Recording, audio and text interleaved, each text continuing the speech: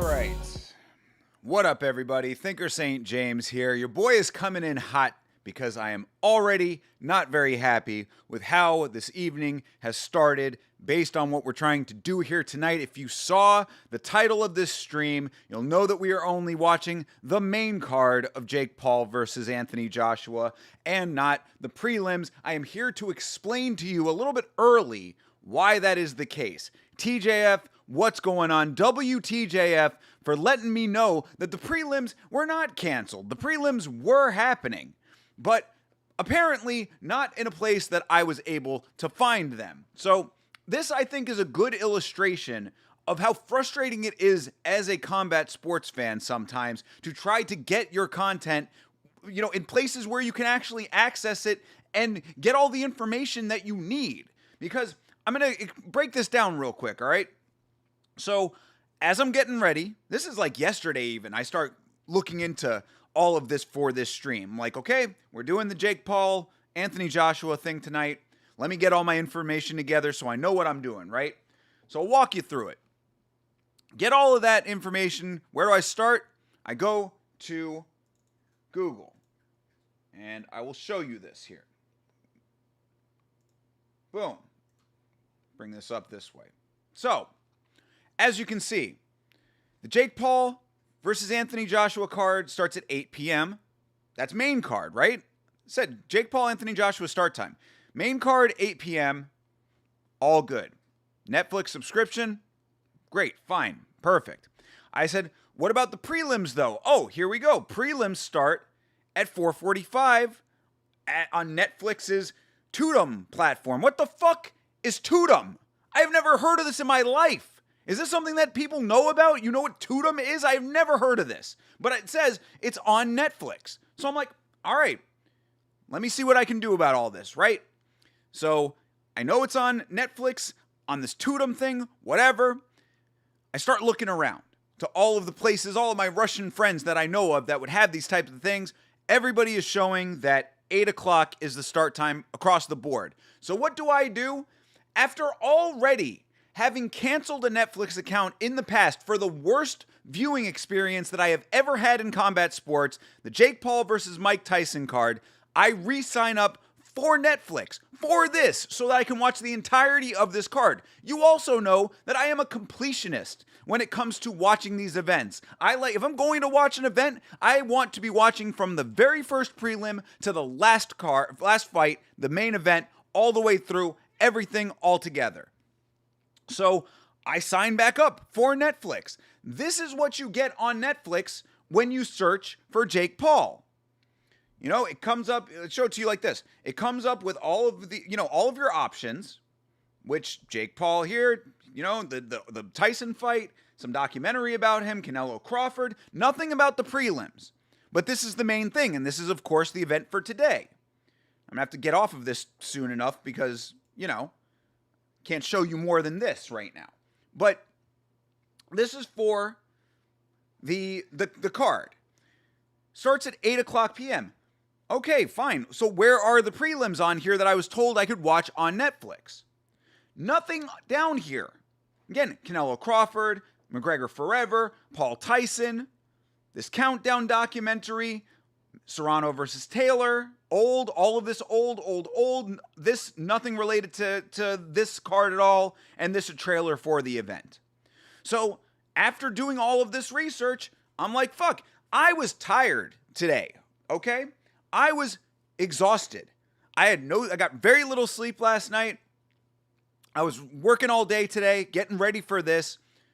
3 o'clock comes around. I have to get some stuff done, errands wise, out and about. But I make sure to get myself back here in time to start at 4:45 on the nose so that we would be ready for all of this. I cannot find the event on the platform. So I said, you know what? Perfect. Maybe they canceled the prelims. Maybe something changed. Whatever. Can't find it. I'm going to go take a nap. Little do I know that my boy TJF is going to come in and let me know that the prelims are airing for free on YouTube. Oh fucking well, I suppose. Oh fucking well. So, on the one hand, I am very upset by this because I wanted to watch the entire event. I wanted to be here with you guys for the entire event. This upsets me. On the other hand, I feel like I am spared some bullshit boxing because I already knew I was going to be exhausted as fuck if I had tried to watch this whole event with very little sleep, and the boxing is probably going to be subpar as it always is on these cards.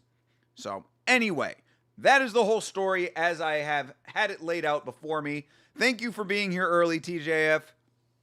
Now you know the rest of the story. We wait for about 25 minutes now for this thing to start on Netflix and hope that having it on the browser the way that I have to have it and all of these other things does not crash the stream. And hopefully there's actually some enjoyment to be had out of this event. That's my story.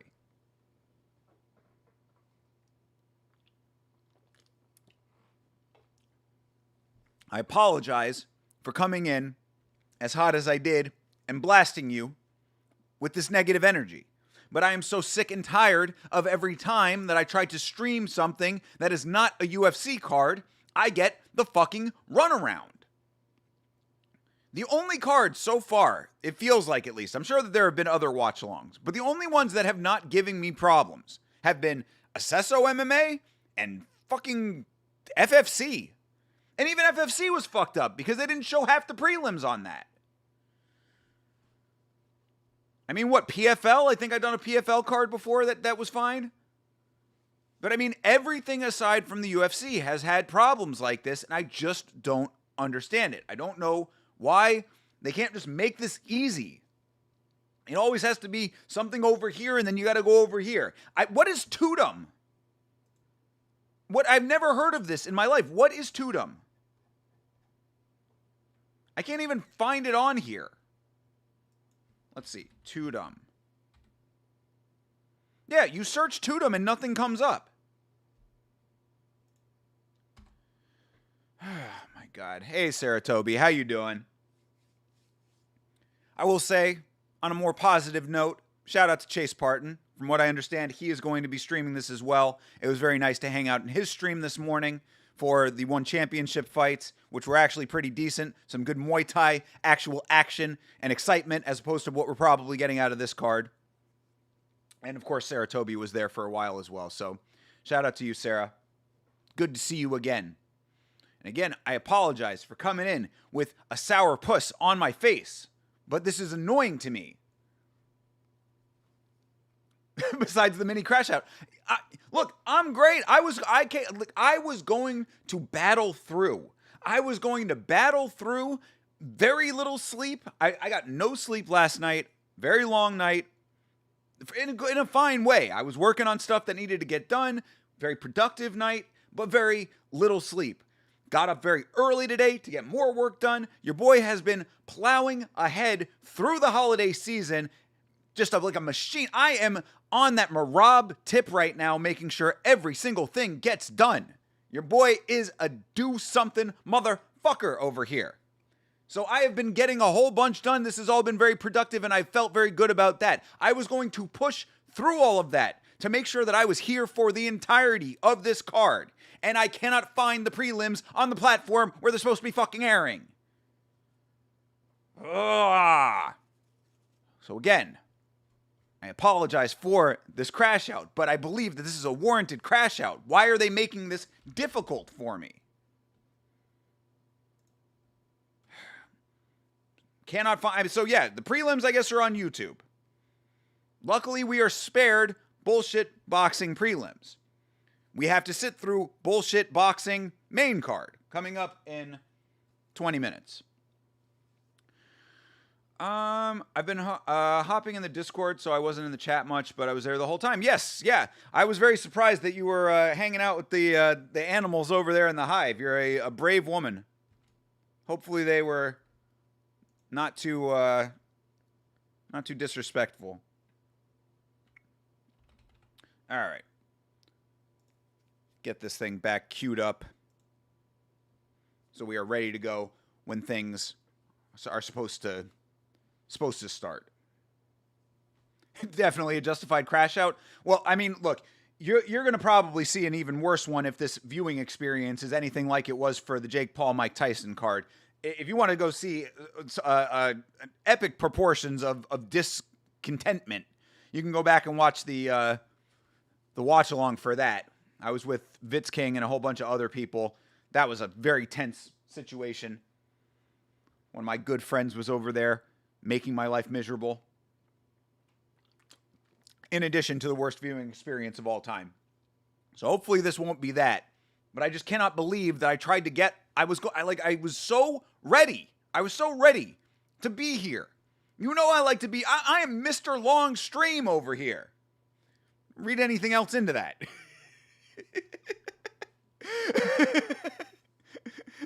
I enjoy a good long stream.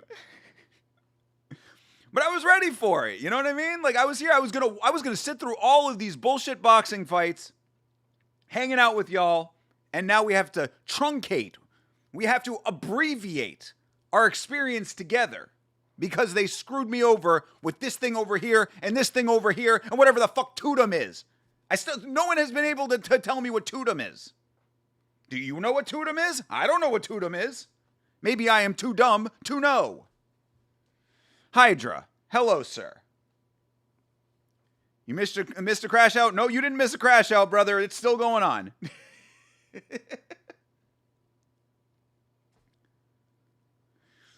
Been in the Discord almost every week for a bit, except for last weekend. They've been so kind. All right, hey, good. I'm glad. I'm glad to hear that. I'm glad to hear that they've been gentlemen. They actually see a real woman. They start to change their tune a little bit. You know, it's a locker room without it, I guess. It's good to hear. Mr. Longstream, but the bathroom breaks are short. Hydra knows the big facts. See, this is why. I'm telling you, I'm going to be stopping bringing it back to negativity after this. But this is why I want to be on for a long time. Because the homies are here. If I am not on stream, I am not with the homies. That's what I like to do. I want to be here with y'all for as long as we can. Mr. Longstream is diabolical. Well, it's more about where the stream comes out from, Don. Hey. Roland Burton. AJ going down in flames. Oh, good Lord, it starts already. We shall see. What I believe is going to happen, and shout out to the homie Rwand in the Discord. I think Rwand called this one pretty clearly. I think we're getting Anthony Joshua by decision. It fits the narrative too perfectly to not happen. Anthony Joshua is a boxer still boxing. He is a world-class boxer, unlike anyone else that Jake Paul has fought. Jake Paul fighting Tommy Fury, losing that fight. There is no way that Jake wins this fight. However, if the script is to be believed, if the fix is in, if we have to kind of keep it within the realm of possibility, but still be, you know, not what everybody really wants, still yank the football away like Lucy with Charlie Brown, then we get Anthony Joshua by decision as opposed to by knockout. That is my prediction. I think that Rwand was the man with that one. Oh, you love this energy? I don't. I would have loved to come in chill as fuck. Also, third bowl of the day. That could have something to do with it too. Like I said, I was preparing. I had 2 Red Bulls this afternoon to try to prepare to push through and not take the nap. I didn't want to take the nap. Old man thinker over here was going to deny himself the nap. For fuck's sake. Had to prove to them I wasn't some Indian man pretending to be a lady. Shit, you should have gone with that. You should have just kept that going. Hey, Pre, what's going on, dude? Good to see you. By decision, I'm kind of buying into his talk about not playing with his food and hurting people when he can. Yeah, but see, that's the thing, right? All of the talk before fights is just talk. What's actually on the contract? And again, I think that the by decision plays right into the narrative. If you want to go the @Cash Patel route, it works for that. If you want to go the Jake needs to self-preserve in order to still be taken somewhat seriously the next time that he boxes an old man, it works for that. And again, you know, just what we see out of these bullshit boxing matches is never what is promised anyway. Jake Paul with Mike Tyson say, oh, I'm going to kill this old man, blah, blah, blah, this and that. All this bullshit. And then we watch one of the worst boxing matches we have ever seen in our lives. So I don't buy any of this bullshit fight selling from these guys. Especially not in boxing. MMA, maybe to an extent, depending on who it is. I was not expecting coverage for this fight, but I'm glad to be here. I am glad that you are here too. I apologize to you and everyone else again for all of this negative energy I'm starting out with, but I am just very upset that I wanted to watch this entire card. If I'm going to cover anything, I cover it from start to finish. I am a completionist in that regard.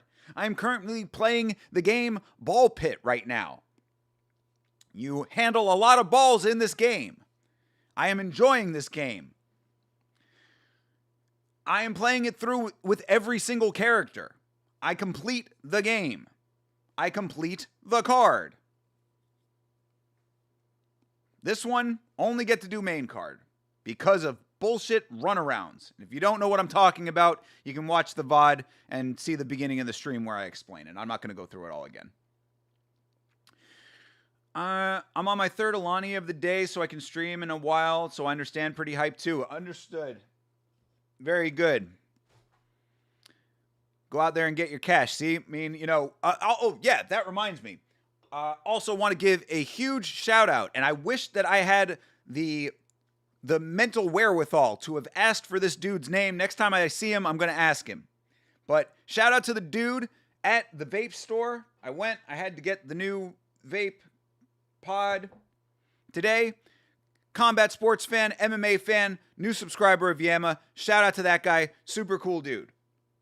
I have a mental block because generally I do not care about people's their small talk generally. So when I actually have a conversation that is of value, I don't think to ask for a person's name often. So this was a detriment in this case. Probably a detriment to me in general. One of my character flaws. But that guy was very cool. And I forget why I was saying that. I'm all out of sorts. Oh, because Saratobi is streaming later tonight. Yeah, so you're having a long day too. That's what I was saying. I was getting all of these things done, hitting all of the points here. Yeah, shout out to Vape Store, man. He was very cool.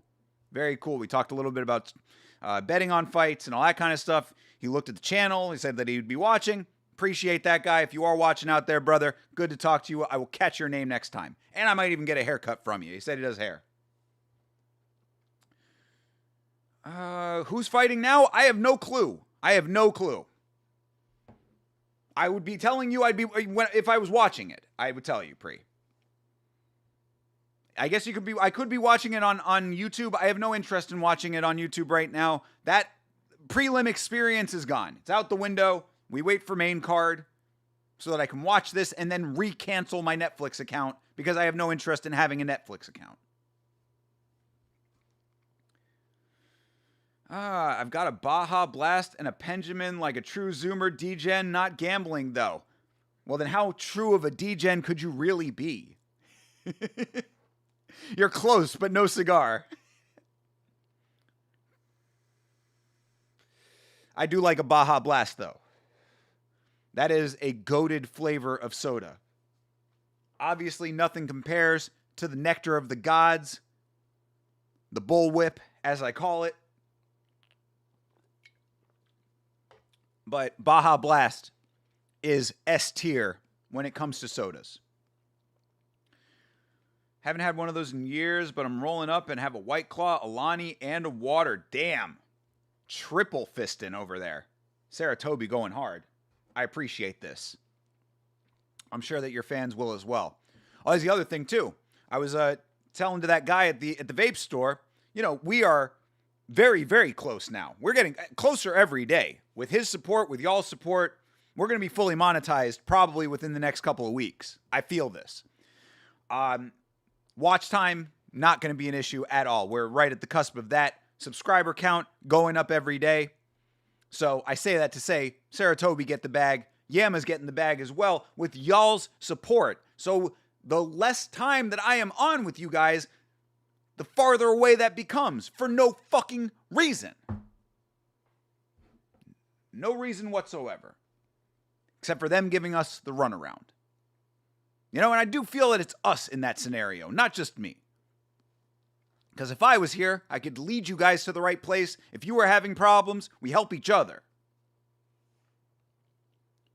Annoying. All right. Well, again, we need to change the mood of this thing here now. Bring it up. Make it into something more positive. So tell me something positive that has happened in your lives today. As I said, one thing that was positive for me, watched the One Championship fights this morning with Chase and the crew. That was very fun. I listened to an industrial band called Health a good amount today.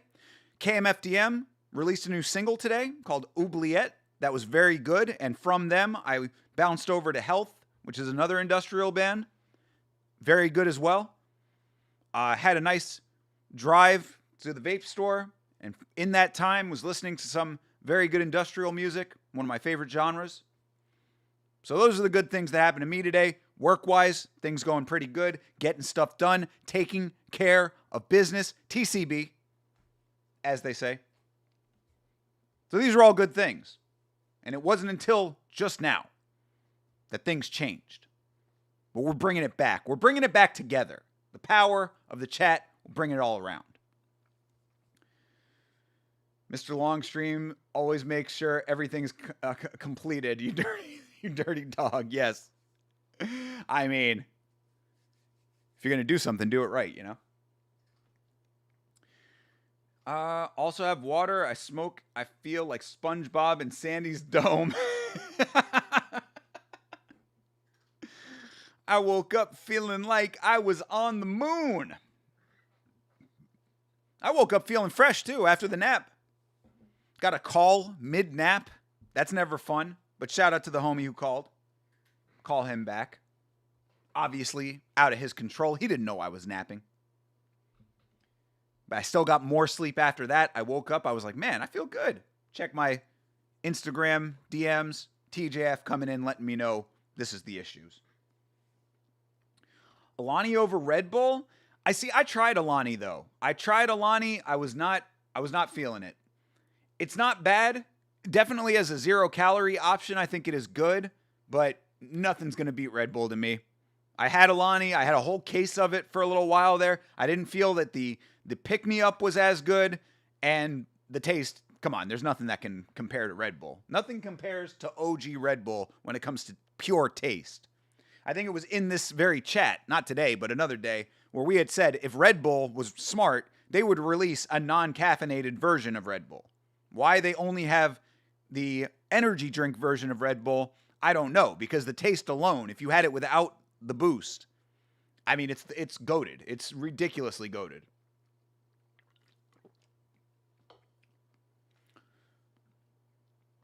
Only exception is the Vanilla Berry Winter Red Bull. Yeah, I still have not tried that. I need to give that a try. We getting that shmoney? Yes, indeed. Yes, indeed. Glad to hear it. On your end and mine. Got a new disco ball to add to my streaming setup. I have a disco ball obsession. Health is so good. Yes. Yes, across the board. I'm also a fan of the genre disco music. Listening to that recently as well.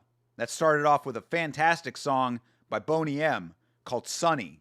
You probably have heard this song in commercials before. If you don't know it, give it a listen sometime. Boney M, probably best known for the song Rasputin, but they pronounce it Rasputin in this song. Good song, novelty song, but the song Sunny is a disco classic. And from there, I was listening to a ton of disco on my way to the gig the other day. Enjoying that very much. So I say that to say, a disco ball, very good addition to your stream. Before the storm got too bad, I accidentally lost traction in the Walmart parking lot for about an hour and got back to a Yama stream. You lost traction in the You accidentally lost traction in the Walmart parking lot. Ah, okay, you were gotcha. Be careful doing that kind of shit, dude. Cause I've seen a movie called Superbad where they were doing something very similar to that. Not with the snow, but still, basically the same motions with a vehicle, and they sent the tail end of it fish hooking right into a telephone pole or a light pole. So be careful out there.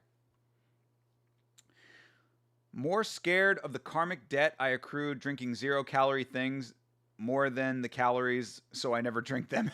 Yeah, well, I go by the Bill Burr thought process when it comes to that. It's like, if I'm going to enjoy something that's caloric, or if I want to enjoy something that's caloric, I would rather enjoy the full calorie version of it than trying to pussyfoot around with some, imitation of it. Because why have any calories if it's not going to be as good as the real thing? Just have less of the real thing. All right, we are on a countdown screen over here now, so we got just under 4 minutes left before this thing starts. Thank you again for being here. Thank you for listening to my crash out earlier. I appreciate you all. You lost 65 pounds. I can't be throwing back hella calories now. Yes, I appreciate that as well. Stick to your goals. Stick to your goals. Good job, Sarah. That is very impressive. 65 pounds is ridiculously impressive. I'm literally Drive guy from Drive. I would never crash. I'm only pushing 120 HP, braking traction in the snow. I'm in no danger. You say that now, brother. Granted, you are in Canada, so maybe you don't have the same hazards that you have in Florida when it comes to the other elements of driving. And when I say that, I mean the other drivers that are driving. You want to really see what it's like to drive in hell. You want to go through Thunderdome when it comes to driving. Death Race 2000. Come on down to Florida sometime. I put our drivers up against any other place on planet Earth. This is including Latin America. We have the worst drivers in the world in Florida. And it's really not even about any individual group of drivers. It's the collective. You have your old people. You have your tourists. You have your locals who just want to get where the fuck they want to go. You have a disproportionate number of assholes. You throw that all into a big pot and take away signals, you got Florida. When I lived in Michigan, we'd lose traction accidentally all the time. It was pretty fun.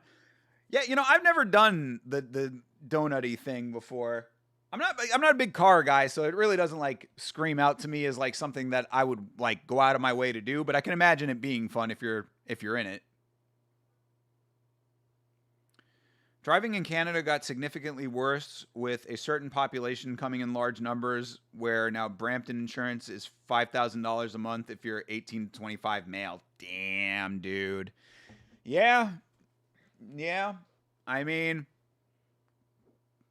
the price of increased diversity, hopefully for a good cause, with good reason, I guess. It's one of those hard things to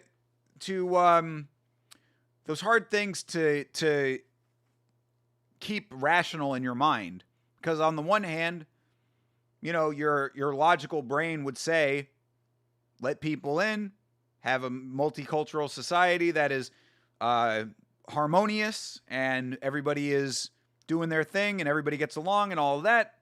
Then sometimes you get these unfortunate realities that challenge the perceptions, and living in a world as you wish it to be versus the world as it actually exists is a very bad recipe. That is a teaching of Machiavelli. So, not that Machiavelli was necessarily a person that you'd want to emulate personally as him himself, but some of his teachings are rather insightful and very wise. That is one that sticks with me. In fact, the channel Horses here on YouTube, very, very good channel.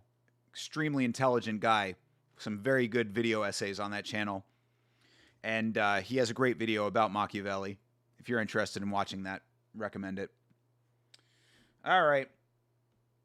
5, 4, 3, 2, 1. Boom. Sync point. Well, it would have been a sync point if it actually turned over at that time. All right. There it goes. Multicultural is very cool. Unfortunately, with how our government executed the plan, it went very bad. Best intentions, I guess, right? What the hell is this guy thinking? What is this? Is this Ice-T? I think this is Ice-T doing this narration. So far, hey, speaking of donuts, showing Jake Paul driving around in like ATVs and doing donuts and shit. So far, the streaming is going okay. Fingers crossed that it stays that way. Yeah, this is definitely Ice-T. All right. But yeah, as far as the multicultural aspect of things, right? Yeah, it's definitely cool. Sometimes the way that it's executed is not the best. Sometimes there are unintended consequences of things happening too quickly, et cetera, et cetera. There's always potential downsides of, you know, any kind of massive shift and change, regardless of what it is in general. You know what I mean?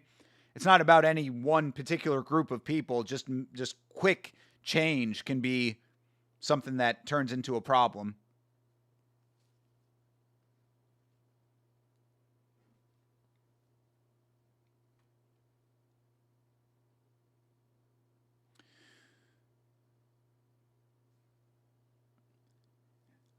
Anthony Joshua says he's training to hurt Jake Paul. All right, hurt or finish?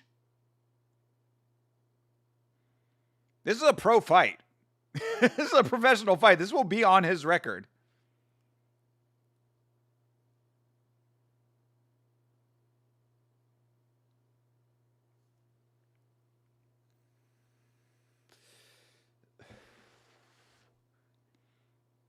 All right. We're in it now, people.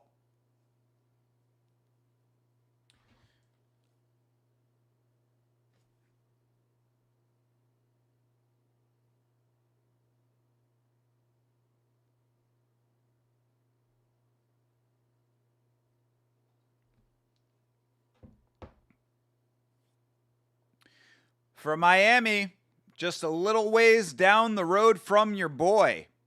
I could have been at this event. I could have watched the prelims live. Then I definitely would have known if they were on or not. I would have known where to see them. Michael, the stealth assassin, coming in. What's up, brother? How you doing? Are you also watching this potential bullshit?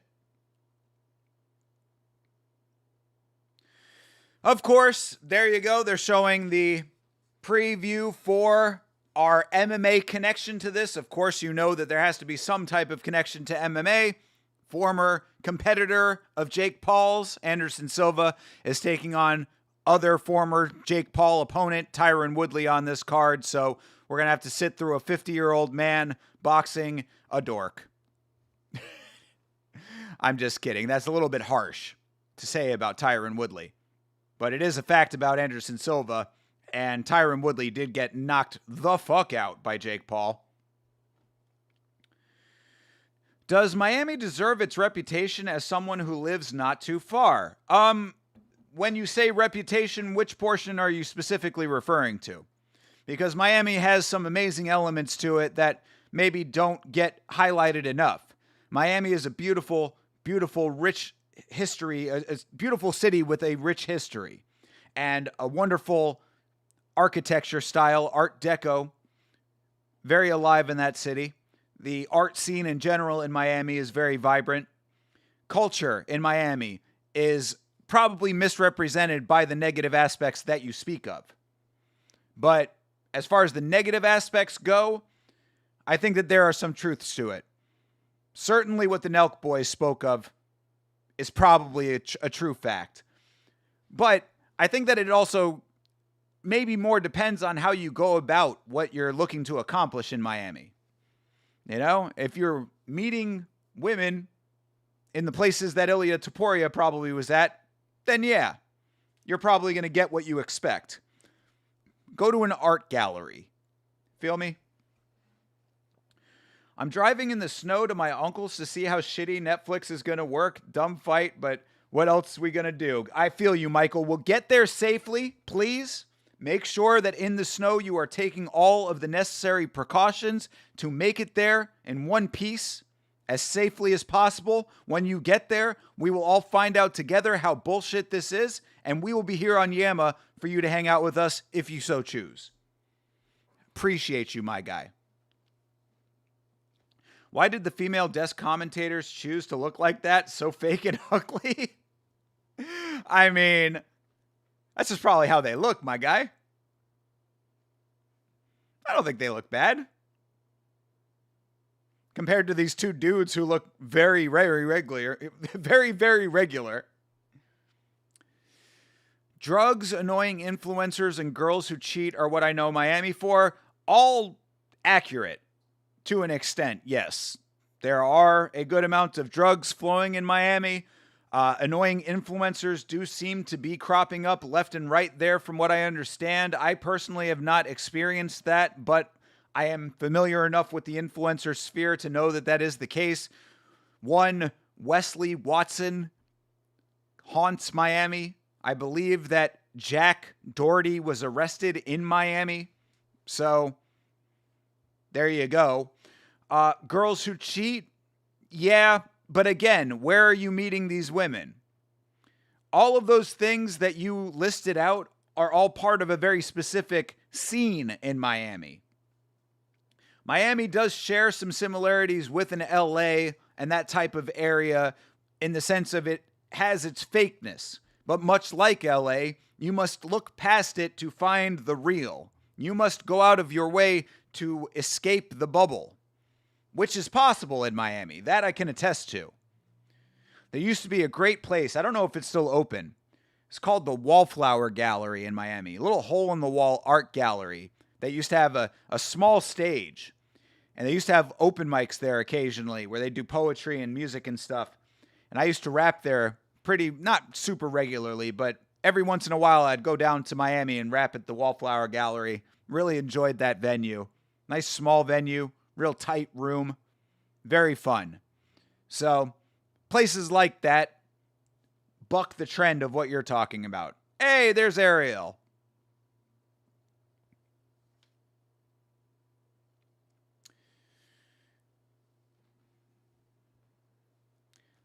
If only I was in Miami with a Latina watching Thinker rap at the Wallflower. Hey, brother, appreciate you, man. Yes, these are all attainable goals for you, though. I don't know how much rapping I'm going to be doing going forward. Anything's possible, though. I do miss it. I always enjoyed doing it. I still write lyrics every once in a while when they come to me. But as far as gaining yourself a full-bodied Latina, this is an attainable goal. We can make this happen for a Canadian white boy with motion. How I would describe Hydra.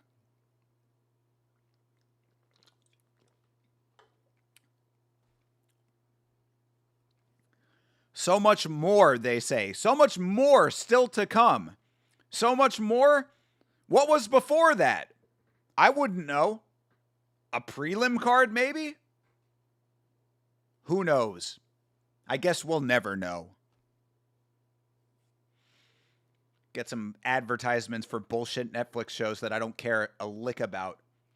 It's the other thing. I'm like, now I've got a Netflix account. What do I do with this? I guess I can watch the rest of Squid Game. I never saw past the first season of that. Watch the Ed Gein show that everybody's so upset about. Have anybody watched any of this shit? I feel like Netflix has fallen off in a major way. Like, there's nothing on Netflix that I've been like, man, I need to see that lately, at least. I do kind of want to watch the Diddy documentary, not because I need to rehash any of the details of that, but more so because 50 Cent produced it, and 50 Cent is one of the greatest haters ever to grace this planet. Shout out to 50 Cent, mostly because I don't want to be on the bad side of that guy. Thank you, my mom, for having a Netflix account. Never used Netflix before other than at other people's places. Good for you. There was a time that Netflix was the king of the hill. Netflix, I want to say maybe like 8 years ago, Netflix was like every good thing coming out was always Netflix. Like whenever that Fyre Fest documentary came out and they had like the two dueling Fyre Fest documentaries, one was on Netflix and one was on Hulu. That era, it was like Netflix was always where you went for everything. It was the best. They had so much cool shit. And then over time, they just started to dilute and over diversify the content. You know, they went into all these weird genre directions. They canceled a whole bunch of stuff that people liked. Netflix has Talladega Nights, which is my preferred movie to put on when a girl lets me choose. They don't like it for some reason. What? If she doesn't like Talladega Nights, she is not for you, brother. That's a great movie. Yeah, see, Sarah Tobey knows what's up. Yeah, Talladega Nights is sure I have that on the shelf back there somewhere. I wouldn't even put it in my like top 3 Will Ferrell movies though. That's how good Will Ferrell's run was. I'm watching a Beats commercial right now where a dude was making one of the worst sounding beats I've ever heard. Oh, it's a young Travis Scott who was making one of the worst beats I've ever heard.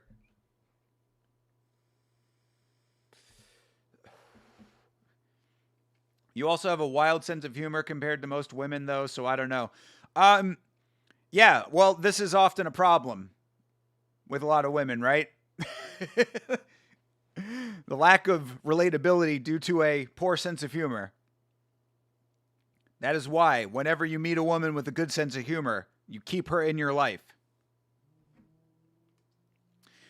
Seeing the advertisement for this Netflix house deal, Chase Parton has been keeping me apprised of this information with the Netflix house, something I am interested in.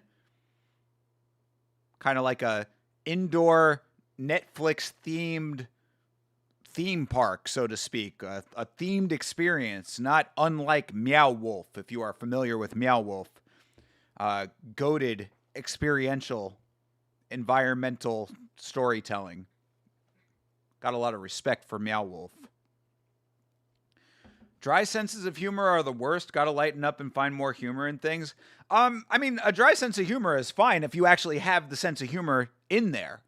The problem is that a lot of women don't really possess like a wide range of humorous elements. Trying to be kind here. You know, I mean, I just think that I don't know. I've known this to be the case, that some women have like a good but limited range of humor, and then there are ones that have a broader sense of humor, and that's what I would prefer. Laugh at multiple things, quick-wittedness, I always value. Something about how that doesn't fit the vibe. I don't want to hear Will Ferrell during that. My man. They just don't understand how peak it is. Plus random V8 noises is perfect background for the nasty. Okay. My man. I'll tell you something, Hydra, if you want my recommendation. I don't know. Sarah Tobey, I'd be curious to know what your movie recommendations for the act are. But if you want mine, I'll give you a couple. One, see, I go for a drama. You know, comedy is generally not what I'm going to want going on myself. I understand what you're saying. But I would go, if I'm going to go for movies, I'll go for my top 3. 1, V for Vendetta. Nothing like libertarian philosophy to make me feel like a god while I'm in the act. 2, The Warriors, one of the greatest films ever to be made.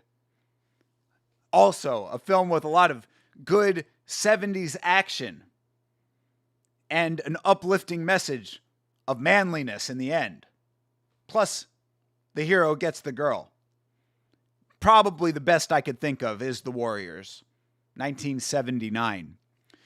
Number 3, and this is the curveball. This is the wild card.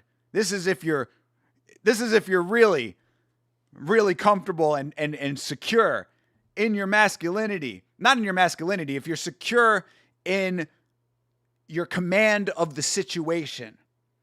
Number 3, American Psycho.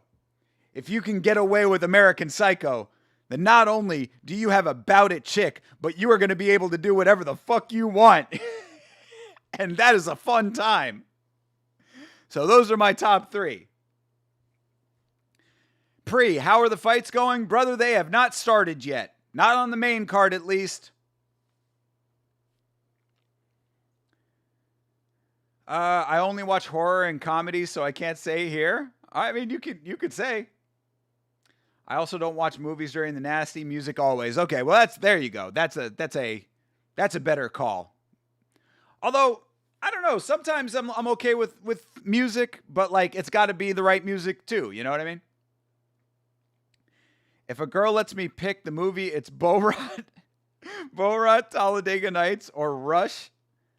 I don't care what her plans were, but I'm putting her onto peak, my man. All right. If that works, my guy. You just remembered you have Netflix so you can watch with? Let's go, brother. Yeah. Turn on the Netflix. You're right in time. We are about to get into some boxing. Yippee. My favorite thing in the planet, let me tell you. Boxing. Gotta love it. American Psycho is top tier. American Psycho is one of the greatest films ever made. Made by a woman, by the way. Obviously based on a novel by a man, but woman director, woman writer of that film. So never let it be said that cannot appreciate the fine artwork made by our female friends. I don't have a separate sex playlist, but if it's my music, we're listening to drill rap. Hey, well, then you're probably dicking her down good then. Hey, Morrow, still doing the damn thing after all these years.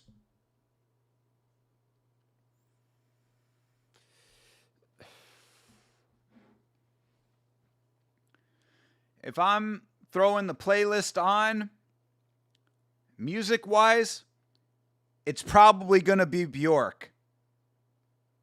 And we're getting real weird. Yeah, let's go. You want to see the freak come out, you put on Bjork. You let Thinker do whatever he wants. Whatever music is going is what you're going to get. I got you. I thought I was just munching box to it. Jesus Christ, Hydra. Chill, my guy. In reality, I was appreciating woman-led classic film. There you go. I think I'm something of a feminist. Exactly. I, too, am somewhat of a feminist.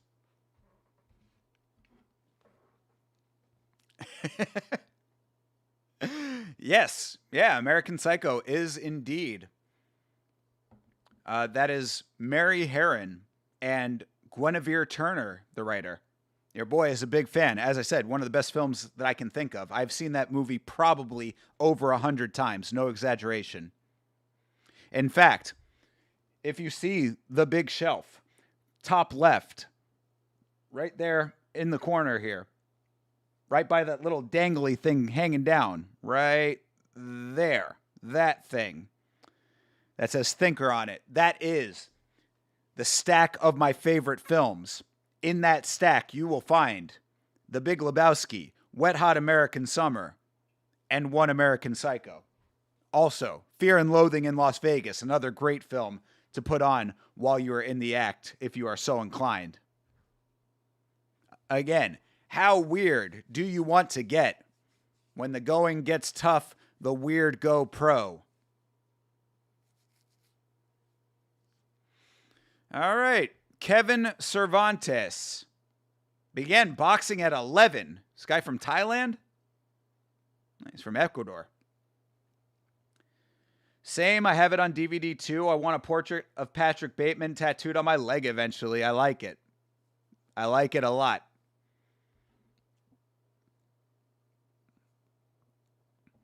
Oh, we've got that. I think, is that the same ring girl? And both these ring girls are doing just fine. Boxing is back in South Florida. Boxing is back on Netflix. Great.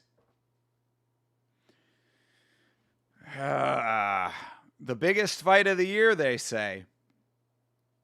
Bigger than Tom versus Cyril Gahn? I do like that walkout area. I'm not going to lie. I like the design of this. I like the Japanese lamps that they got hanging down over the walkout area.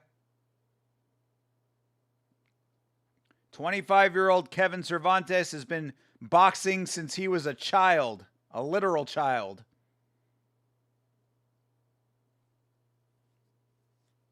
Oh, Colombia. My bad, not Ecuador.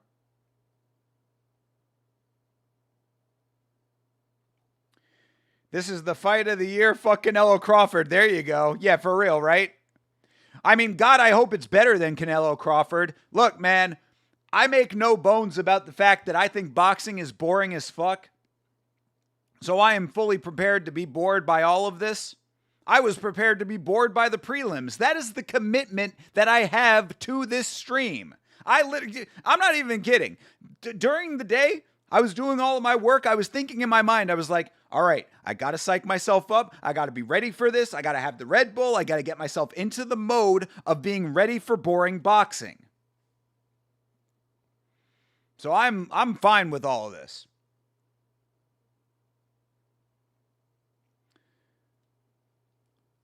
But I'm telling you, this stuff is definitely lacking in entertainment value. I just hope for at least a knockdown today. That's the thing about the Canelo Crawford card I wanted to mention. I'm glad I came back to it. Not a single knockout, fine, whatever. Not a knockout, it is what it is. Not a single knockdown. That to me is a problem on a boxing card.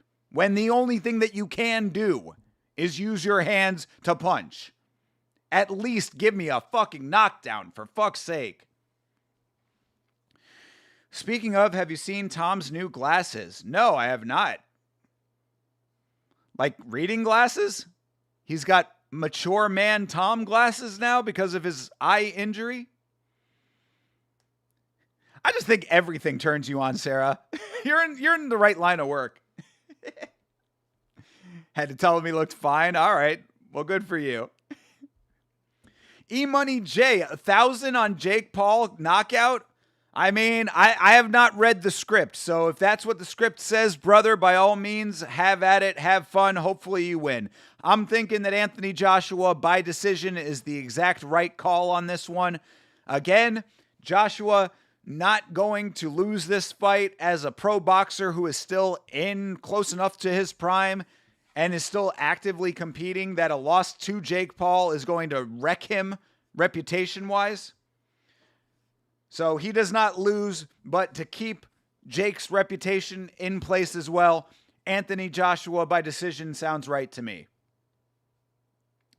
Although this is also the man that wrecked the boxing aura of Francis Ngannou.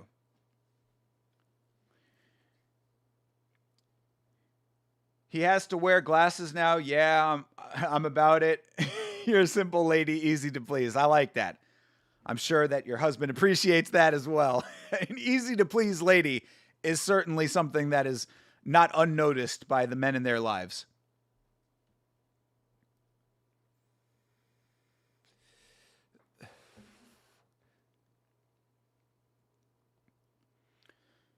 All right. Boxing match number 1. I think we got 4 fights on this card. So that means it's going to take 8 hours. Another thing I love about boxing, these cards last forever. So even though we were denied the prelims, trust we are going to be together for a very long time tonight. Cervantes has long nipples. I did not notice. Is that, who the hell, is that Jake Paul's dad? Who was that guy who was wearing the blinged out Charizard? I'm going to have to check out these nipples that you were talking about. Important. Very important that I clock this.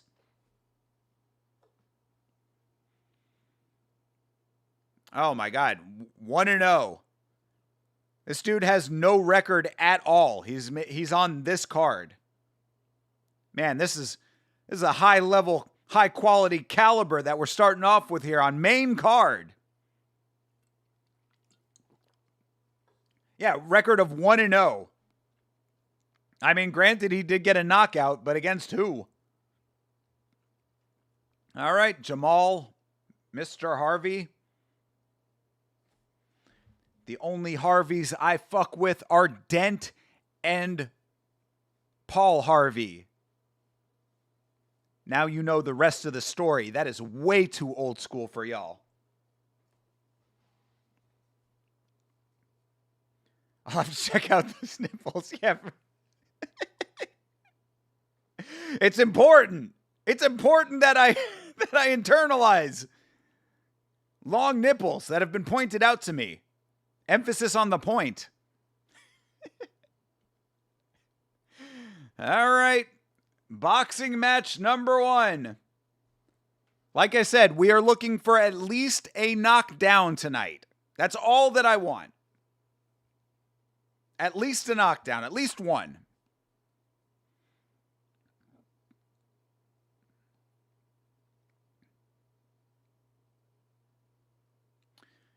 It all begins with a textbook jab.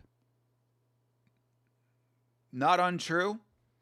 How often in MMA do we see fighters without a good jab? Kind of ridiculous. Nipples are important image here. Yes, exactly. Fuck the boxing. I mean, the boxing needs to earn my respect. Oh, that was a nice combo. Harvey starting off decent here. Oh, splitting the guard nicely. Damn. All right, Harvey working. Cervantes needs to get himself active. I don't know if he's putting out too much too soon. I also didn't catch what weight they're fighting at. Both these guys looking small. Damn. Harvey landing some good shots over here. Honestly, if you told me to look at nipples or boxing, I'm choosing nipples 99% of the time.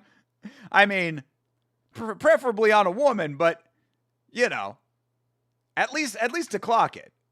And again, like I was saying, the boxing has to earn my respect because I sat through that entire Canelo Crawford fight. Ooh, there you go. There you go.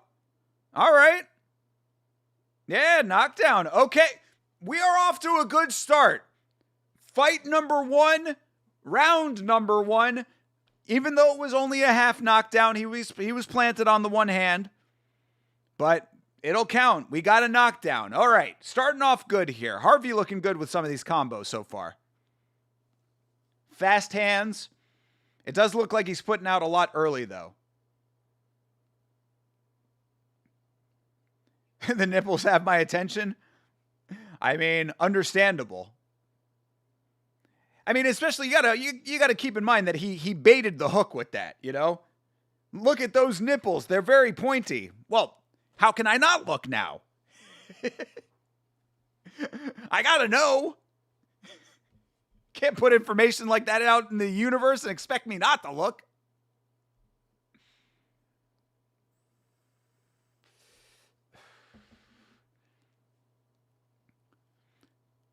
Hey, the Cervantes guy. Oh, geez, another one. The Cervantes guy who's been boxing since he was 11 is really not doing great so far. Harvey might have been set up for the win with this one. He's looking good. These are some nice hands he's landing. All right, round 1 complete. Of how many rounds? I didn't see. Of course, another great thing about boxing, it lasts for so long. Every fight. So many rounds. So many. Cervantes doing front crawl out here with some of these punches on the break. Yo. Oh, this is 6 rounds? All right, that's not so bad.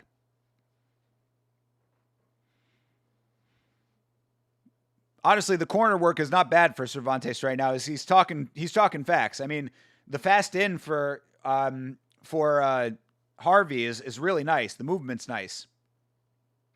Ryan Fry, what's good, my man? Who we got tonight for Maine? We are going Anthony Joshua, but here's the kicker: by decision. I give a lot of credit to Rawand. You know, Rawand not always 100% on point with his assessments of things, but I think he's calling this one to a T correctly. I'm thinking Anthony Joshua by decision is making sense. You're not even watching. You're just sitting here listening to music and chilling with your new disco ball. Hey, I mean, enjoy the stream how it best suits you, Saratobi. I appreciate you being here. If you want to chill with some music and a disco ball, that sounds pretty goddamn good to me. I'm not going to lie. Add a disco ball, and that is me in the car at all times. This is why I got the introductory offer. When I got the new phone, I got like 2 months of YouTube Premium with it, and it came with YouTube Music, and now I can't go back. I have to keep YouTube Premium now, because I've never had like a music service aside from regular YouTube, and it's unbeatable. And now that I am no longer listening to Bill Burr's podcast, the music is coming in clutch. So I am enjoying my car rides tenfold now that I've got YouTube Music. CTE, what's good, brother? Good to see you. How's the card been? Well, you missed an epic crash out at the start of this stream. That being said, the card has just started. But that also being said, we have seen a knockdown in round 1 of this first fight. So far, so good. This dude, Jamal Harvey, has some pretty good hands. His movement is also very nice. Combos are on point and very crisp. So this fight so far, while a little one-sided, has been pretty good. I'm going to be tentatively saying that this is quality in this fight at least. Appreciate the company, always. I have a disco ball, ghost, mushroom, 2 hearts, and 3 disco balls in the house. Let's go. Obsessed. Your house probably has like cool decor throughout. That I'm confident about. Also, use YouTube Music, can't live without it. Yeah, I guess, once you get used to it. Like, the Netflix account, I'll probably discontinue. The YouTube Premium account, especially the way that they have the ads on YouTube now, where it's like every 3 minutes, YouTube is going nuts with the ads. I feel for all of you guys out there who do not use Premium. Use the OG YouTube with ads, because, man, before I got it, I was even getting a little fed up with that, and I like ads. I am in the rare camp, especially being a marketer myself, working in the field of marketing. I am a fan of advertisements. I like to study ads. I like how they affect my habits and things like that. I clock these things. But it was getting to the point where I'm like, God damn, every 5 seconds another ad. So I certainly feel for you guys. Harvey looks on track for a finish. I'm hopeful. I mean, as of right now, he certainly is looking good. But again, it is boxing. And one thing I know about boxing, especially in the modern era, finishes are few and far between. But I do agree with you. He is looking very polished. For a guy who's only 1-0, he's looking pretty good. Hydra, next time you see Chase, let him know how you feel about the Usmans and their potential steroid use. He was talking about it on the one stream today. What was he saying? I must have missed that part. I had to leave at one point. Does Chase think they don't do steroids? No, he thinks they do. Yeah, I mean, again, I am one who never likes to attribute that unless there's hard and fast proof. But I have certainly seen Kamaru with acne, and Mo just got popped. So we know for a fact Mo uses. All right, round 3.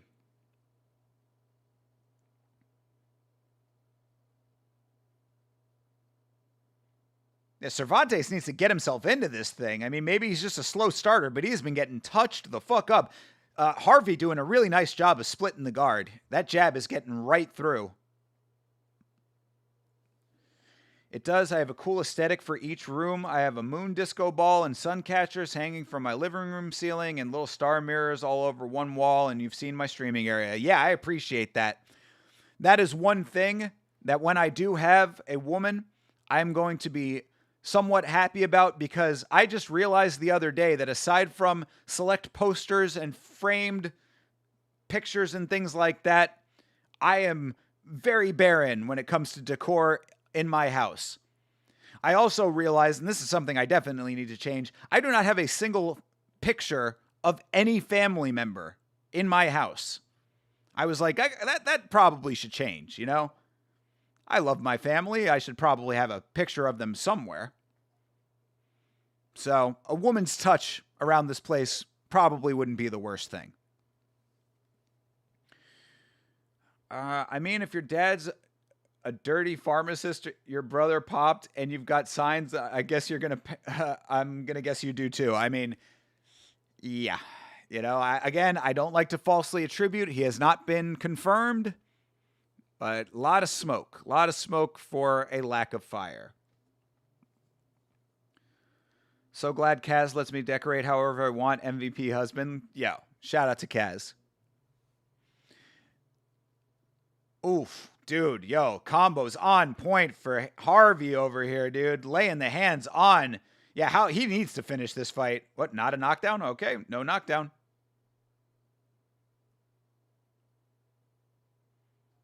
Oof, body shots on point. I mean, Harvey is certainly doing enough. If he's got the power in his hands, he should finish this fight. The amount of touches he's had at this point. Seems more and more likely these days that Islam or Umar are going to pop. I mean, again, you know, the closer that it gets to these big stars, you know, I would think that two things. One, the closer that it gets, the more likely it is to be true. That's just a fact. I would say. You can't have it this close in your teams, especially when you're talking about Islam and Umar. A team that close-knit, you can't have it within the ranks that close to you and think that it's not been at least a passing thought in your mind. You know, and that's being very generous and kind. I think that there's potential for that to be a lot more definitive. That's point number one. Point number two, as a big star in the sport, you got to imagine that the eyes are on you in a major way, to the point where if it is close to you, that you're immediately thinking to yourself, I got to make sure that I either stop this now or never start it in the first place. So that's the only thing that I could think of is, like, because of the exposure level, especially when you're talking about Islam obviously being a champion, I got to believe that staying away out of self-preservation for your legacy would be something that he would want to maintain. But crazier things certainly have happened in the sport. So we'll see what happens. You know, we'll see what the future looks like. Hopefully drug-free sport is doing their job. Speaking of Kaz, he just got home, so I'm going to bounce for a bit. Might be back before the stream later. Hey, Sarah, thank you very much for chilling as you have been. Appreciate you being here. Give a shout out to Kaz for me. And depending on how the rest of the evening goes, I might stop by and say hey to you on your stream. Always a good time over at Sarah Toby's streams. All right, let's see if Harvey can take this thing home already. We're in round 4 of 6. He has been doing nothing but touching this dude Cervantes up. He might be slowing down a little bit, though. We'll see if he starts picking back up. Smaller guys, I would think the gas tank should be there for both of them. But he has been consistently laying hands on this dude. Flicking that jab out there. Nice.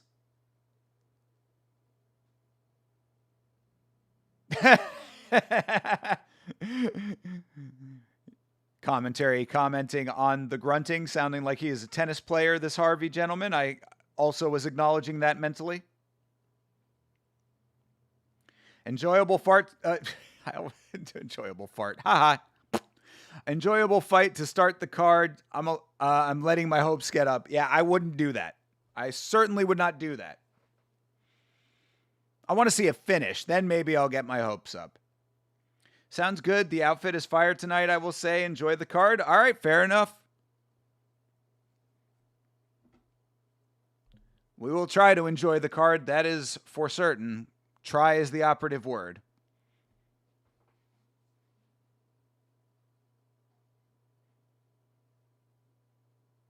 I mean, look at that differential on the strike numbers. Good Lord.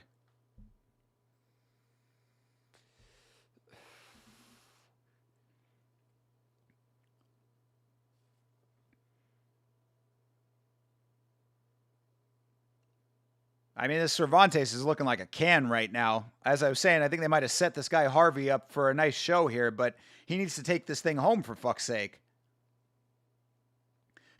Rick Allen has one testicle. There you go, Beeb. I appreciate the adjustment. How you doing, brother? These are facts that I can neither confirm nor deny. Can't be on for long, but I hope everyone is doing well and is safe. Beeb, I hope the exact same for you, my man. Good to see you. Hope you are doing well. Trust that aside from a knockdown and some really nice handwork, you are probably not going to be missing too much tonight, but I will let you know, and of course the VOD will be there for you. So appreciate you always, my guy. Goated Beeb coming in to drop the comment and the like. Appreciate you. All right, round 4 down. Again, I want to see some knockout power out of this Harvey guy. Do the damn thing. Bert Kreischer is presenting the Christmas football on Netflix. Hey. TJF, yes. Z's brother, understood. Understood. I mean, and that's with knockdowns, though. Again, I want to be a little bit kind. This guy Harvey has been doing some really nice work. His footwork is good. His hands are very fast. Combos are on point, and he's splitting the guard with a jab. Those are all positives that I'm seeing. Aside from that, finish the fucking fight. If I was still drinking, I would take a shot for every finish on this card. Guaranteed I'd still be sober by the end of this. Can't go from watching Muay Thai this morning to this crazy difference. Yo, CTE. The difference is wild. And think about the levels that we're talking about here. You watched, or you're going to watch on this card, one of, right now, the best boxers on the planet versus a viral sensation who has finished fights before. That being said, the more exciting fights that you watched today were with a bunch of dudes and ladies in Thailand that 99% of the world has never heard of. And those fights were bangers this morning. I was loving it. I was so glad that I was there. I love being on for the one cards with Chase. But that is the difference we are talking about here, and that is why I was saying that before this stream, I had to psych myself up to get ready for this. Because I know I will not be Charlie Brown with the football when it comes to boxing. You cannot have me get into the mindset of thinking that it's going to be any better than what it already is, which is just striking and often very, very boring. But we'll find out. We will find out. Cervantes has literally taken a knee twice now to avoid more damage. Yeah, no, I mean, this referee is not counting some of this stuff correctly, it would seem. Again, a referee who probably belongs in mixed martial arts. Hate to say it, but MMA clears boxing in every aspect besides history. TJF, these are insanely big facts that you're spitting right now. Boxing fans would want to deny this, but they cannot deny the facts. If AJ gets slept, I won't be surprised. I mean, if that's what's in the script. As I have said, I don't think that the script would allow for that. I'm thinking Anthony Joshua by decision is the safe call here. It allows Jake Paul to still retain some of his aura, quote unquote. He didn't get knocked out by Anthony Joshua, that kind of thing. It allows him to continue on this masquerade that he's been doing for years. And it also allows Anthony Joshua to not be embarrassed by a YouTuber, by a Disney Channel flow. Give me Apex prelims over this? Yes, TJF. Dude, I will watch 10,000 Acesso MMAs before I watch boxing. Bro, I'm not even lying to you, and I don't want to be hyperbolic about this. On Grabaka Hitman, where I go to check out the week to see what combat sports are happening so that I can do the additional streams besides UFC, like what we were doing last night with FFC, I go to Grabaka Hitman, shout out to Kapoza, always keeping the list active. I go through, and every time that I see boxing, I instantly skip it. Because there is no world in which I would actively seek out boxing unless it is the hugest of names, and even then it's terrible. We were just talking about this. I was live for Canelo Crawford. It sucked. And I'm not trying to be a hater, and I'm not trying to be controversial. I'm just saying how I feel about this. Canelo Crawford was supposed to be the highest level boxing you could ever imagine. Bud Crawford, obviously a goated boxer. Canelo, one of the best of all time as well. No knockdowns, no knockout. The rest of the card, no knockdowns, no knockout. What is the point? Touch, touch, touch, touch. It's literal point fighting. That's the point. That's the hardcore take. Apex prelim fighters are actually fighting for something. I mean, yeah. Well, you would think that these guys are fighting for something too. You know, I mean, this guy is 1-0 with one knockout. He's got a legacy he's trying to build in this sport. It's just the sport itself is boring. E-Money J, what happened? Watch the beginning of the VOD to find out what happened to me earlier. Maybe finish him with a Gilly or a Darce? Well, that is certainly the Dylan Dennis method. All right, it's round 6. Harvey has been working this dude over for all 5 of the previous rounds. Skating his way to a potential decision win here unless he can actually get the knockout right now. There you go. That was a great... His combos are tight, though. I mean, come on. Let's give some credit where credit is due. This guy Harvey over here has been laying on some beautiful combos. His boxing is beautiful.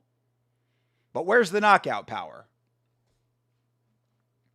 He went the distance with Anthony Joshua. Imagine how he does against insert next opponent here. Hydra. The script writes itself. You can hear it. I mean, the way you just wrote it out, you can hear it being spoken by the next mouth-breathing commentator. Boxing events are paced horrendously, and the sport isn't entertaining enough to make those breaks worth it.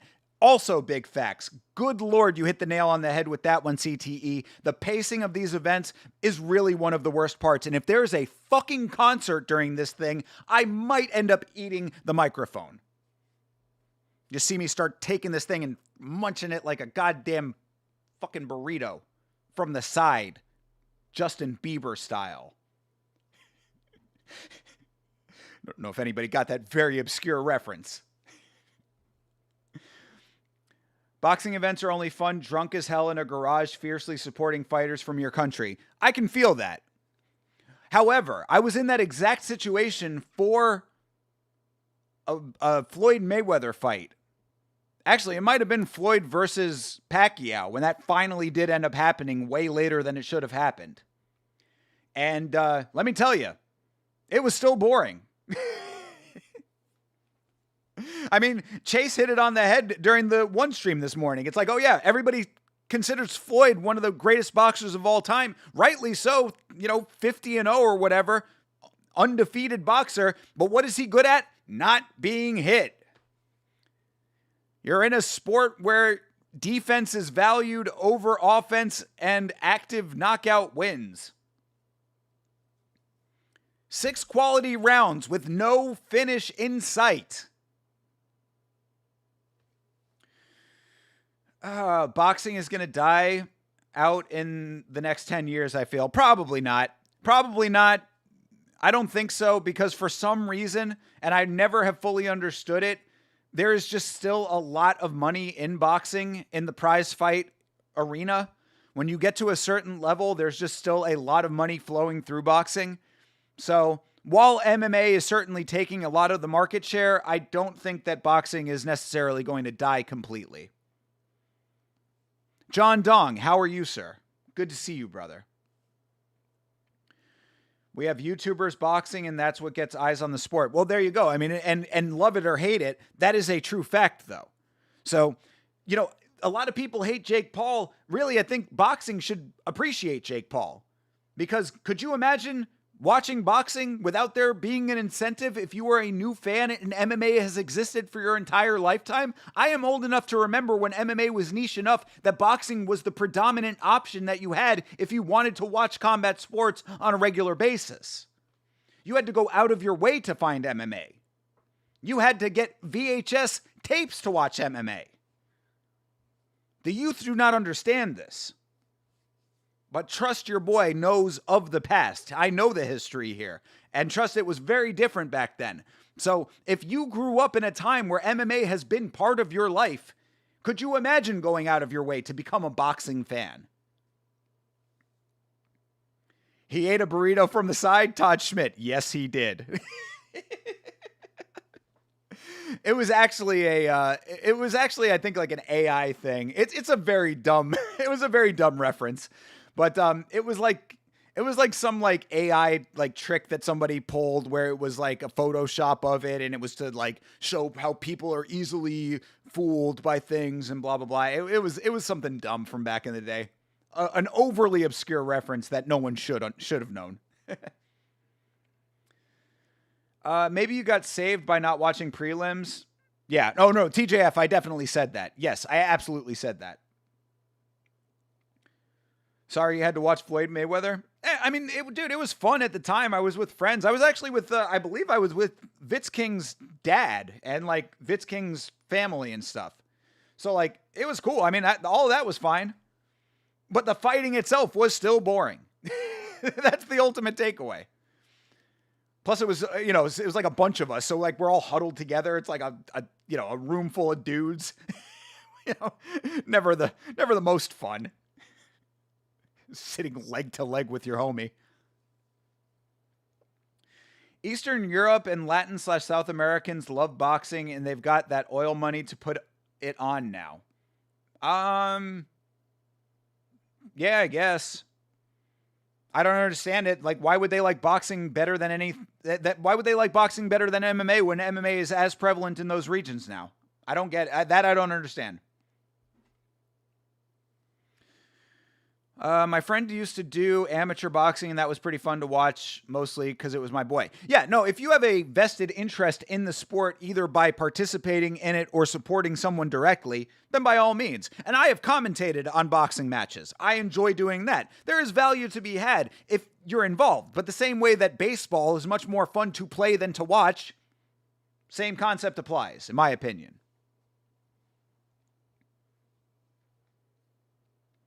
Oh yeah, and by the way, I don't know if I mentioned it, but this fight that we just watched where this Harvey gentleman dominated Cervantes did end up going to decision as expected.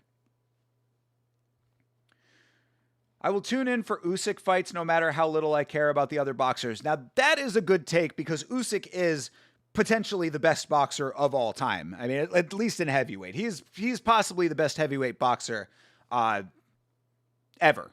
I mean, Usyk is built like no other.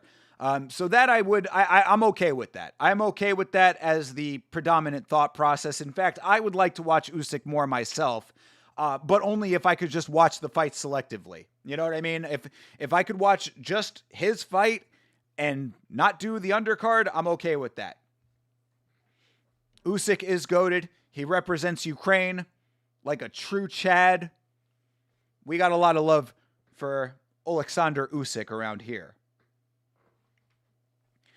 Guy made the burrito Justin will eat sideways in his hand. He claims it's some artistic statement and somehow the internet lost its mind. Exactly, Hydra. There you go. Appreciate your research validating my very ridiculously obscure offhand comment there. My offhand reference. Drake put 20K on Jake Paul. It's a wrap for Jake. There you go. That is definite facts. Sorry, Jake. You got the Drake curse. Where's his lady? Did you know that Jake Paul is engaged to a speed skater? This is true. Jake Paul's fiance is a speed skater. If you don't know what that means, that is a sport where you ice skate and race around the rink and skate as fast as you can. Almost like foot racing, but on ice skates. These are just things that I know. I'm trying to make this interesting for both of us, people. Help me out here. Didgeridoo Dave, how you doing? There you go. Australia's coming through to help us with this. Street beef fights are more entertaining to me than these big boxing cards. Fair. I mean, I cannot deny this. Considering that at least in street beefs, there often is a logical finishing conclusion. Now, we see MMA fights that go to decision all the time. So you cannot think that it's just MMA being so much better than boxing when it comes to finish rate specifically. But what I can tell you is that the most boring MMA fight still to me has more value than a mid-level, no knockdown, no finish boxing fight. I'll stake my life on that. I'm not talking about like terribly boring MMA fights. Maybe there's an argument to be made that some boxing would be better than Lay and Pray or Francis versus Derek Lewis. You know what I mean? Rose Namajunas versus Carla Esparza. Maybe I'd rather watch a decent boxing match with no finish than one of those fights. But per capita on the whole, an average MMA fight with mid-tier to low-tier talent is going to be more entertaining than a slightly above average boxing match. How you doing? Well, I came in a little upset, but I'm feeling a lot better now, Didgeridoo Dave. Thank you for being here. Boxing promotions need to stop doing cards, just do the main event. Bro, I would be so happy if that was the case. If I could literally just turn that off, like the ideal stream for me would be 3 hours of hanging out with y'all and just chatting about random shit, and then an hour of one boxing match, which it would still be a full hour. You know how that goes. Her being a speed skater means she's got them thick yams. I mean, I have not seen a full body shot of her, but she is about as white and blonde as you would expect for both a speed skater and the fiance of Jake Paul. Take that information and do with it what you will. That means bitch has stamina. Let's go. Congratulations, Jake Paul. Hey, Chairway. I referenced you yesterday about something. Oh, I think we were talking about the Ryzen card yesterday. Yeah, how you doing, brother? Good to see you. Jake is a dead man walking if Drake put money on him. We know this to be true. I mean, come on, people. Like, if we are thinking about this logically, Anthony Joshua is a world-class boxer. Jake Paul is a middling boxer. Now, granted, a person who takes boxing somewhat seriously. I do respect Jake Paul in a number of ways. One of them being that I do believe that as he has gotten more into boxing and out of just being primarily an influencer who is dabbling in boxing, I do think he takes it somewhat seriously. That being said, it doesn't matter. This is an Olympic-level boxer who has knocked out some of the best boxers on the planet. These are leagues different when it comes to talent level. In a sane world and a level playing field, Anthony Joshua comes in and starches Jake Paul from the outset. Never let it be forgotten as well. Jake Paul losing to Tommy Fury, a very, very mid-level boxer. His brother, he is not. So these things being equal, Anthony Joshua should be a walk in the park regardless of the Drake curse. The only reason we're discussing any of this is because we know that the fix is in at Cash Patel. Somebody get the FBI on speed dial. Do. Hello? Cash? Yeah, it's me. I got another one.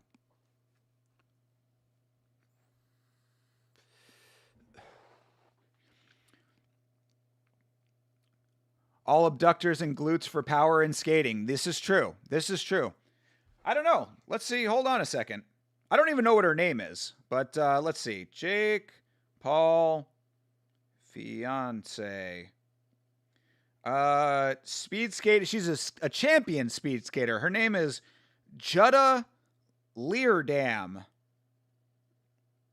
Let's see. Jutta Leerdam.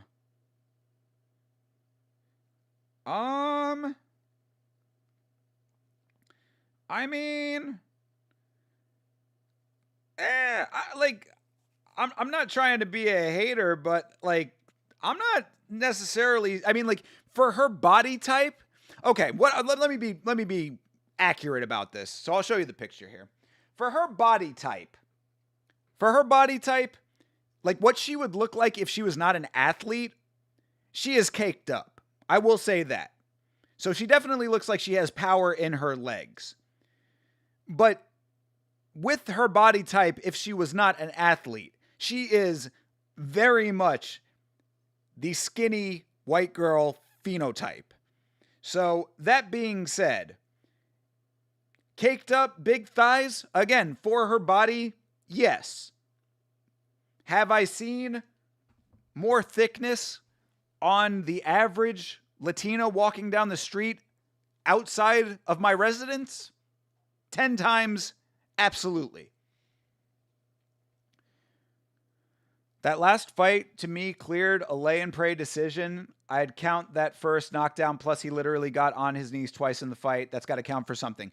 Yeah, well, like I said, there's levels to it. But if we're talking about an average MMA fight, I would still prefer to watch that than that.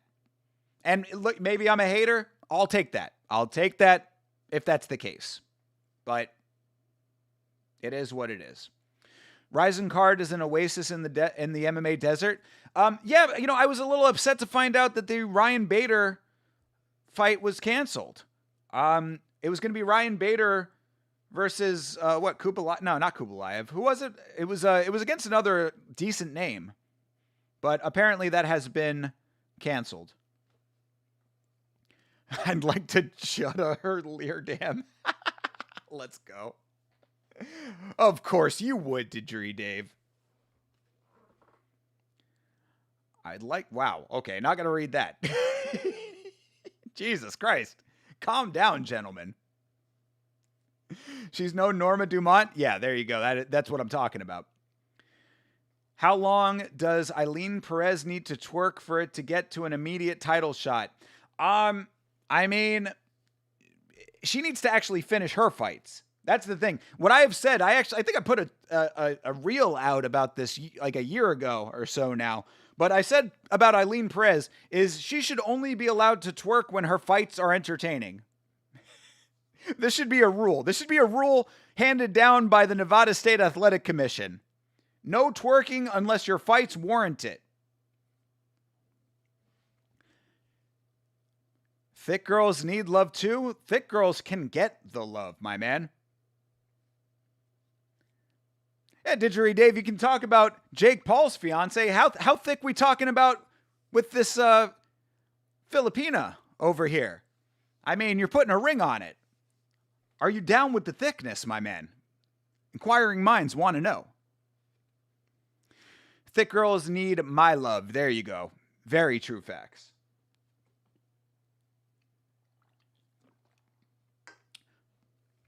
Alternative girls get my love. I mean, alt girls with the thickness.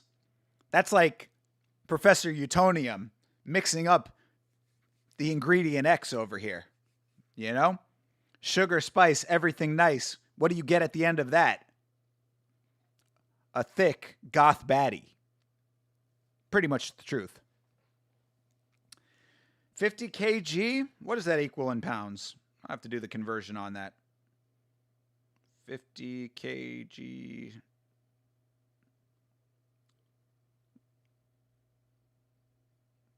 That's 110? Oh, okay. She's fighting atom weight.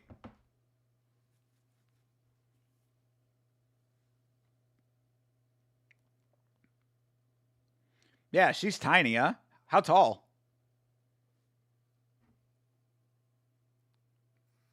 Either way, though, Filipina body type, she could still be packing some thickness with that. Just saying. Again, I'm not trying to talk out of turn about your special lady here, of course, but this is where the conversation led to. I'm just following the path, 5 foot? My man. You must be a giant next to her. Holy shit. 5 foot. You could probably pick her up with one hand. Holy crap, dude.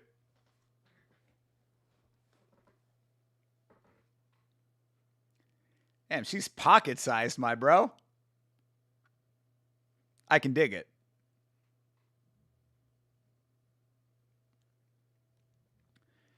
Thinker is a man of the chat, and we want to talk thickness.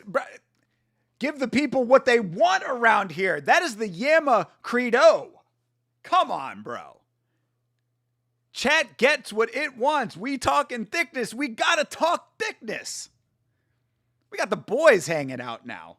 Sarah Toby would be part of this conversation. She'd be down too, but she has left us for now. She has gone elsewhere. Yeah, 6 foot, brother. Good Lord. You are towering over that little lady, an entire foot taller, my man.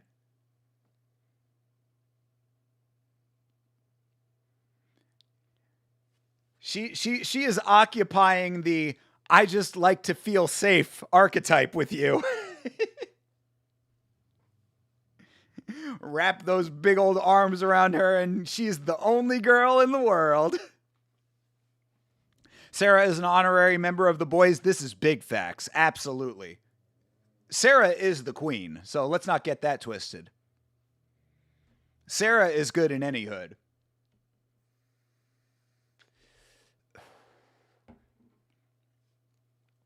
That is why Sarah is the only adult creator that I will ever rock with in that regard. Nah, I wouldn't say ever. I'll take that back. There could be other cool ones, but Sarah is certainly one that I am down with. You're 6'2". God damn, I thought you were 6 foot. 6'2" and haven't been with a woman taller than 5'5". Have I been fulfilling that want without even knowing it? Bro, I guess so. Quite obviously. Oh, Hydra's 6'2". Okay, god damn. All these tall motherfuckers in the chat. Good Lord. They feeding y'all out there in other countries. I'm getting this American diet that stunted me at 5'11". Slightly generous with the 5'11".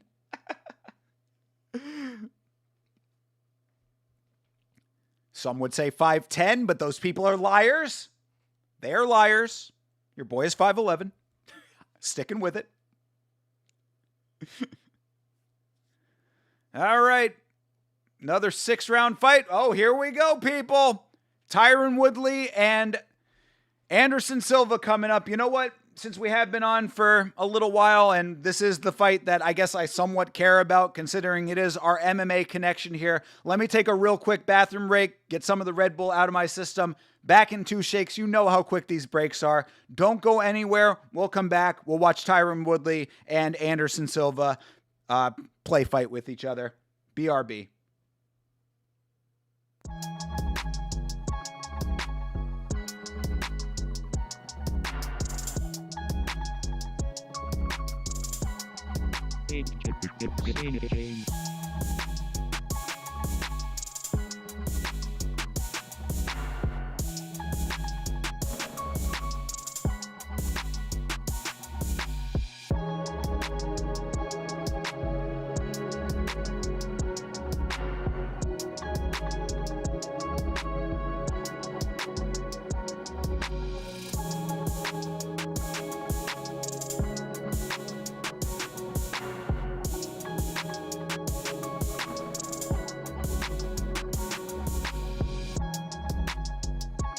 All right. As promised, quickest breaks in all of mixed martial arts YouTube, and that extends to boxing.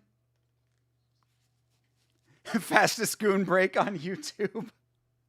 I mean, we were just talking about Jutta Van Dam or whatever. Van Hot Dam. Worth a quick one. I've got that proper Canadian nutrition. That's what I'm saying. What the hell was I getting fed? Stunting my American growth over here. And parents that cooked at home with my dad's side all being 6 foot plus for the men might have more to do with it. Well, there you go. Congratulations, Captain Genetics. Thanks, Dad. We all know what Thinker's really doing after all that thickness talk. That's what I'm talking about, bro. I mean, come on.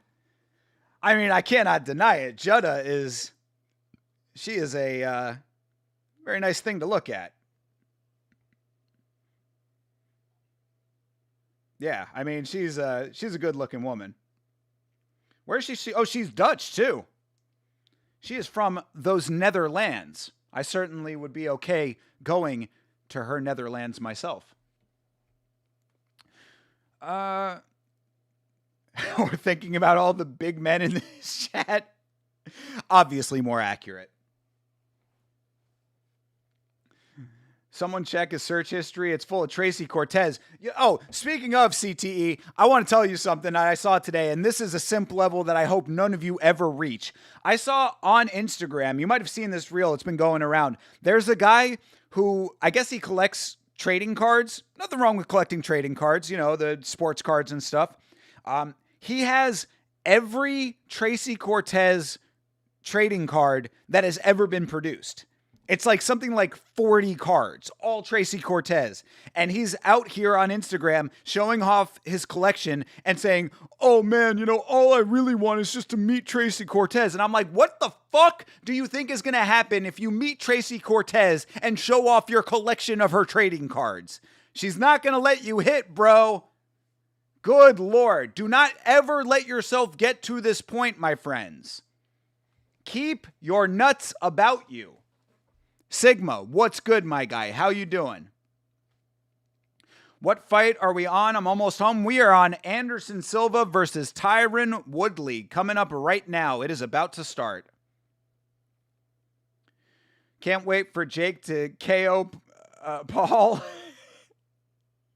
Jake is going to KO Paul. You got 120 on him? You got 120 on him knocking himself out? Have you played Connections NYT? I have no idea what that is. Connections NYT? You should play it on screen during ad breaks? What is it? I've never even heard of it. What is it?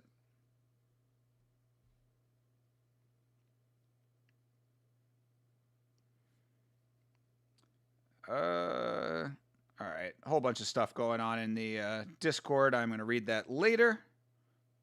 Wanted to see what you're talking about here. That might be the worst way to ever get a woman to meet you. You don't like all these little pieces of paper I have with your pictures of you everywhere? Yeah, exactly. This is what I'm talking about, Hydra. Come on. Come on, dude. I mean, it's this dude is down bad, bro.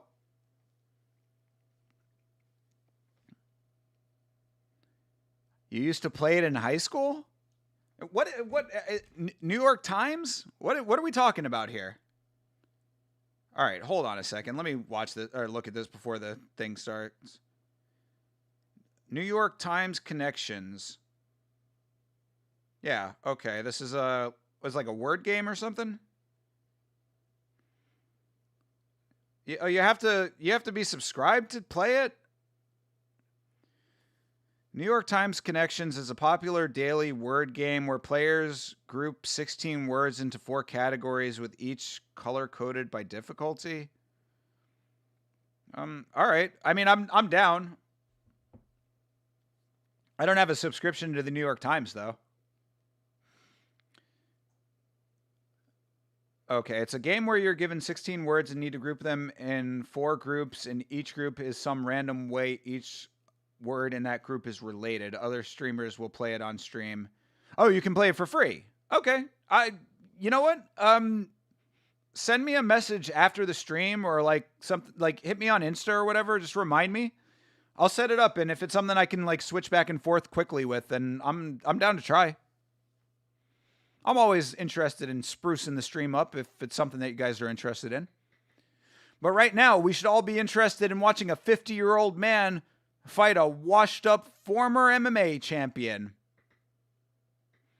Well, you know, former champ versus former champ. Let's not get it twisted. Anderson Silva, still a legend, even though he is a steroid cheat. God damn, he is big compared to Tyron Woodley. 50-year-old Anderson Silva versus Tyron Woodley is underway. Of course, this was supposed to be Chris Weidman, if you recall. Pretty sure this announcer used to do small amateur gigs until he got social media recognition. If I'm not schizo, I'm happy for him. Cool. Good for him then. That's cool. You got Anderson Silva at 50 years old. I mean, Tyron Woodley really never had it like that as a boxer. Kind of wild that he decided to go into boxing in general, considering that he was never great with his hands in MMA, except for that right hand occasionally.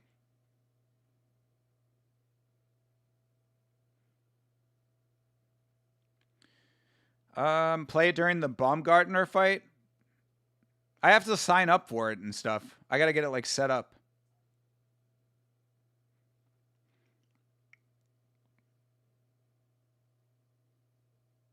I mean, Silva is so much taller, but like at 50 years old, he is very stationary. Both these guys really not moving all that much.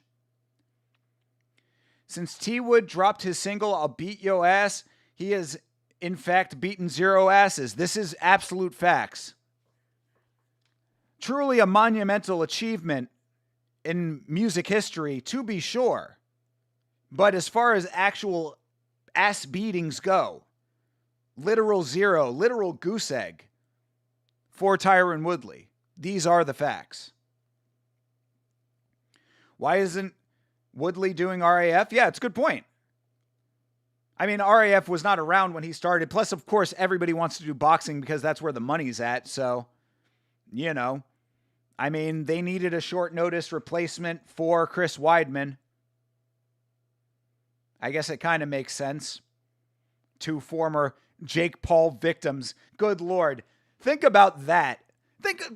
Can we acknowledge this for a moment?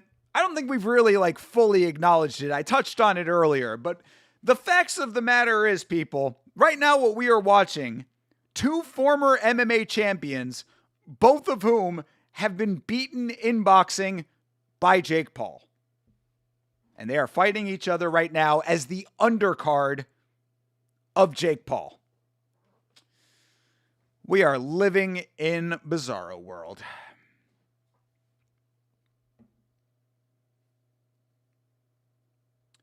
Can you get them to pause so I can log into Netflix? Brother, get going, my man. You're not missing anything, though. They really have not been throwing all that much. No major connections in that round.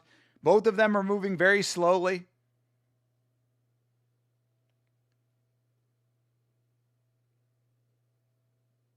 Oh, the owner's suite. Yes, this is the $1 million suite here.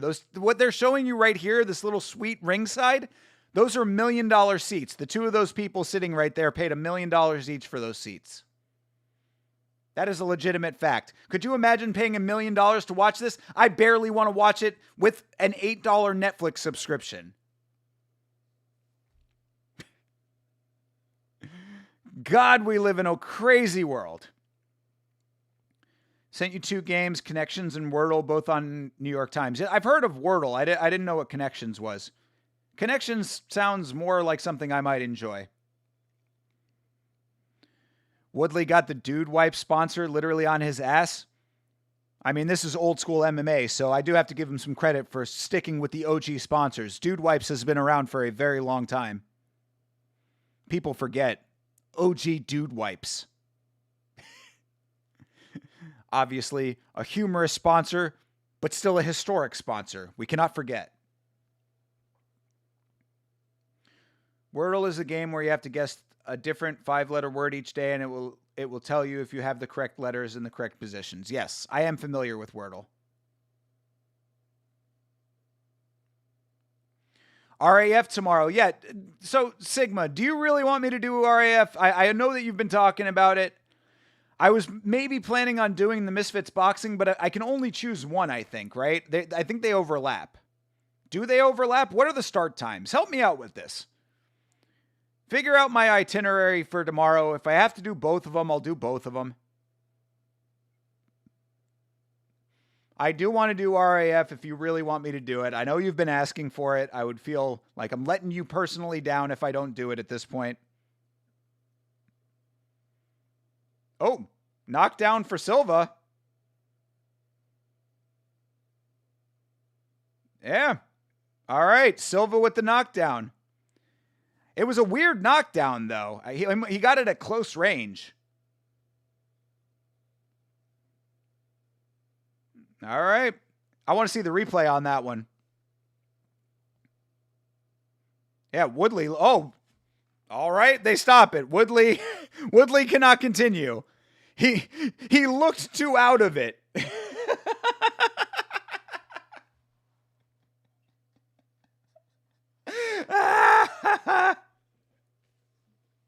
Bro, okay. Watch this fucking replay. Oh, Tyron Woodley getting the bag and splitting.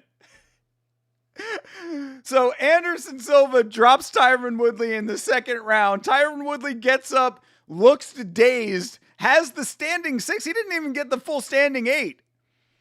He got a standing 6 count, looked around confused, and the referee said, oh, nope, he looks too out of it. This guy can't continue. Obviously, he can't look at him. He's looking off into the rafters. Brother is looking for his homeboy so that he can wave to him in the crowd. Oh, Jesus Christ, what a fucking joke.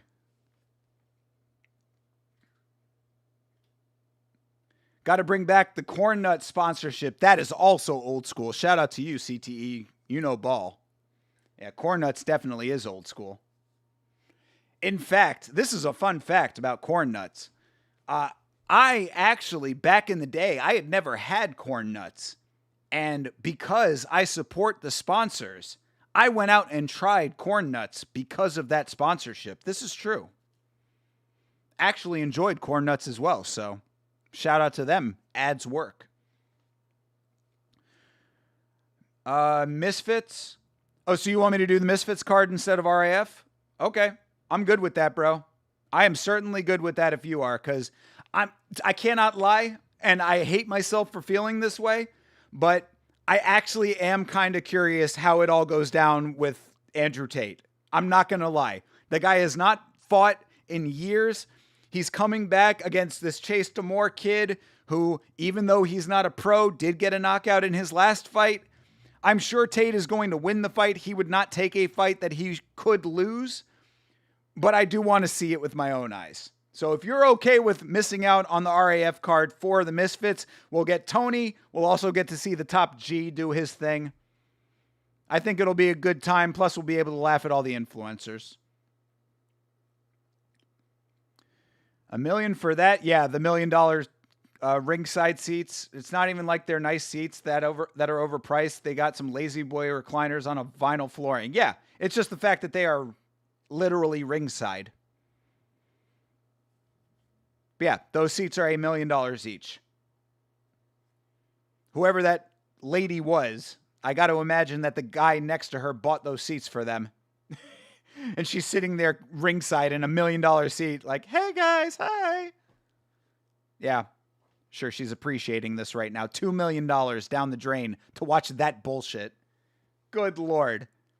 Again, I ask the same question. Could you imagine spending potentially $1 to $2 million to watch what we just watched?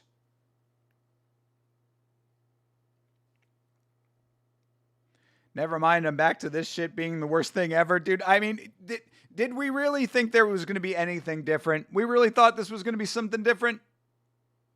Tyron Woodley coming in and yet again finessing a bag out of these boxing promoters? Him and Jake Paul must be like that now. Let's go to Ariel Helwani. Hear what Ariel has to say about that monumental finish. Bro literally used a Muay Thai setup for the shot with that hop too. I haven't even paying attention to the replay. I got to actually watch this time. Let me pay attention and see how it all went down.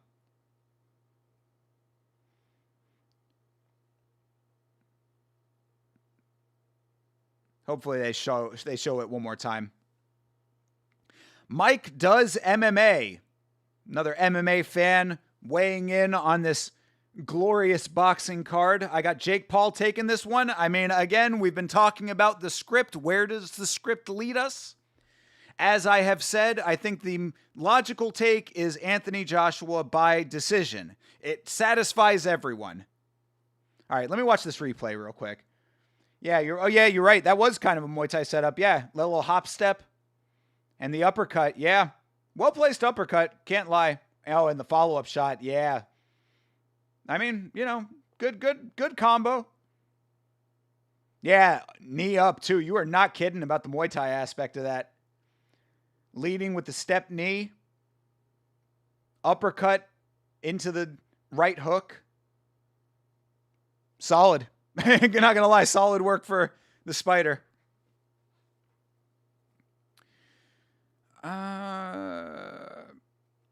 Remember, RAF matches are only 7 minutes each. Yeah, but I'm not going to start bouncing back and forth between cards, though. Like, I got to pick one and stick with it, because I have to do, like, all this setup on the back end when it comes to the stream titles and everything. Like, it's too much work for me to, like, be bouncing around unless I'm, like, specifically doing one card after the next. So pick one or the other. It was just such a shitty nothing stoppage. It would have been interesting if they let it keep going. Yeah, I mean, I kind of do agree. I mean, he was back on his feet. Yeah, he looked a little bit dazed. He didn't protest, but at the same time, like, he got knocked down. He got up again. Chumbawamba. They should have let the fight go on. Remember how before Nunes versus Pena won, someone bet $200K on Nunes? Do you think that was an actual bet, or was it to promote whatever gambling app was used by the bettor? I do think that those are actual bets. I think that those are true. That being said, they are still, I think they serve the same purpose, but I don't doubt that there are people betting those amounts on those kinds of fights. Because people think it's easy money. And if they have the money to burn, then they burn the money. A fool and his money easily parted, as we know. But that's not even really the case when it comes to that. We're just all degenerate gamblers at this point, and that was the genesis of it. So you were seeing the early phases of degenerate gambling, in the process of becoming what it would become. Savage, what's good, my guy? How are you, sir? This was the only fight I was looking forward to seeing, but missed it. But seems like I didn't really miss much. Round of nothing, and then Anderson Silva with a really nice combination that put Tyron Woodley into a fugue state. Misfits over RAF, that's kind of where my proclivities lie, but I'm a man of the people.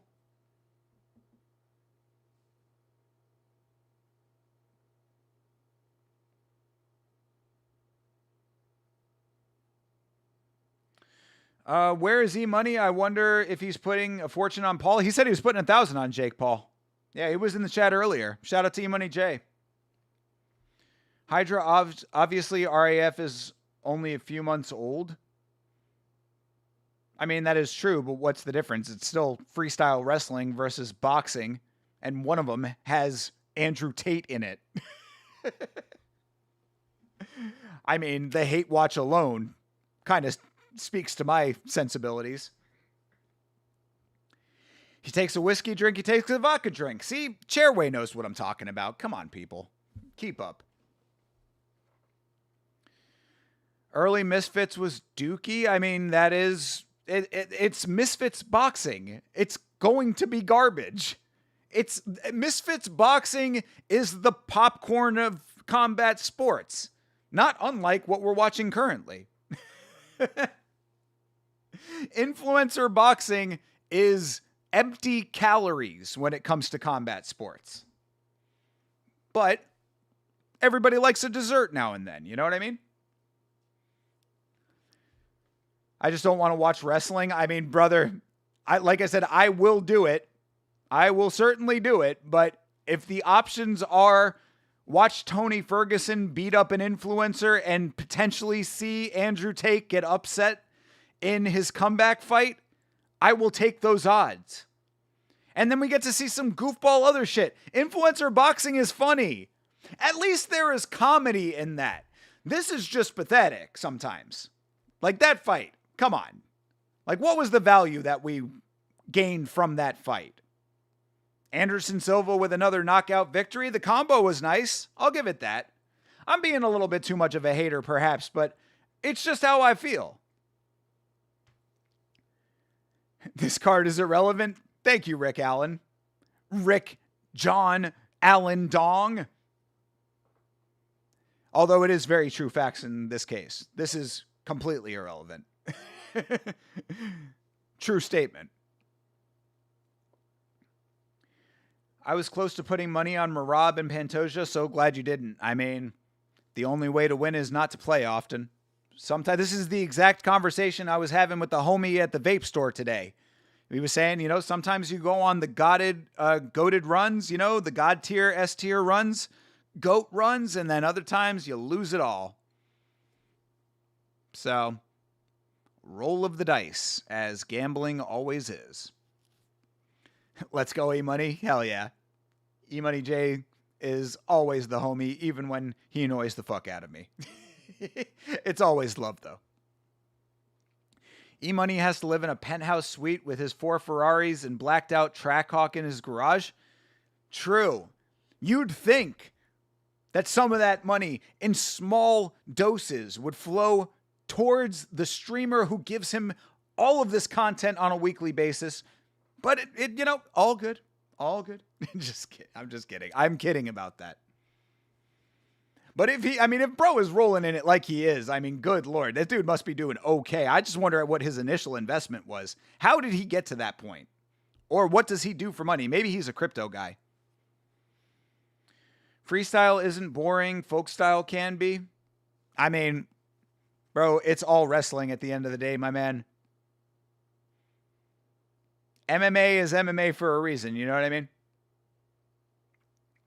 Tate is getting slept. There you go. If Tate is getting slept, that is incentive enough for me to want to watch the Misfits card over that. His long neck triggers you. Yeah, he's got a long neck and a small head. He looks like one of those Terminator movies had a Terminator that was like shaped that way. Long neck, small head.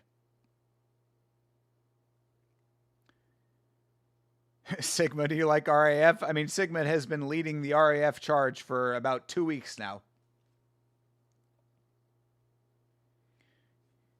You see the events for free through a plug channel? Well, shit, bro. You gotta put me on to your Russian friends.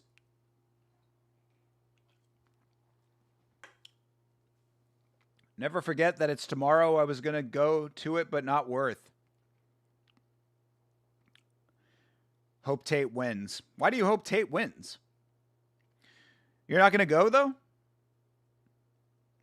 Really not worth? What, because Bo Nickel is not taking on whoever the fuck?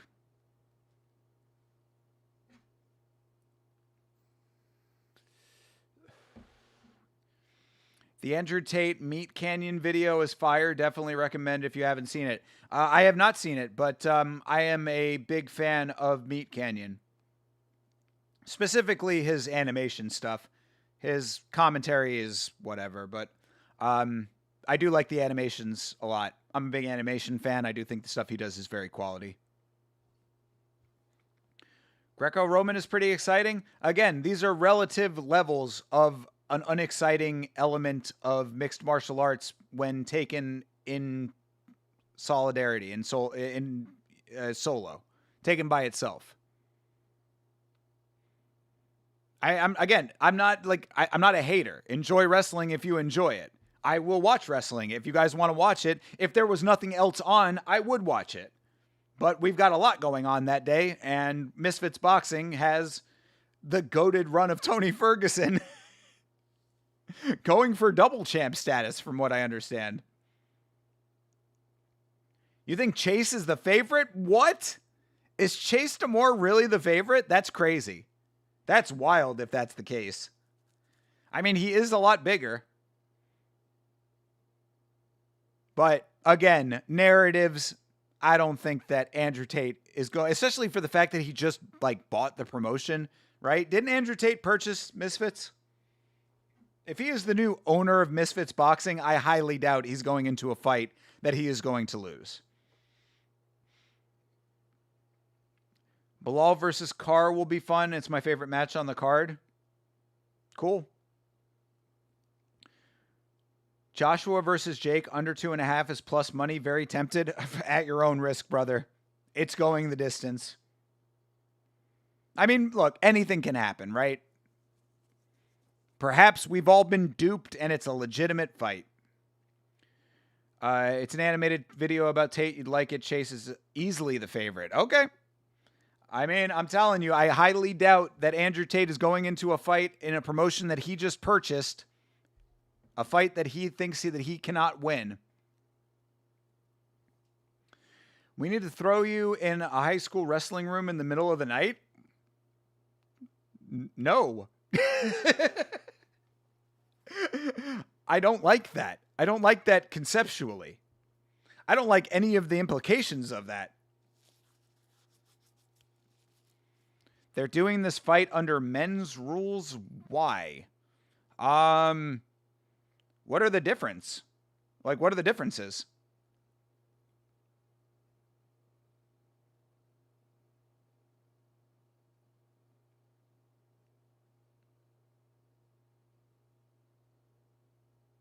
So the WBC, so they wanted to fight with, I guess, longer rounds. That's the difference.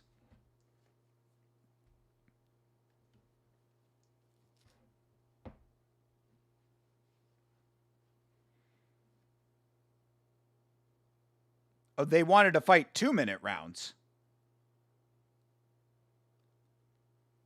3-minute round instead of 3-minute round for 12 instead of 2 minutes for 8. They're saying all their previous fights were under the shorter rules. Gotcha, Hydra. Thank you. Yeah, and then they're saying too that the WBC made one of them relinquish a belt over it. That's crazy. I mean, whatever. I don't know. What are y'all's opinions about this? I really don't particularly care. I guess if they agree to it, they agree to it.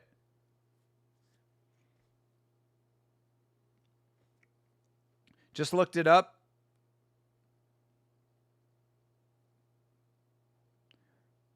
You're wrong. How is Tate a 1-4 favorite?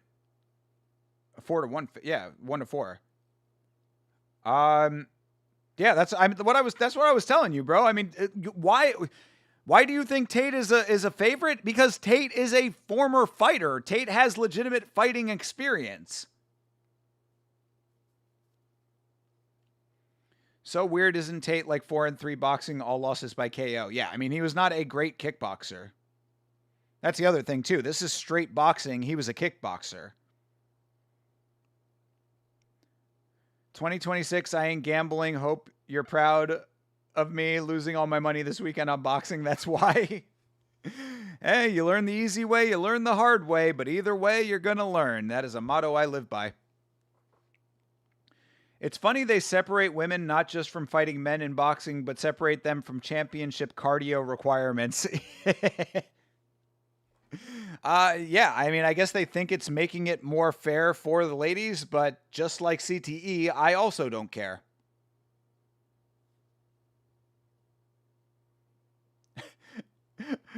That's pretty funny, the graphics that they're showing right now. Two fights, and then just Clarissa Shields.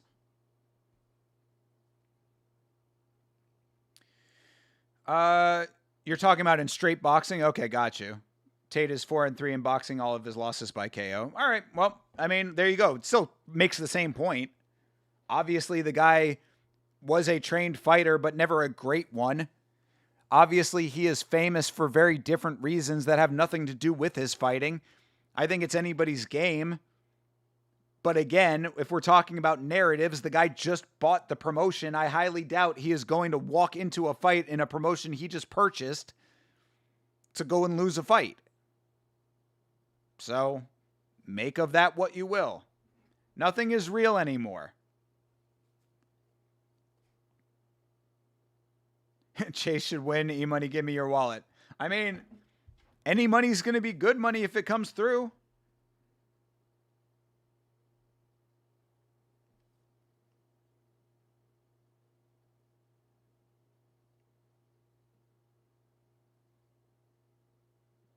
Renew your plan now to pre-order HBO Max. Subscribers will get AW. Oh, I don't know. What are you talking about, Chase? Other Chase.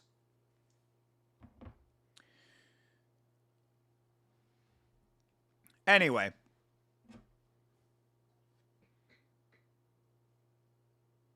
Again, when you talk about pacing of these cards, this is what you're talking about right here. A bunch of podcasting. A bunch of commentary about a fight that we're all going to watch here in a second. Like, why do we need any of this?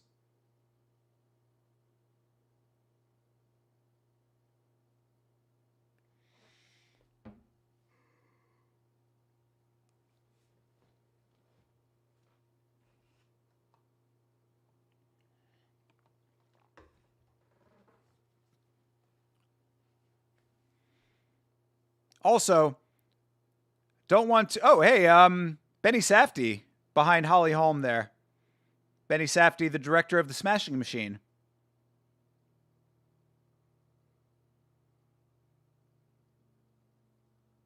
Yeah, that's interesting. There you go. Benny Safdie, obviously a combat sports fan.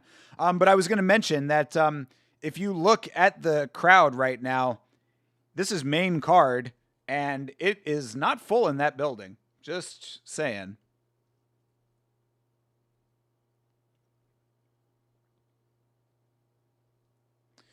All right, they're going to another break. Take the headphones off for a second. Let my ears breathe. Hey, good to see some things don't change. John Anik with a DraftKings promo. Had to dip and sort stuff. How's the fights going? I mean, we just saw a very kind of dumb finish to the Anderson Silva Tyron Woodley fight. Anderson Silva got a TKO. So that was something. But right now, we've had 2 fights so far, and we've been on for about an hour and a half as far as the card itself goes. Just under an hour and a half, hour and 15 minutes. So make of that what you will. You don't need a 60-second slow-mo zoom of Holly Holm, thanks. I mean, some people, like, that's a weird one with Holly Holm, because there are some people, like, I'm in a bunch of groups. I have seen a lot of different opinions. There are some people that'll tell you Holly Holm is fine work. And I'm like, I kind of see it from your perspective, CTE. I don't know. I guess that's just a personal opinion thing. Boxing is so considerate to give us double smoke breaks with the podcast and ad breaks. Yeah, exactly. Go stretch your legs. You know? Stretch your legs. Go get a snack.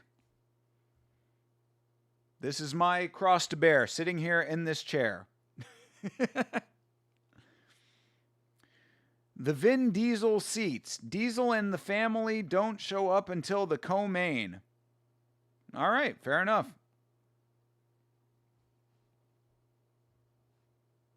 Is that a reference to something, or is that literally Vin Diesel? I don't know if I've ever seen Vin Diesel at a combat sports event. Has he ever been at a UFC event?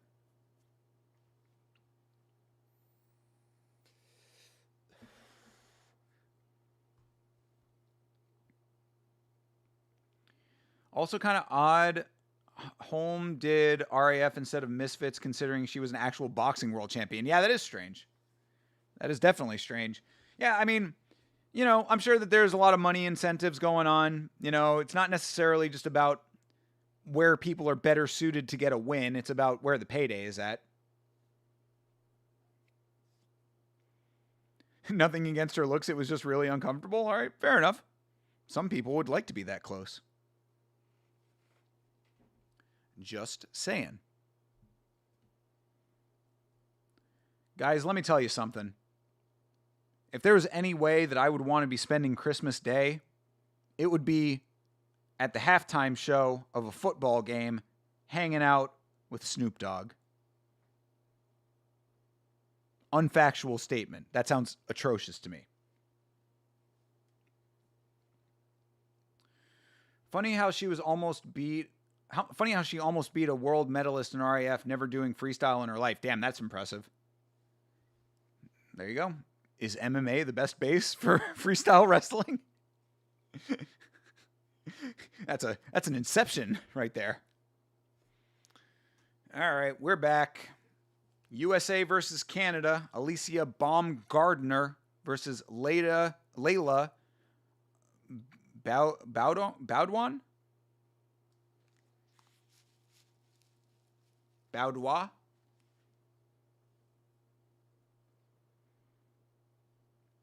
Vin Diesel is at almost every boxing, MMA pay-per-view, but only for the last few fights. It's why there's always front row empty seats. Interesting. He's at every UFC event?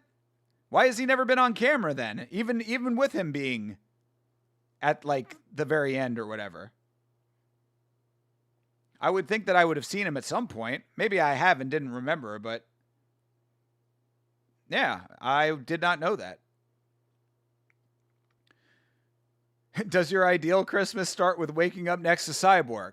I mean, I'm not saying that would be the ideal Christmas, but I've had worse Christmases. I've had worse Christmases where I got everything I wanted.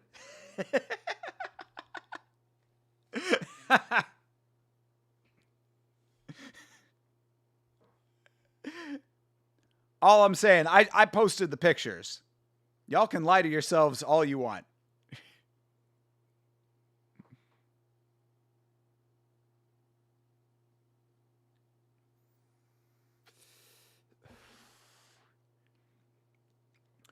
All right, well, at least we've got a Canadian baddie in this fight. I mean, I don't know if I'd say baddie. A Canadian mid. But hey, Canadian. We've got a multiple Canadian posse going on in the chat right now. We've got Canada representing on this boxing card. Come on, people. Let's get behind Canada right now. Let's do this. Let us support our Canadian Lady Queen. Yama's ideal Christmas is waking up to Young Boy and King Von baking cookies in his kitchen. Yes, AI rappers in my kitchen. I mean, what are their baking skills like? From what I have heard, everyone was very happy when King Von was baking them cookies. So, obviously he's got some talents in the kitchen. I would try them.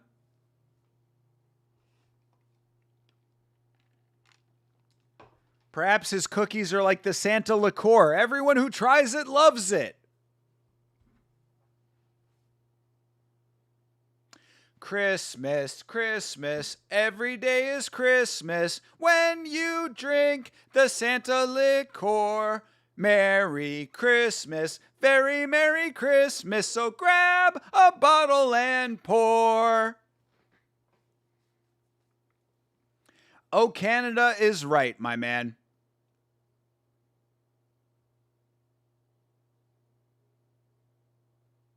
I mean, is she actually going to be the champion, though, or did the organization not make this a title fight because of the whole thing with the rule set?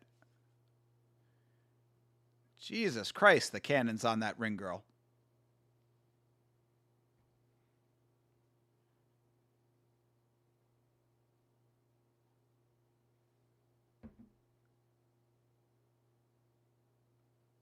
All right.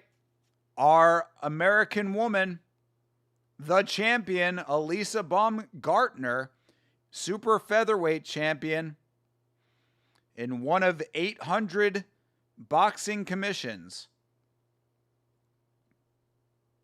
Is this WBA, WBC, IWBF? Take a bunch of letters, add a B in there, and there's probably a commission that'll sanction you.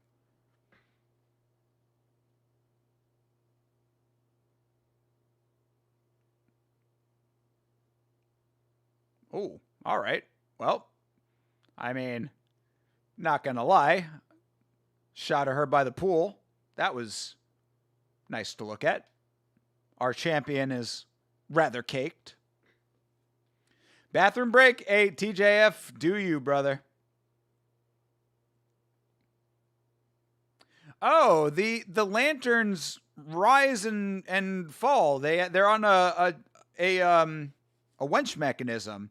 I like that. I will. Okay, one thing I can definitely say, and this goes for all of the Netflix boxing events that I have watched, and now this is the third of them that I have watched. I have enjoyed the visual presentation of all of them. I think that the event production is very good on these events. That's no irony at all. I think the event production for these events has always been very good. That's a legitimate statement. So, just saying. Credit where credit is due. Shout out to the production staff. I think this whole thing that they're doing with the lanterns is very cool. This champion is being played out to the ring by a violinist. What happens in my bathroom stays in my bathroom? Well, I mean, brother, we both saw the same promo clips. You do what you have to. No shame in your game. Alicia Baumgartner. if you have to do any Googling.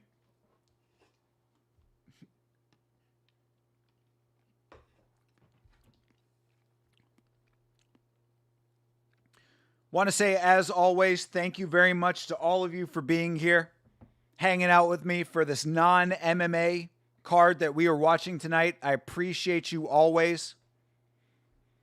Thank you very much for sharing this very enriching experience with me. Speaking of the experience, I might be being a little fatuous, but as far as my appreciation of you, that is entirely sincere. So appreciate the support as always. All right, we're going to have boxing any minute. After this gentleman is done with his violin solo.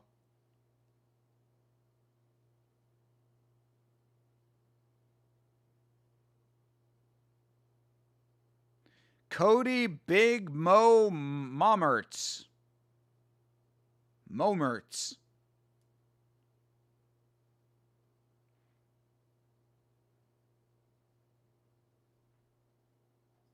I mean, if this guy used to just do little regional promotions and is on Netflix now, then good for him.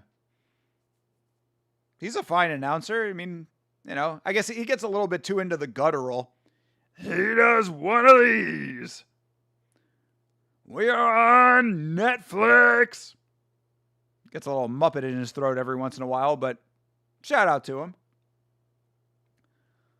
Last fight, let's go. I mean, I think we still have a main event after this.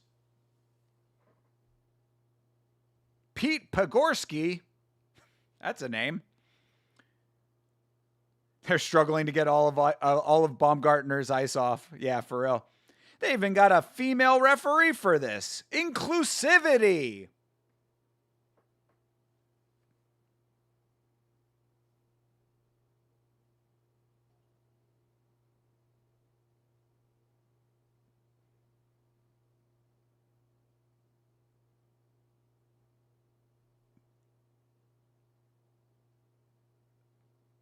(13 0-1 with 2 knockouts. All right. She's the challenger. Oh, God. She's from Quebec. All right. We got to go for the American guys. I'm sorry. How is the commentary? Excuse me. How is the commentary this card? I haven't been paying attention. When Canelo fought, it was glaze maxing. I mean, I haven't been paying close attention, but it's been fine, I would say. I didn't, there's nothing that has stuck out to me that's been, overly egregious, but as I said, I haven't been paying close attention. 16-1 with 7 knockouts for the champion, Alicia Baumgartner. We do not claim her. All right, there you go. All right, Canada has spoken in the chat. We're going for Baumgartner. Perhaps she is going to be dropping Baumgartners. I'm trying, people. Now her little sidekick has all of her bling on. Look at that guy. Good Lord, looking like Mr. T right now. Yeah, look at all that ice. Bro is icy. Oh, he's got a grill too. That couldn't have been hers. Bro is just iced out naturally. Oh, is that Johnny Dang? I didn't recognize him. Okay, now it makes sense. Now it makes a lot of sense. Bars. Thank you, CTE. I appreciate that. No wonder she had all the ice. Yeah, I didn't recognize that it was Johnny Dang, but now that makes a lot of sense. I am certainly familiar with that name. American Girl is actually so fine, though. I was going to pick her anyways. Okay, there you go. Davos, what's good? Fuck this whole card. I mean, did you see the Tyron Woodley and Anderson Silva fight that we just saw? If so, then you will know that your assessment is correct. And I certainly am glad that I was spared of the prelims, even though it was in an absolutely bullshit way. Baumgartner and Bedouin is underway. And yeah, you are not lying. TJF, the American Baumgartner, certified baddie.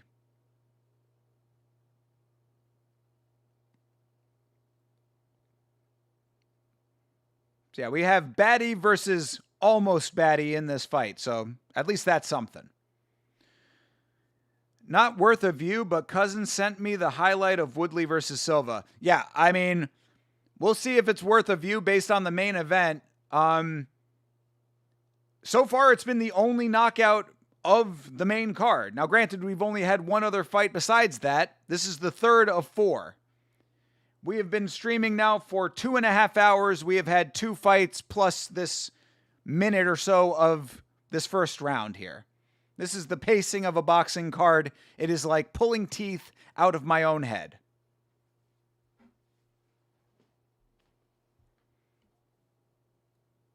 Ooh, damn. All right. Nice combo for the champ.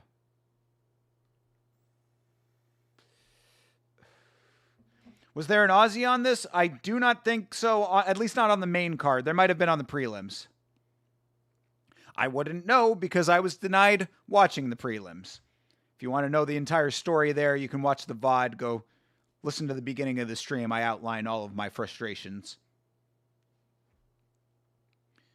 They really made Silva versus Woodley the best fight so far. I mean, I think Tyron Woodley made it the best fight by going in there, getting the bag, and riding off into the sunset. He is really good at that when it comes to boxing.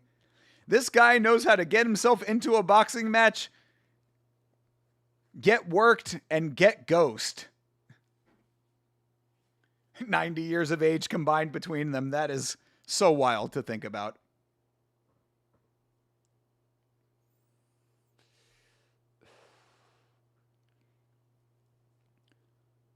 Canadian has done very little in this fight so far. Champ has had a good combo early.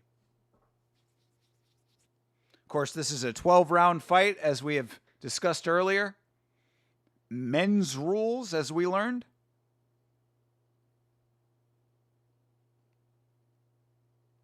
See him fight like a man here. Remember the Fight Like a Girl campaign? Anybody recall this? This was a real thing that happened. At the height of female empowerment. You're telling me there was 11 more rounds of this? Brother, imagine if we had done the prelims. That's what I'm talking about. This is boxing. This is high level. This is a championship fight, brother. Let it never be forgotten. We are watching a title fight right now. You thought it was 6 rounds? You got to be kidding me. No, my man. 12 3-minute rounds. Those flame shorts are so ugly. Also, she's not even from Calgary. I mean, when you're right, you're right. We're playing Madden real quick. I feel you, bro. Why did they have to let them fight under men's rules? Chairway. The idea that there could be 11 more rounds, yeesh, Ryzen, please save us. Bro, I'm looking forward to this Ryzen card. Sum 41 is so ass. Hydra, ban this man. Ban this man immediately. Sum 41 will not be slandered in this chat. Sum 41 is goated music, sir. Every day, your music taste becomes more and more questionable, TJF, but I still love you, though. Everyone is entitled to their own opinion, even if that opinion is objectively false.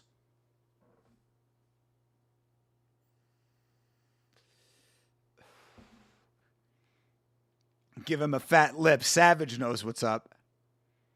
Old Sum 41. Actually, you want to talk Sum 41 for a second here. I mean, we're watching women's boxing. Why not? Oh, God. Yo, Bedouin is not good, dude. She just went for a combo and airballed both of the shots in the combo. Good Lord. You want to talk Sum 41 for a second here. Sum 41, old Sum 41, and the latest Sum 41. They went horseshoe.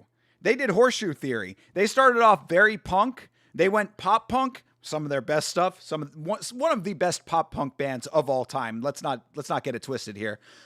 They start off full on punk. They go pop punk, and then they came back to like hard punk, more rock than punk, but still punk in their latest album, which is, I think, something Heaven and Hell or something like that. I listened to the whole album before I saw them live. I enjoyed it. It wouldn't necessarily be one that I would like return to over and over and over again, but for what it was, I really liked it. It's a double album too, I think. So anyway, Sum 41 gave they gave this world some of the greatest pop punk music ever made, first of all. Second of all, they gave your boy Thinker one of the best concerts he has ever seen. This is true. The only thing that I criticized Sum 41 about in that concert was that their lead singer, he loves to talk. This dude had a story between every song. They were interesting stories. Like I said, this was a great concert. But that dude really likes to talk. Now, granted, this was their retirement show. This was their farewell tour. This was the tour of the setting sun, is what it was called. So this was their last tour conceivably for quite a while. So, you know, a retrospective of their career.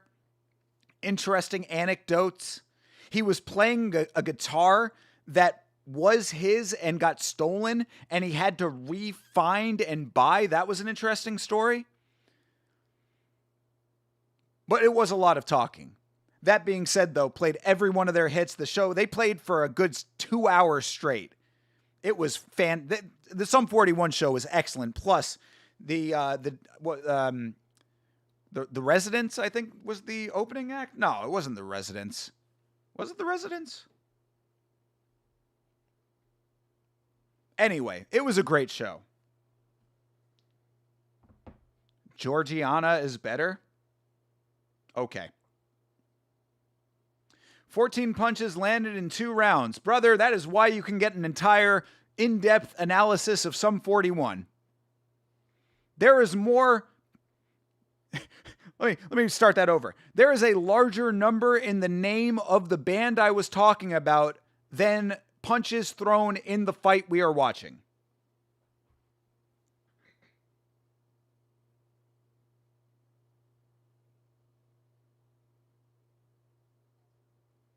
Oh, God. Bert Kreischer. Laughing at everything always. Listening to Sum 41 in 2025 is like watching a women's boxing match? Absolutely false. This is a woman's fight on? Yes, it is, Davos. Yes, it is. Also, it's Bert Kreischer laughing at everything, as he always does, and drinking. This is Staples of Bert Kreischer. God, I got to imagine that that guy's stick has gotten old even with his most hardcore of fans. You need to acquire the taste for screaming music so you can listen to Peak. I do like some screaming music. It just has to be audibly understandable. Have you heard The Machine Story by Bert? Yes, I have heard The Machine Story, for fuck's sake. What comedy fan has not heard The Machine? I was drinking with the Russian Mafia on a train.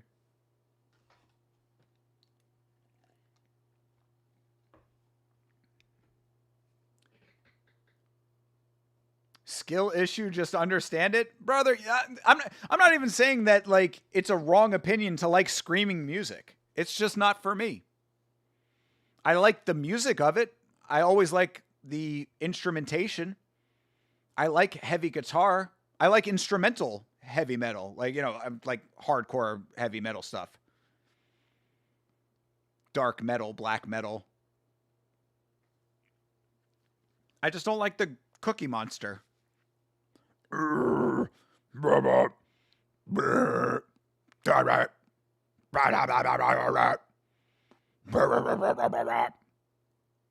you go. I just made a song for you right there. Put that on iTunes. Make me a millionaire. Instrumental only versions of screaming songs actually go so hard. See, Hydra knows what I'm talking about. Listen to Russian Circles. They are amazing. Beautiful instrumental music. Do you listen to Gojira? Yes, I do like Gojira. Gojira and Mastodon often get lumped into similar circles, and I do like some of their music. Same with Clutch. Clutch also has some stuff that I like. What do you think about Jeff Buckley? I like some Jeff Buckley. I wouldn't necessarily say that I see the same things in him that others do, but I do understand why he's so highly exalted by some people. Yeah, there's nothing wrong with enjoying some Jeff Buckley. Are you sure you don't want to hear the Machine Story again and again and again? Yes, burnt Chrysler shtick got old real quick. Yeah, I got to imagine, man. I mean, come on, dude. Just everything is the funniest thing that the guy has ever heard in his life. Everything is him laughing through, or talking through his laughter. Strained. And then he was trying to talk through it. Hilarious. Oh, Jack Doherty getting some screen time. Just what we needed. Making Miami look great. Portnoy's there. Worst representation of Judaism I can think of. We don't claim him.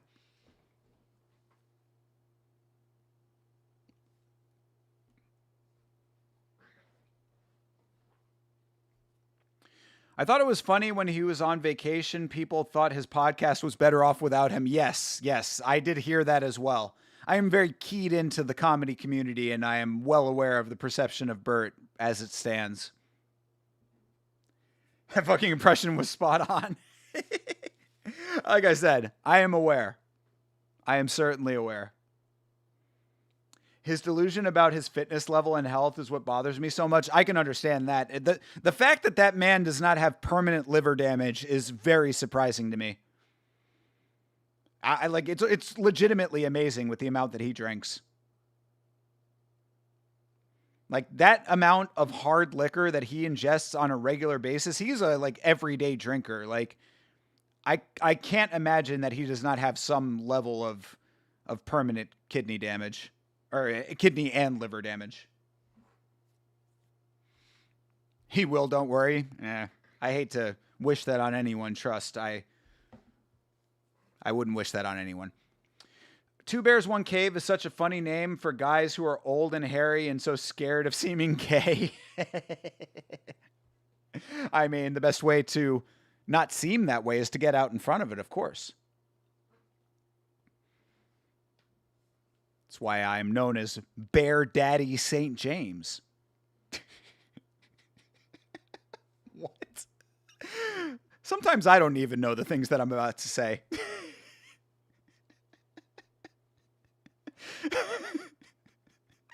Oh, I love you guys, man. Thank you for being here and letting me do this.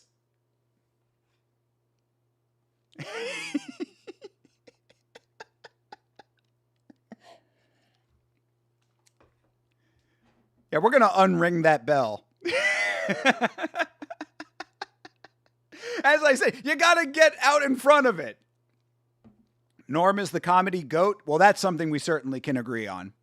Norm is the comedy goat. Don't get it twisted. Norm was a genius. That I don't use that term lightly. Norm Macdonald was an absolute genius. Canadian, by the way. Bear Daddy's Mike. Yes, Bear Daddy Saint Mike.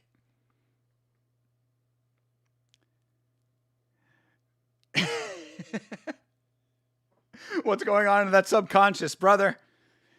Scary place. Dark forest. Give me a quick recap. 4 rounds of these women point fighting each other, one better than the other. Who's better at boxing than women? Male children?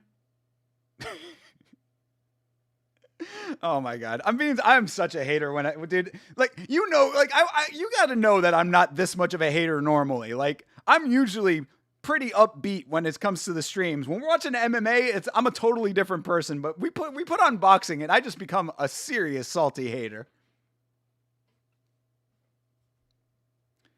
Wait, Bert still does the drunk shirtless gag. Oh yeah, absolutely he does. That's his shtick, bro. He's never going to stop that.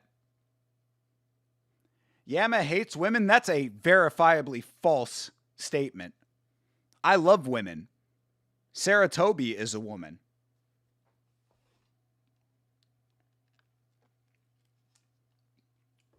I love women. In fact, my own mother is one. This is true. Salty boys unite. Only when it comes to boxing, bro. I'm telling you. It brings the hater out of me. I'm waiting for something worth paying attention to. All right. I'm going to key into round 5. So odd to have an adult entertainer just here in the chat. This is 2025 going into 2026, bro. OnlyFans has democratized adult entertainment. Plus, I mean, adult entertainers got interests too, you know? Sarah Toby likes combat sports. She hangs out with the best.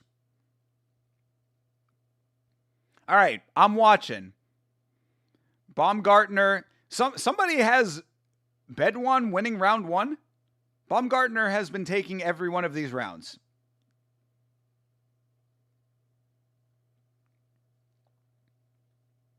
So odd. Yeah, no, we already read that. Be fucked if your mom was your dad. I mean, again, 2025, brother. These things do happen. Thankfully, in my case, not the case. Mums don't count. This is kind of true. But there is also Yama Sis. So, got love for her too. Other women.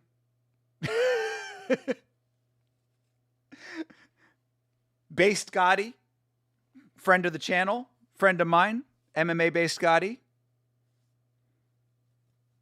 Just chatting with her recently, another friend. So there you go.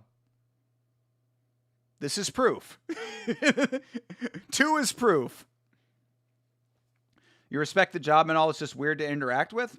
I mean, but that's the thing though. It's not really that. It's only weird because you don't do it normally.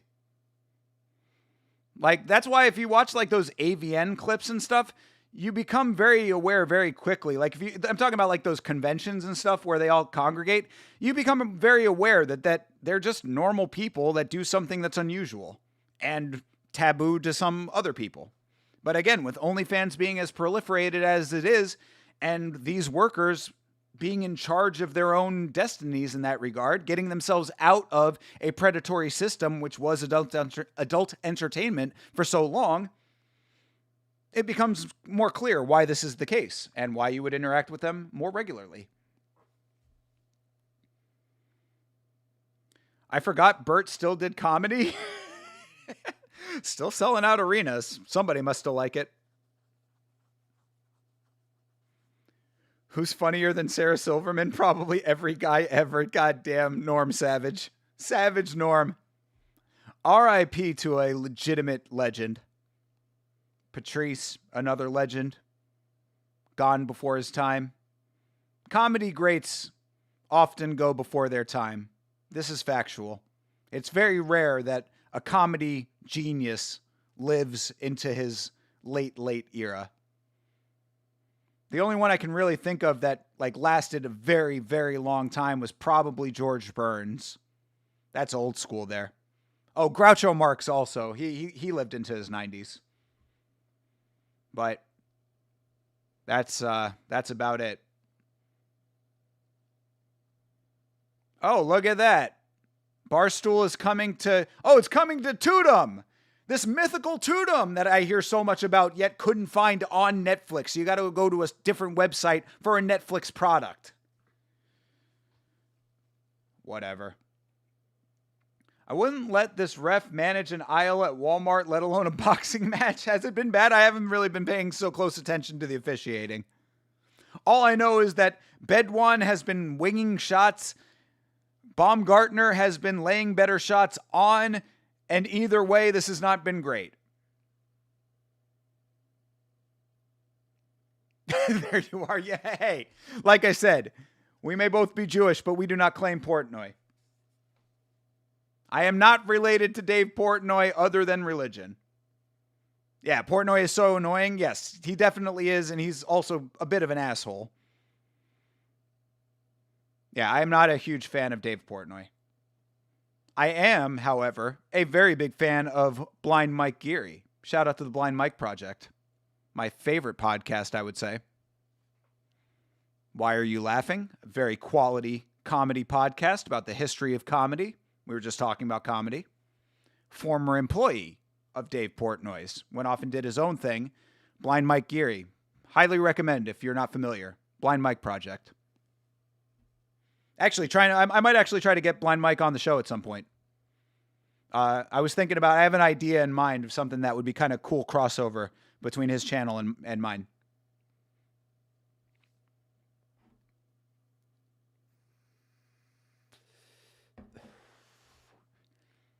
Portnoy is an op. Dave's victim card never expires. Yep, dude, this is what I'm talking about. This is what I'm saying. Like, he is, to me, a very poor representation of modern day Judaism. Support of current Israeli affairs is not a great look, regardless of religion. And just the way he conducts himself. Like, this is what some people don't seem to understand. Everybody has this impression that, like, oh, the Jews all stick together. Trust, bro. I have known dozens of Jews that I have had personal problems with as a Jewish man myself.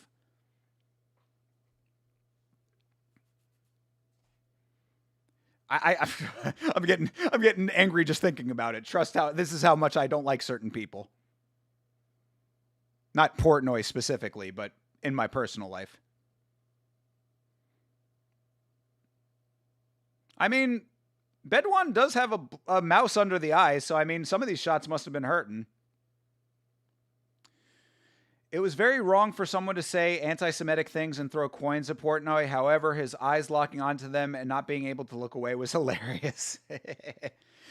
Two things can be true at once. That is true. But yeah, I mean, look, I'll say it and then I won't say it again. We don't have to talk about this too much, but all of the anti-Semitism that's going on in the world is concerning, and it sometimes bubbles up into things that are very destructive and have major consequences that have repercussions that last for eons. What happened in Australia is a major tragedy that just hasn't been very widely reported on for some reason. That was a targeted attack on the Jewish community. As I've said, I was in Pittsburgh at one point, passed by a synagogue that was shot up, walked right in front of it. these are things that cannot be undone. So all I'm saying is that the anti-Semitism that permeates in society, it's harmful and it has real world implications. So that's all I'm saying. So Jews aren't homies? I mean, some of them are. Some of my best friends are, but that doesn't mean it's a steadfast rule that just because you're Jewish, we're friends. I nearly came to blows with a Jewish guy. And trust, I am not a dude who's out here trying to start fights. I'm not out here trying to throw hands. But I was about to with this pipsqueak fucking moron who I still would like to beat up. That's the dude who I was thinking of that was getting me mad. He's a friend of a friend still to this day. And I'm like, bro, please keep me separate from this guy. All right, round 7. This fight's still going on, sailing its way to a decision. Jimmy Dore saying Bondi was a psyop.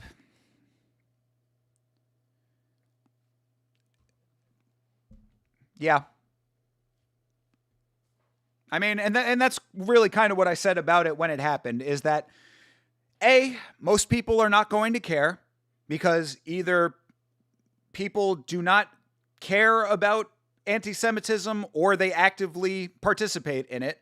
Not saying everybody, of course. I'm sure some people give a fuck. But on the whole, if you're not Jewish, you probably don't care all that much about it. And I'm not even mad at that. Just saying it as a factual statement. And then the other people are going to use it as fuel for the massive amount of conspiracy theories that just consistently go around. Jews did this. Jews are part of that. Jews. They're such an easy fucking scapegoat for everyone. It's pathetic to me. Pathetic. So, fuck Jimmy Dore. Like, I don't even know what his conspiracy theory specifically is, but like, to think that there's a psyop going on when people are legitimately dead is as disgusting to me as Alex Jones with Sandy Hook.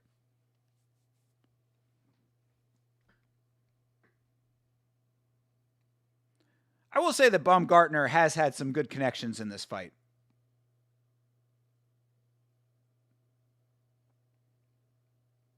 Bedouin up on the shots landed. Kind of wild. All of these Jewish conspiracies are insane for real, though Mossad needs to stop paying girls to not reply to my texts. Well, I mean, this is also the problem. And again, this is something that I also acknowledge, and this is one of the most conflicting parts about being a Jewish person. Israel does tremendously fucked up things. There is some legitimacy to that. The behind-the-scenes dealings of the state of Israel is very concerning. And obviously what they are doing in Palestine is also very concerning. So I admit these things. I cannot say that I am a supporter of the actions of the state of Israel. That being said, the state of Israel does not extend to every Jewish person on this planet. It's odd for me it happening in Australia. Australia's prime minister acknowledged Palestinian state recently, and Benny was very butthurt. Yeah. Oh, a knockdown. Finally, a knockdown. Let's go. Baumgartner getting a knockdown late in the round. All right.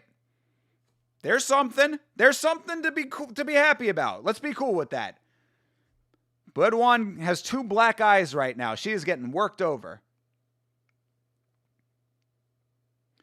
I'm taking that top shelf Jew pussy to cover up the Epstein files. Kash Patel did nothing wrong. Let's go, Chairway. Yeah.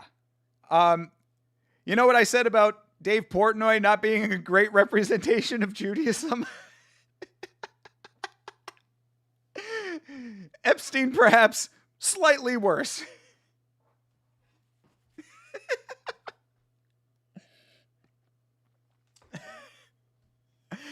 Yeah. That's what I'm saying. Not all Jews are people I'm cool with. Release the Epstein files, for fuck's sake. Also, I want to be abundantly clear, since we are talking about this, I'm not a particularly religious person.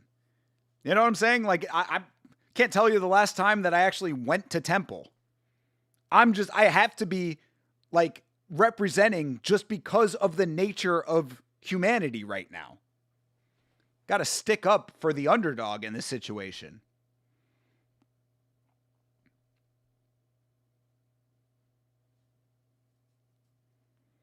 Who is fighting for suicide prevention?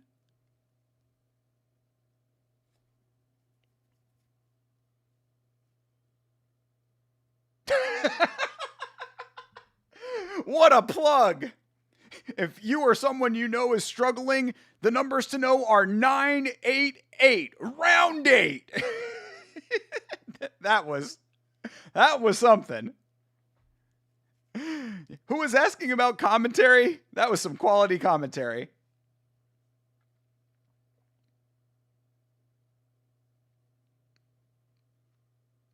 Likely to get more in Australia before New Year's or on New Year's Eve? Anti-Semitic attacks? Why do you say that, Davos? I hope not. Good Lord. That's morbid. I mean, it can happen anywhere. It does happen all over the place. Good Lord. Baumgartner is fucking wrecking this chick. Couple of decent hands from Bedouin recently, it seems, but she was winging shots earlier. Hagi Haji, when start play game? Brother, game already started. It is on Netflix. We are watching it right now. We will not be showing the fights on this stream. Sorry about that.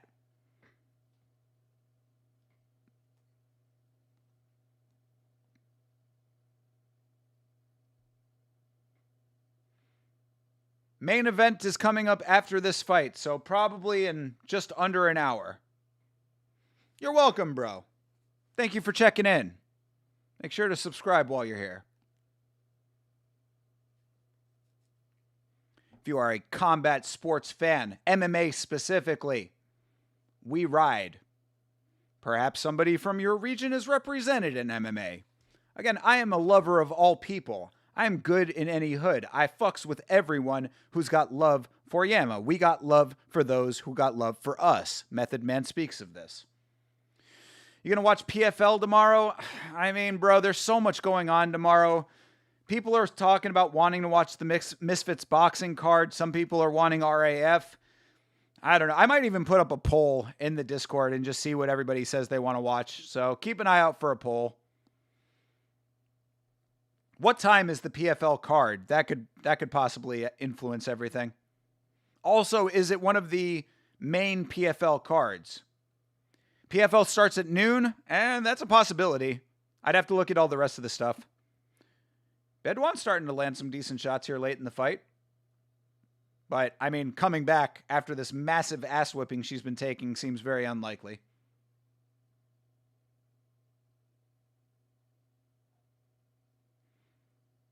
They're showing a free climber on Netflix? What the fuck? Bro, Netflix is so weird now. Netflix used to be the place where you got high quality narrative entertainment. Now you have a dude climbing up 101 stories of a skyscraper. Fantastic. Been messages floating around from a few saying so, and 2 days ago, police head-on rammed a car and pulled over another with apparently 7 known to police, but were out for holidays according to the news. Damn, that is very frightening, Davos. That is very frightening. Godspeed, brother. Hopefully, you know, I mean, like, if you think that it would only be Jews that are affected by this, you got to think that it's going to spill over into the rest of the population. So I very much pray for your community. You know, your entire country. Because these things affect more than just one community when they happen. These are your friends. These are your neighbors. These are people you might not even know are Jewish. You know, all of a sudden, some dude that you hang out with at the bar no longer comes in, and you're like, what happened to Steve? Well, he got shot, and he's dead now, and you're never going to talk to him again. Just saying. So, if that's the case, I very much hope that nothing does happen. Best wishes. It's PFL African War. Okay. PFL African Warlords versus Child Soldiers editions. You think Francis is showing up to that one? Yeah, you can stream from my attic when shit hits the fan. Well, thank you, Chairway Schindler. I appreciate you. I only wish I could have done more. Trust that your boy would be streaming in the end times. Through the Holocaust, your boy will be on stream until they pull me off. You're going to be seeing me get swatted in real time, except it's not going to be a swatting. It's going to be a targeted attack. Perhaps prophetic. God, I hope not.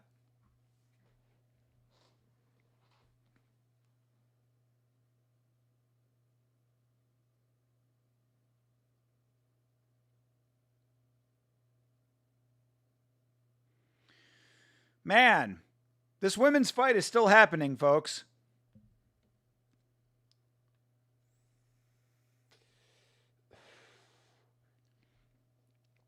Yama has safe houses all over the world. Dave in Australia got me in CT in Canada. You can go anywhere in Kurdistan. These are facts. God, I am a lucky person. Don't think I take it for granted by any stretch of the imagination. Beeb, well, gentlemen, it's been a pleasure. Stay safe and awesome. I have some errands to run that are probably going to take a couple hours. Bro, have a great rest of your evening. Thank you very much, as always, for rocking with us. You are the man always. Rick Allen, forever having one testicle. These are facts. Appreciate you always, my guy. Yeah, I'm a big in Kurdistan. Yo, love to Kurdistan always. Know that I got mad love for Kurdistan. Again, some of the nicest people that I have ever interacted with on stream. They were awesome. I love Kurdistan. Pretty methed up shit. Don't agree with all the immigration coming in, but shouldn't be people dying for shit, especially trying to celebrate. Well, I mean, you know, these are the facts of the matter. And I'm sure that there are reasons for your opinion about all of these things, but I think that it is kind of ridiculous for anyone to think that people should be dying over petty differences, which really, in the big picture of things, in my opinion, religion is a petty difference. People make it into something that it doesn't have to be. All of these fairy tales that people believe and make such a central part of their being is really kind of stupid to me. As I said, again, I'm not a religious person. And if you need a safe house in Florida, I got you. Savage. Trust, you will be the first safe house I will hit. I'm going to be moving from house to house, bringing the streaming setup with me. We're doing a Yama World Tour when the next Holocaust happens. We're doing the Yama Underground Railroad.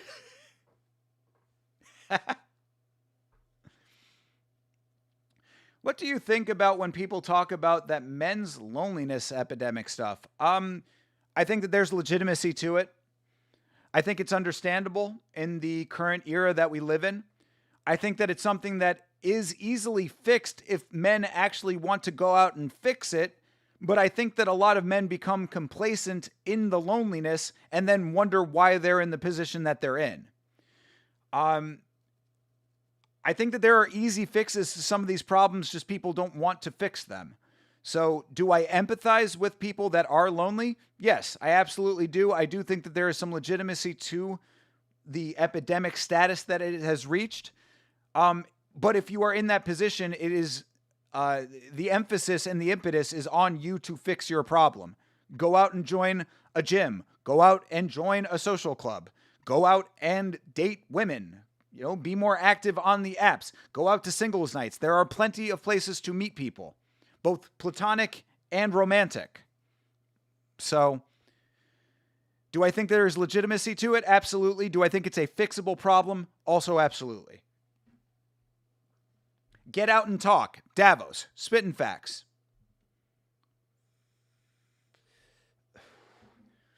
Or find a life within the framework that you are comfortable with that works for you. Some people would think that my life is lonely. I don't have a girlfriend. I am on stream often. I'm not interacting with people outside of my work very often. I am never lonely. I find all of the fulfillment that I need either on stream or with the friends that I do have. And trust, I do have a decent friend circle. So, it depends on what you want out of life. I would say that the first step to solving the loneliness epidemic is for each individual person to look inward. Find the things, identify the things in your life that you want to change, and make measurable steps towards changing them. For me, aside from wanting a little bit more money, my life is damn near perfect. I love my life. Like, really, I'm again, all I need is a little bit more cash, and I will be very happy with exactly what I have. I wish that for everyone. Find a life that makes you happy and fulfilling. Guys complain about a loneliness epidemic, but don't talk to anyone at work or school and don't leave the house. This is what I'm talking about. These are fixable problems. Just get a fucking hobby or talk to someone in public more than is necessary. Yeah. This is what I'm talking about. Dude, join a gym. The gym is the easiest place to talk to people. Literally, you can talk to anybody at the gym. Men and women. Again, you don't even have, talk to women platonically. A, it's good practice for talking to women romantically. And B, it's a good way to meet other people.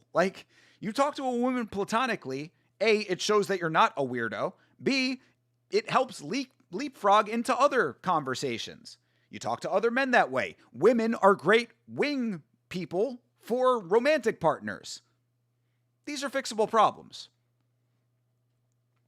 I was listening to a psychiatrist talk about incels, and he was saying that guys become incels because life is hard, especially currently.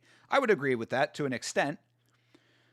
Men are expected to have a stable income when it's hard to find a job nowadays. Also, men are expected to have a home, but houses are expensive. Yes, but these are all basic adult needs. This is not specific to men.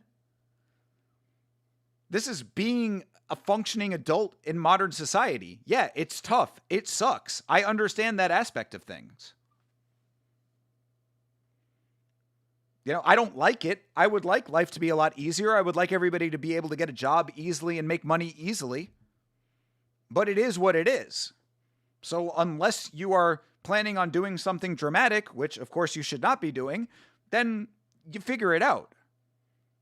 Becoming friends with people is part of that equation. Not talking to people at your job is that's just so crazy to me. I mean, that's the easiest place to meet people. And trust me, I am not exactly a social butterfly over here. I'm not overly social. I talk all day on stream. I talk for hours on stream. I am very quiet in my day-to-day life. I let people unfold themselves to me. That's how I know whether or not I want to be friends with them or like them at all. If you met me in person, I am very reserved. But that being said, I can still become friends with people as I get to know them. At a job, a place that you see them regularly, that should just be a normal standard operating procedure.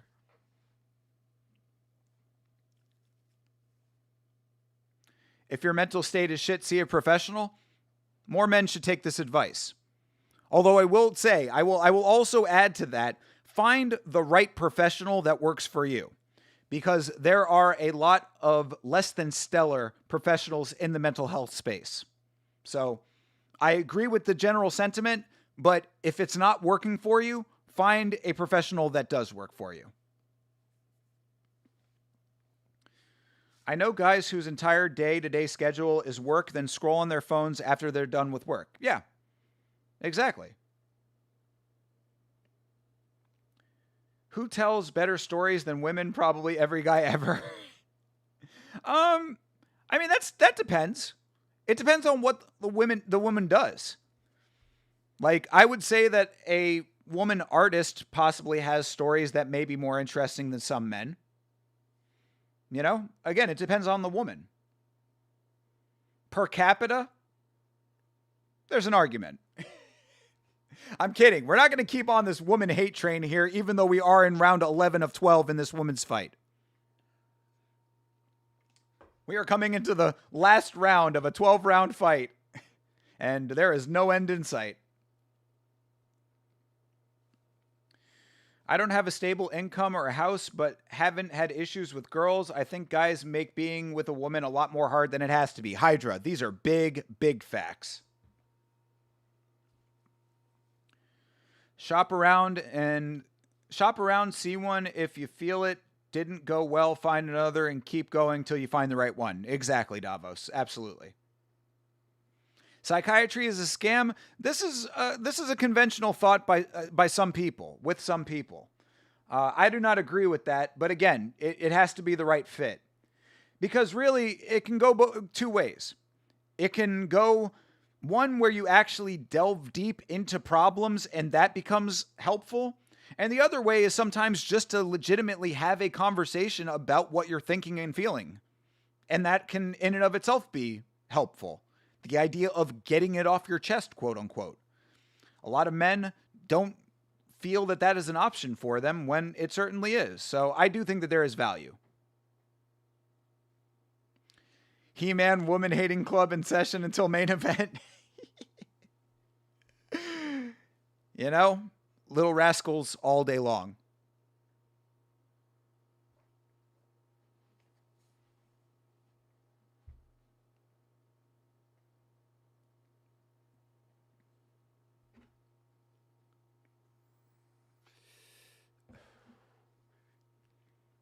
All right, last round is underway here of this riveting affair. Good Lord, look at those unofficial scorecards. That unofficial scorecard. Terrible for Baudouin.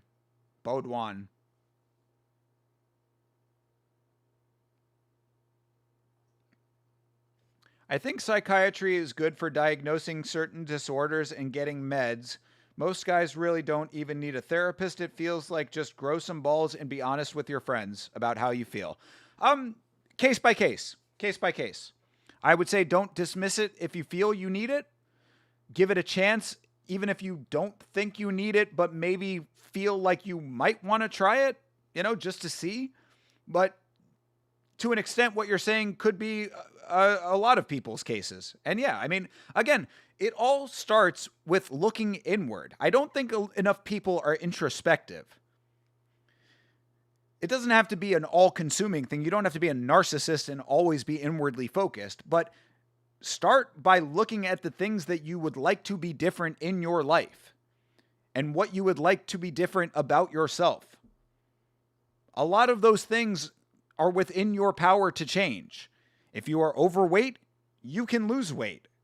You have to be committed to it, but it is possible. If you are feeling mentally in a bad place, this is also a fixable problem, but it takes introspection.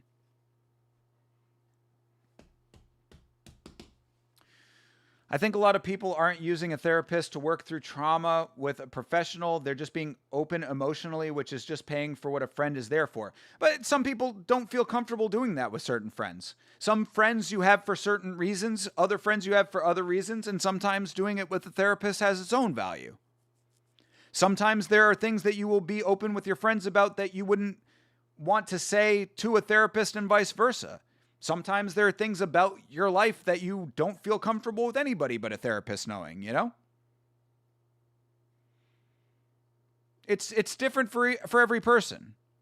Not all things need to be known by all people. There is something to be said for a level of privacy in your life if you so choose it. So just, again, it all starts with knowing yourself. Know thine self. To thine own self be true, and know thyself. All right, well, that was certainly something. What a title fight.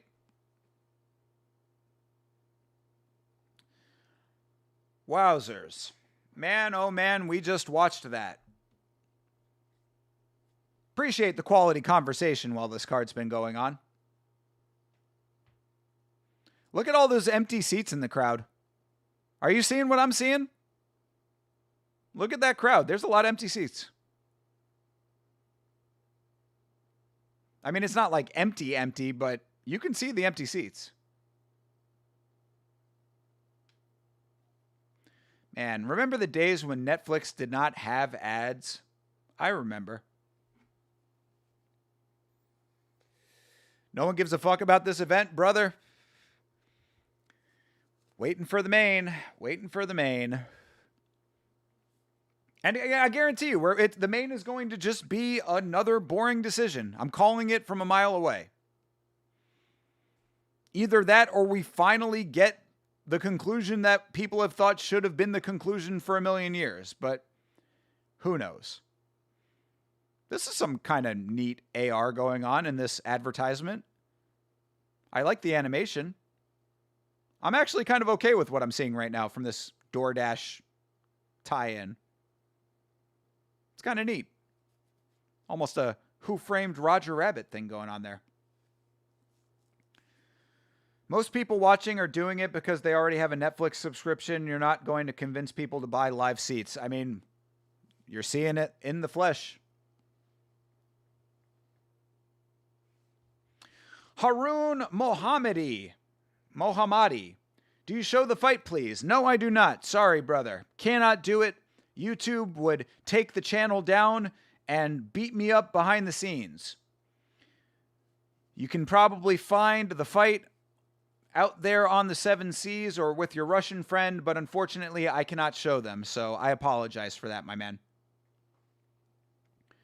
Vin Diesel should be there any minute. Maybe he's going to take the people out of the $1 million seats and take the seats over. He's going to tap that lady on the shoulder and be like, hey, beat it, toots. All right, let's see the champion get her belt, and then I'm going to take my last bathroom break of this thing, and we'll wait an hour, and then the main event will start. Hey, Haroon, sorry about that, brother. Appreciate you being polite about it, but I can't do what I can't do, so. Thanks for being here, though. Thanks for checking in. All right. Baumgartner retains her belt.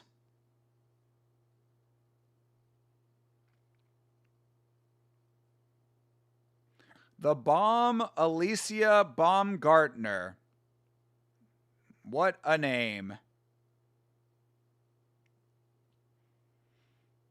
Oh yeah, I forgot to add that. If you join the Discord, someone might be able to help you. Obviously, John Dong is willing to do that. So join the Discord. You're a big fan of the light-skinned ring girl? Brother, I'm a fan of all of the ring girls. Dark-skinned ring girl is packing much up front. Thank you, Hydra. Appreciate it. All right. I am going to take the last bathroom break of the stream after that riveting fight. Let Ariel Helwani do his interview, and then we're going to sit around for about 20 minutes, and then maybe we'll get a fight, possibly something worth value, some way, shape, or form. Maybe, probably not. Who knows? Who cares? Netflix and YouTube would put Yama feet first into the dip? Probably. Yes, that is very true. I was even nervous about showing Netflix even without audio, just the HUD, just the user interface. I was like, I don't even know if I should be doing that. All right, BRB.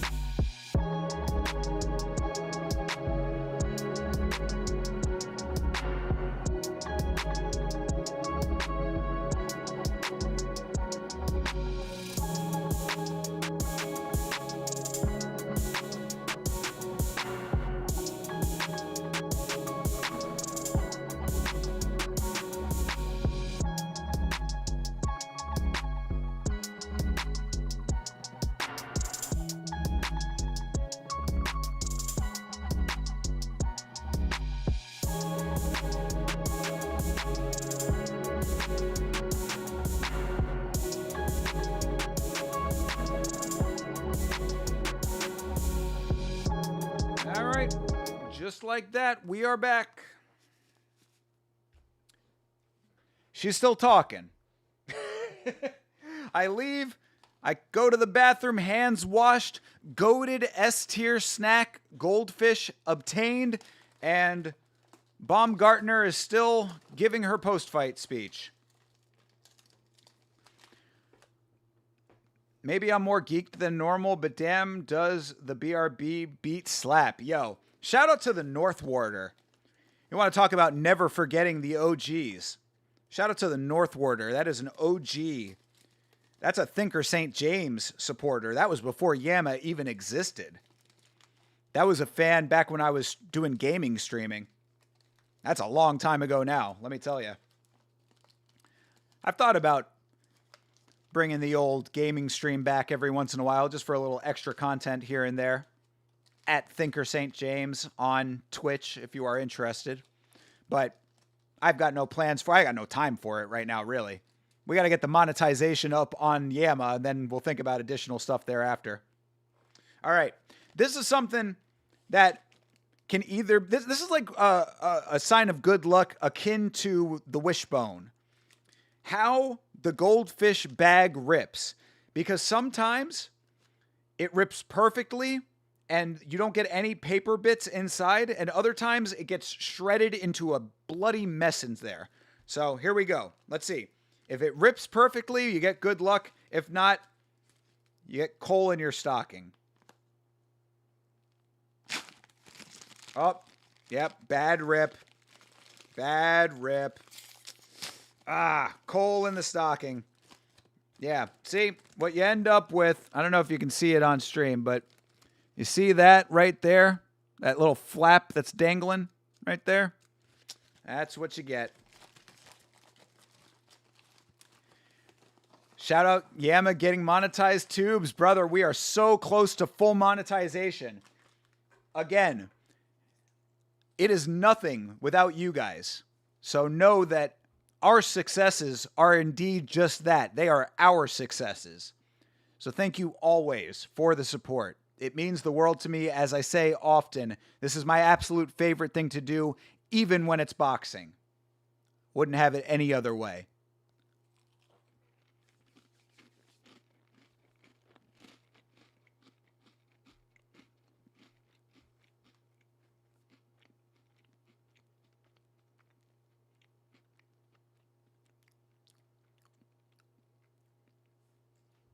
Bro,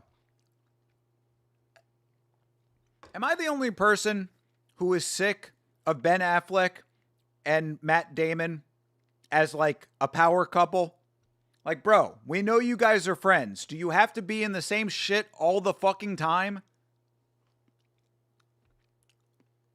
It's like, oh, they went their separate ways for a while, but they're coming back again. It's like, yeah, they never really went their separate ways. They just did other shit, and now they're doing more shit together again.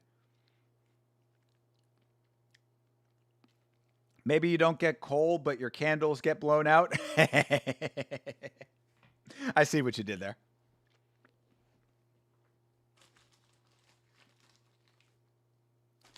You don't spin a menorah. You spin a dreidel.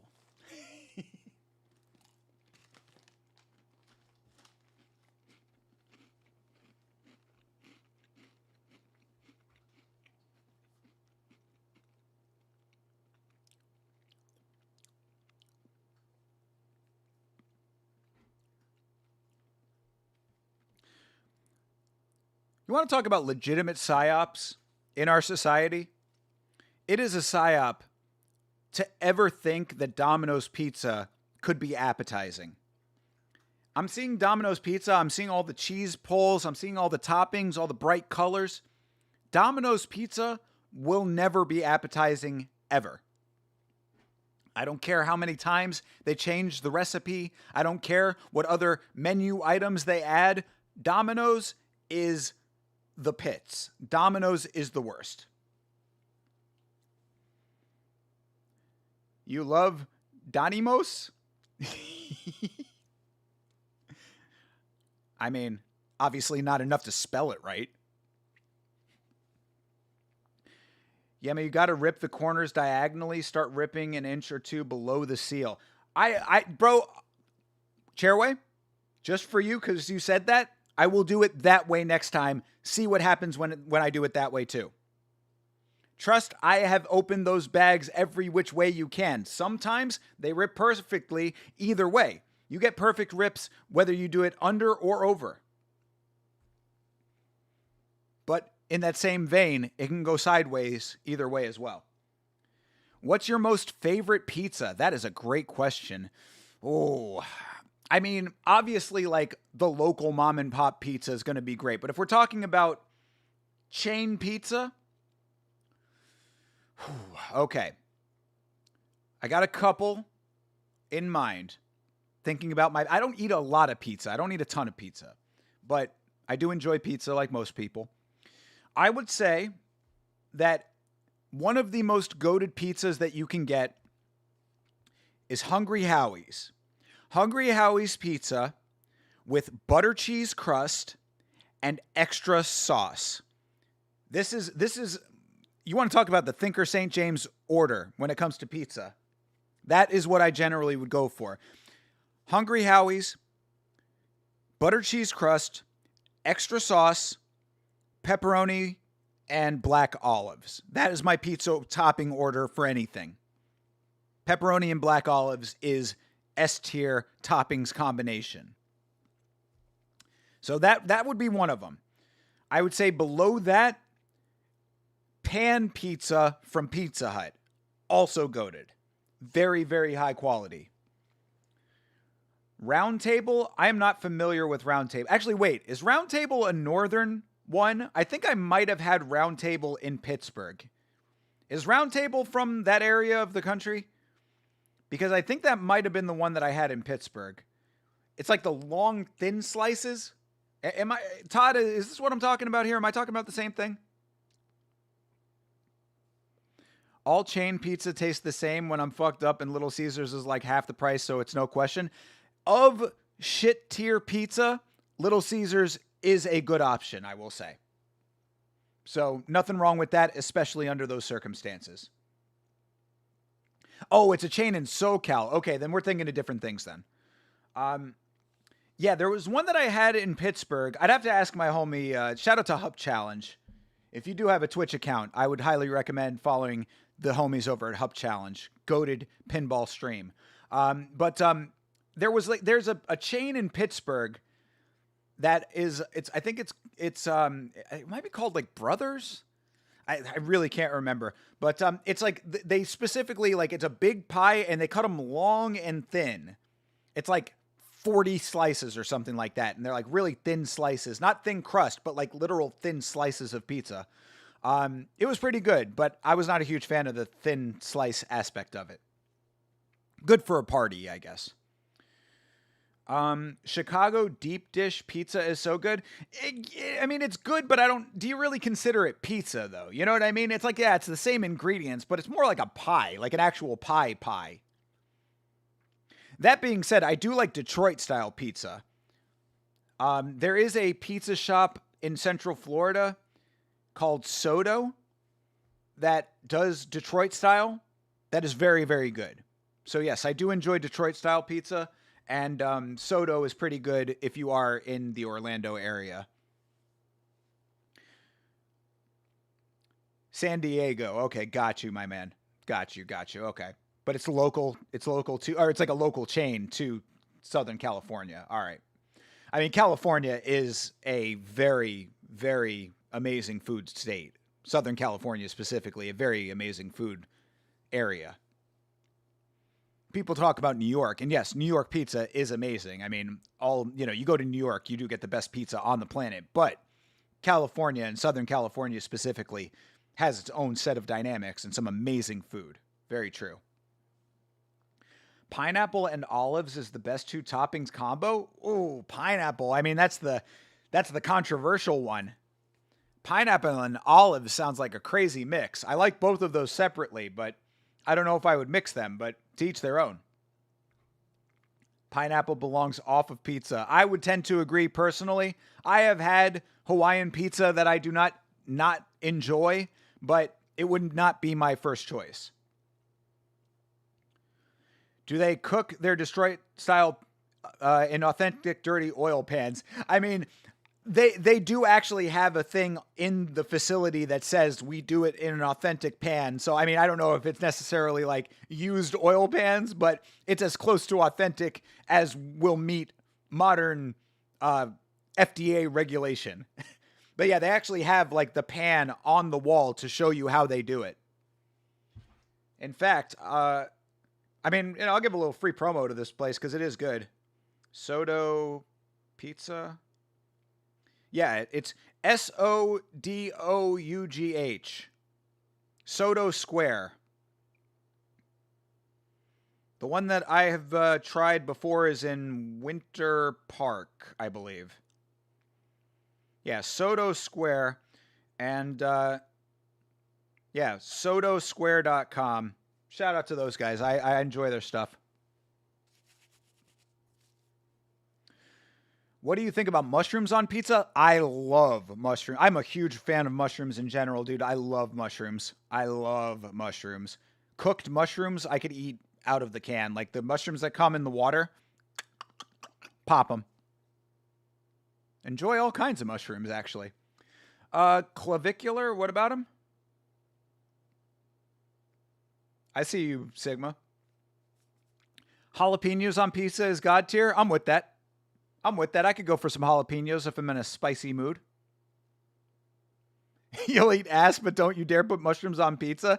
Mushrooms and mushrooms and olives in general are very divisive. I would say people either love them or hate them. I think I have heard that about mushrooms before, and olives are definitely that one.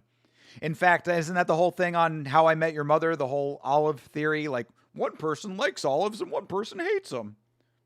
I don't know. I've heard that before. I never watched the show. You can never go wrong with some chilies on pizza. Chilies is an interesting one. I don't know if I've ever had legitimate, like, full-on chilies. I mean, unless you're counting jalapenos, but, like, actual, like, red chilies. I don't know if I've ever had that before. I like the idea, though. I'm okay with it. I like pineapple on pizza. I don't care how the fuck... but I don't know how the fuck... or how to fucking eat mushrooms on pizza. I mean, you eat mushrooms on pizza and just love and enjoy them. What are the commentators yapping about? Brother, I tuned out of this card about half an hour ago. They're talking about whatever. We're talking about pizza right now. It's much more interesting to me. And I'm someone who understands why people don't like pineapple on pizza, but mushrooms on pizza should be the real debate because mushrooms taste so weird. I don't get this. I do not understand the hate of mushrooms personally, but they're, like I said, they're very divisive apparently. I had a slice of Detroit and a slice of New York today. You had a slice of each? Brother, going heavy on the pizza. Living life out there. I appreciate it, my man. Good for you, Todd. Slice of Detroit and a slice of New York. That sounds like a great day. Don't knock it until you tried it. I would try it. I mean, I'm always down to try something pizza related. I would even try anchovies at least one time. I've made pizza from a giant mushroom. Honestly, sounds pretty good to me. There's a place, I don't know if it's national or international, but here in Florida, we have a chain called the Mellow Mushroom that is a pizza shop. And it used to be really good, but it's gone downhill, I would say. Thanks, Grandpa. You used to work on a mushroom farm? How many of those were magical? Be honest.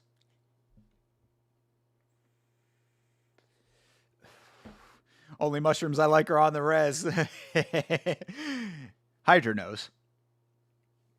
Mushrooms taste like bitter dirt to me. I mean, that's raw mushrooms, though. We're talking about cooked mushrooms. Or maybe you guys just have not had good mushrooms before. Here is the tip with mushrooms. This is what you're not going to get from other MMA streams. The key to good mushrooms is to soak them in a flavor that you like already. So if you are a fan of salty or sweet or whatever, you cook your cook your mushrooms in a fatty substance, because mushrooms are basically just like little sponges. So you cook them in a butter or an oil, and within that you put whatever else you want the mushroom to absorb. I personally really like a mushroom that is absorbed with vinegar, balsamic vinegar. Oh, mouth is watering just thinking about it. Balsamic vinegar and mushrooms is such an amazing flavor profile to me. Try that out before you think that you hate mushrooms. Other than that, if you still do, then more power to you. You also have a super baby palate, don't like carrots, broccoli, cauliflower, or any of those veggies? Bro, come on, Hydra. Part of becoming a man is realizing the necessity of enjoying vegetables. Broccoli is possibly the most goated vegetable of all time. Broccoli is beyond delicious. Again, I think a lot of people have just not had vegetables prepared in a way that is palatable to them. I hate basically all vegetables unless they go on a sub. Brother, you must break this. You must break the cycle. Oh, hey, Logan Paul. That's Jake's brother.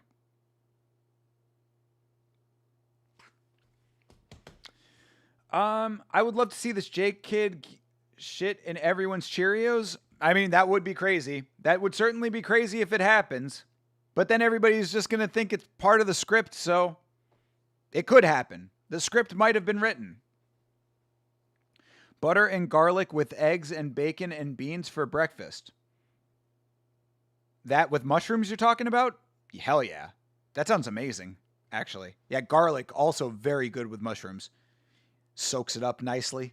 You get all that garlic flavor without actually having to eat the garlic itself. Yeah, good stuff. Ricky Allen? Where is Rick Allen?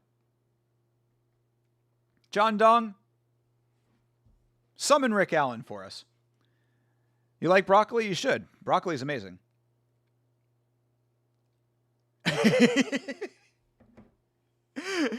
Yeah, I could feel my brain leaking down through my spinal column. Who is this Chael Sonnen wannabe? You talking about Logan? Everybody's a Chael Sonnen wannabe when they're cutting a promo. Uncle Chael's still the best to ever do it. Oh, the commentator? Nah, dude, hey. This is Morrow, dude. This dude's been around forever. Oh, you're talking about the announcer, maybe? Talking about Mauro Ranallo? This dude's been around forever, bro. He is an OG of the commentary game. He gets the respect.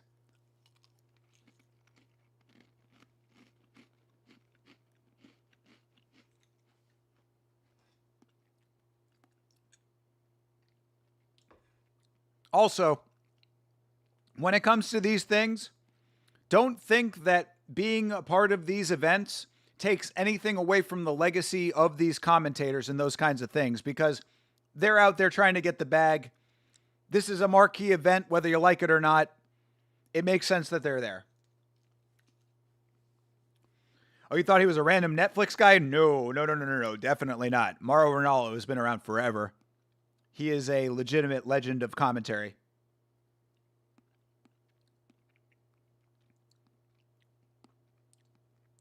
Jake might die. We should have a moment of silence. We will see.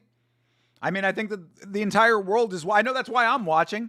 If you really want to break it down, aside from hanging out with you guys and living it up in the chat as we always do, I am watching this card to see if we finally see Jake Paul get knocked the fuck out.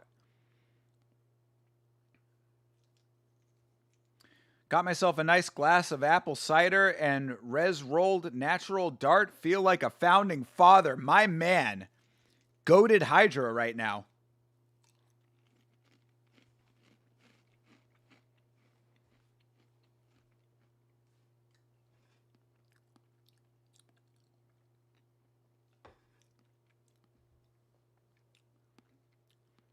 Apple cider is a top tier drink. The guns of West Lynn, Oregon. Brother, the mean streets. Housekeeping staff only coming in once a week. Good Lord. The conditions that man had to overcome. You hope we do get a knockout? So do I. Him with bad luck in the Pride days. Or him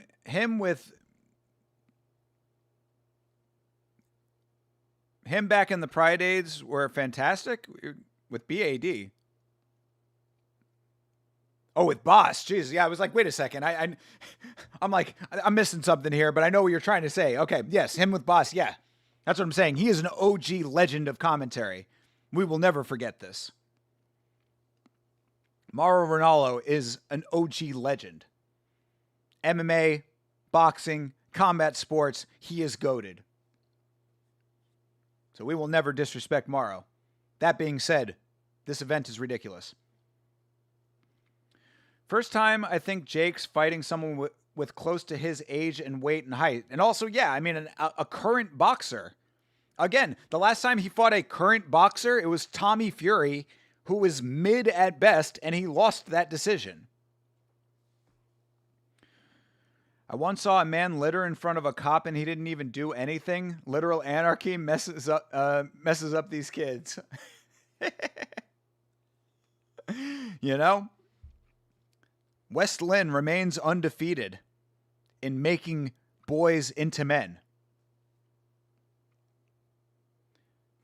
Oh, yeah, you're good, brother. You're good.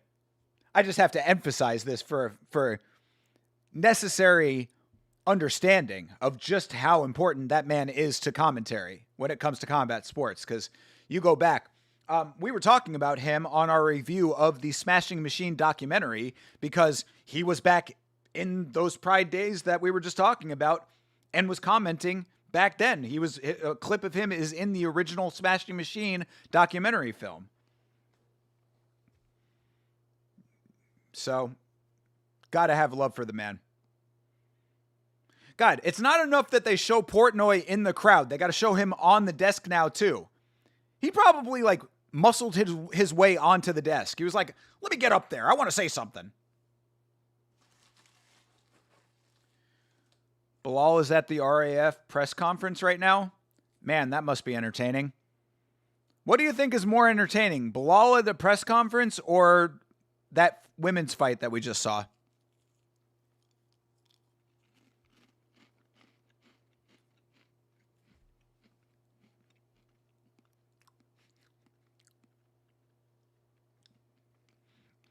Yeah, Jake walking down and sticking his tongue out at a man in his 60s coming out of multiple surgeries like it's a highlight.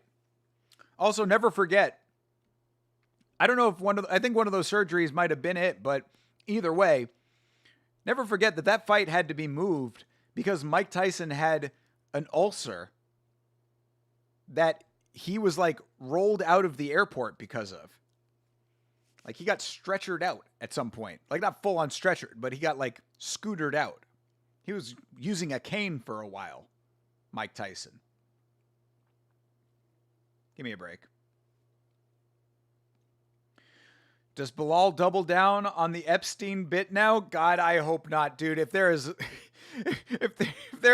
a power above, Bilal does not do that. Good Lord.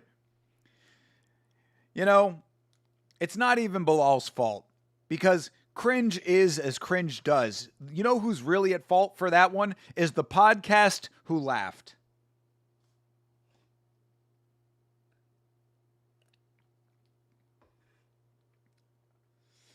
Jake should be shunned for even attempting to fight Mike. I mean, Mike wanted the bag too. It takes two to tango. And by God, they both got it.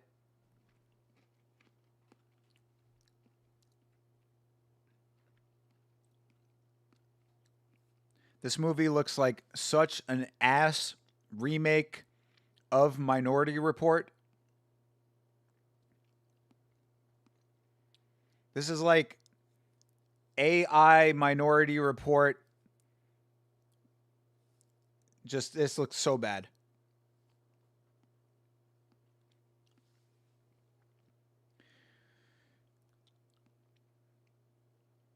Yeah, I mean, the whole Jake Paul experiment has been played out for a while now. That's why I think that, like, finally he's like, there's no question about Joshua's credentials, his age, his weight, his skills. Like, this is an actual boxing match unless the fix is in. So, all things being equal, this should be a cakewalk for Anthony Joshua. You should have more respect as a young man, let alone a serious boxer, than to pick a fight with a man in his 60s. Brother, it's entertainment. It's getting the bag. It's a payday. There's no respect. There's no respect level in this sport. Come on. This is an extension of influencer boxing that Jake has found a foothold in based on his perception from his content creation phase and days that he parlayed into a new career. Shaggy! Well, that's nice. Good to see Shaggy still kicking. Hey, Timbaland. Fantastic producer, even though he's a plagiarist. Rick Ross, Florida legend.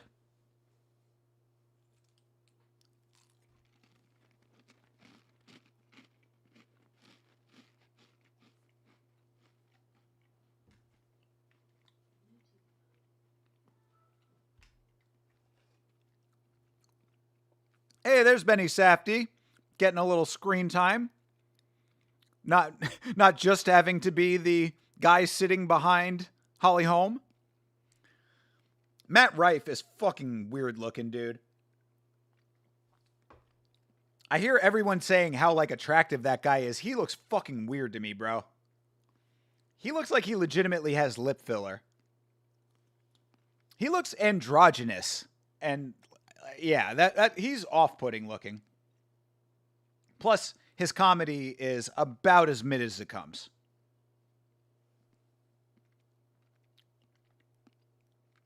Just as a man, you should have learned. Just as a man, you should have that learned, boxing or not. But again, that's not it. It's get the bag over everything. MOE, brother. Money over everything. MOE. You ain't part of the program? Come on, brother. Jeezy speaks of this. I know you youngsters may not be aware of goated Jeezy the Snowman. Never let Rick Ross forget that Molly all in her champagne. I don't think that it is possible for that. He's the 2 Live crew. 2 for me, 2 for you. Matt Rife looks like Dober. She didn't even know it. Let's go. Should have take a shot every time we see Bert take his shirt off? Bro, you ain't lying. Unnecessary Bert chest. You've heard of a bird chest? That's the Bert chest. Who is this little Sky Bishop? Hello. Looks like a Cupid doll. Good Lord.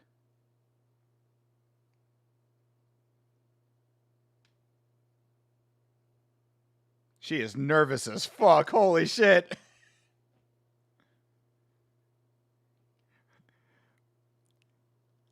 Bro, her voice is shaking. Oh my God. Who is Sky Bishop? Is she like a singer, or is she like somebody who doesn't normally sing but is singing right now? UK mentioned, brother, UK is about to be in the house in a major way. UK is walking out in mere minutes. Sky Bishop. Who is Sky Bishop? She is a young London-based pop singer and songwriter. She is known for her song Sneaks and Geeks, which she made as an 11-year-old. Good Lord, how old is this girl? Is she legal? Please tell me that she's legal. Dear God, tell me that she's legal.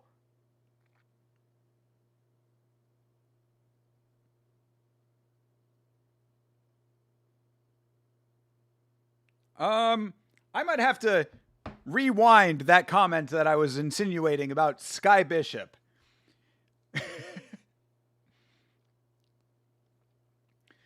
Why is she wearing Byzantine scale armor? Let's go.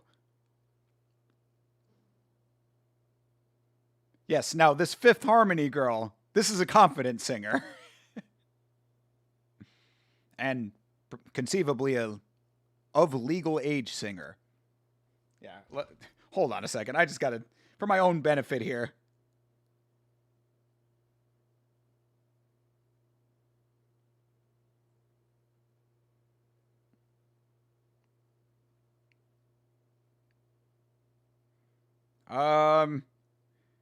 They're saying that she might be 18 now. Okay, we're gonna take all things that were said about Sky Bishop and reel them right back in. That is a lovely young child who is still blossoming into adulthood, and that's where we're gonna leave that one.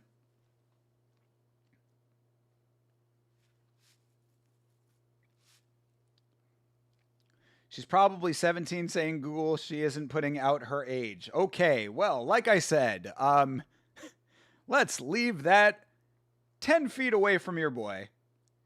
Clip sent to the FBI. I know, I'm sorry, FBI. I never went too far. Your boy knows how to keep it under control. That's a fine young lady who is just becoming the woman that she will be in the future. These pirate streams have people talking crazy. I'm sure that they do. I'm only in love with the armor she's wearing. Exactly. That's what I was really commenting on. That crazy outfit. And the lack of confidence in her singing because, anything else aside, she was nervous as fuck. I guess it makes sense. She's 18 years old singing in front of a fucking stadium. Sigma, I have no idea what that means. You misspoke. You thought she was 30? Same, brother, same. I mean, I'm a big fan of the singer Poppy, or I was at least back in the day when she used to make pop music. I'm not a huge fan of her more heavy stuff, but, she doesn't disclose her age. I just assume everybody's legal. That's a really bad assumption to make. Never assume. That's really one place that you really never, ever should assume. That was a joke, by the way. Yeah, Hydra, I was kidding. I knew exactly what it meant. I would prefer not to bring that kind of negativity into the chat. I also am familiar with why they use that terminology, and all cultures are valid, but some things within those cultures might want to adjust. I don't think anybody would be remiss in saying that it's probably not a great thing to just be shitting in random places in public. If it ain't okay in San Francisco, it ain't okay anywhere.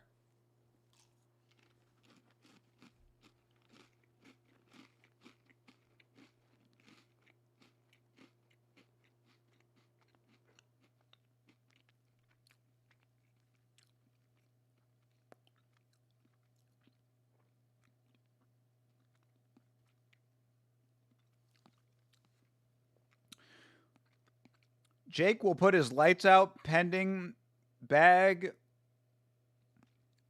Jake will put his lights out pending bag is coming to me and E-Money. Brother, if it happens, then you got an advanced copy of the script and more power to you. I could not care less about what happens in this fight, really. Because I really think that either way, okay. All I will say is that I will be very disappointed if we get a decision out of this fight. If it finishes either way, I will be a happy camper.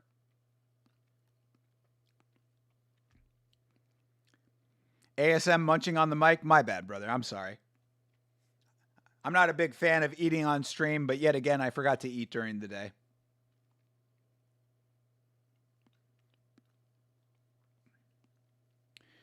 It is crazy. Burma had an outdoor defecation rate of 90%, and now it's less than 1 in 10 years. But India, yeah, I mean, how did they go about making that the case? How did they change that?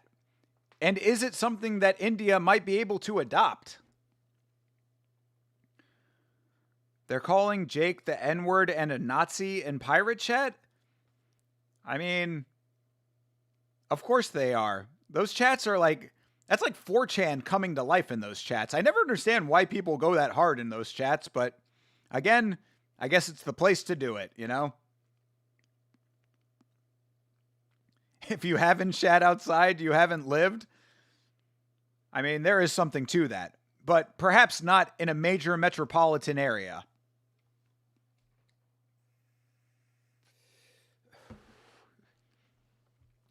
I'm just saying we could have watched DDP versus Hamzat again during that 12-round women's fight. Oh, good Lord. Would have rather. I don't know. That might be the barometer right there, though. Like, how even were the two of those? Funny how the people in those chats walk by you every day. Yo, Sigma, you ain't lying. These are your neighbors. They walk among us, as a rapper named Thinker St. James once said. They invested money in plumbing infrastructure and education about the diseases it causes. India did that too, just didn't work, I guess. Well, that's unfortunate. Good Lord. Come on, bro. Like, this is basic stuff. You still love that fight? Count the crucifixes? I mean, there you go. Value is found. I mean, if it's that or point fighting, what do you take? In the words of the mighty French yell, what do you prefer?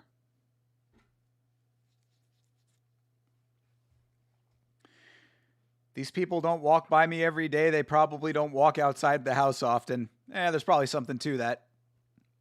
Scary to think, though, that 4chan walks among us. You know what I mean?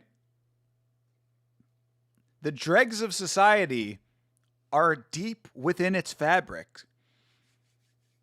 There's a lesson there.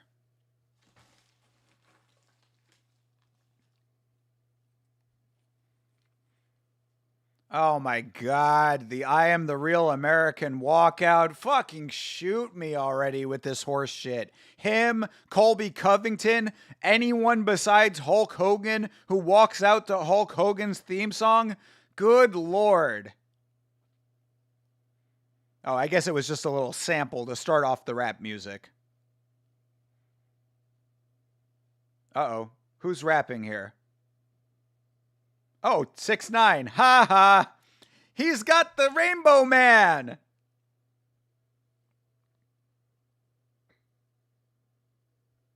(6ix9ine).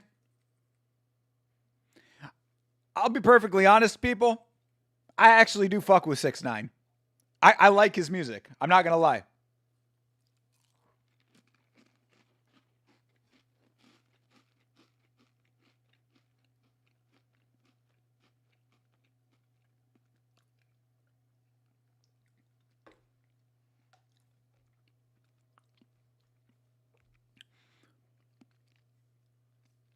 These people turn into a cryptid when they get their hands on pirated streams. Yo, Sigma, you ain't lying.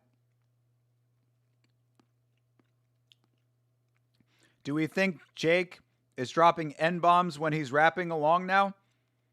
A, yes, and B, maybe that's where that word comes from when he's being called that in the pirated chats.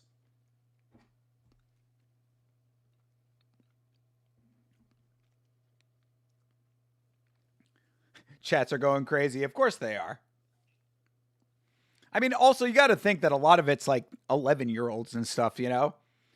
The mere act of saying naughty words is like exciting to them. All right. No more goldfish. No more Red Bull. From here on out, it's vape and paying attention to boxing. I can do this. We can do this together, chat.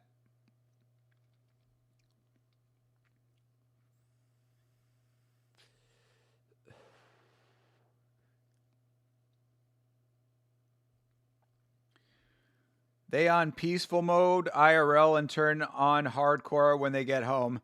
Yeah, that's what I'm saying. Again, it's children. You know, it's just, man, you know those words I'm not allowed to say when my parents are around? I can say them in this chat. And from now on, it's vaped and locked in. You sound like my college friends.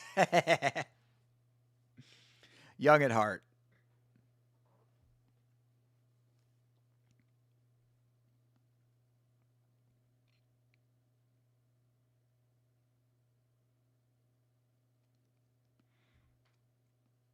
I mean, this is what we're here for, I suppose. I don't know that Anthony Joshua had a tattoo of Africa on his arm.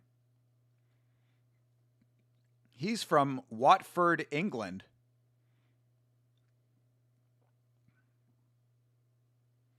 Oh, and I guess whatever country of origin he's from is outlined in that tattoo. That's kind of neat. He said Watford. Watford is not London. Pre, is Watford London? Enlighten us.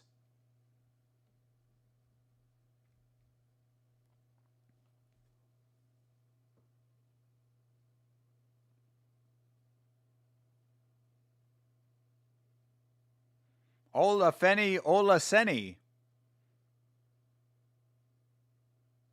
Oh, it is London? All right, my bad. Northwest of London? So it just gets a pass? That sounds like northwest of London to me. But all right, you said yes, I'll take your word for it. Our resident British correspondent right now. Shout out to England. Great nation. Great combat sports fans in England. Really the MVPs of being combat sports fans, because y'all are the ones that stay up till the ass crack of dawn to be watching UFC. So England is my city. Hell yeah, dude. Team 10. If it wasn't for LA, then the States would be shitty. Taking a shit in the kitchen doesn't make it food. I mean, Chairway kind of speaking facts, but I got to defer to the Englishman. Chairway, did you ever say where you're from? I got to keep a geographic understanding of my demographics here.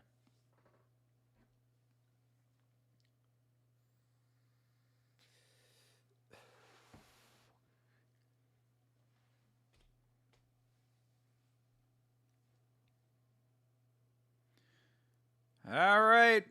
Jake Paul is about to fight Anthony Joshua. We are living in this timeline, people. Jake Paul getting booed. Thought everybody was in the crowd to see him.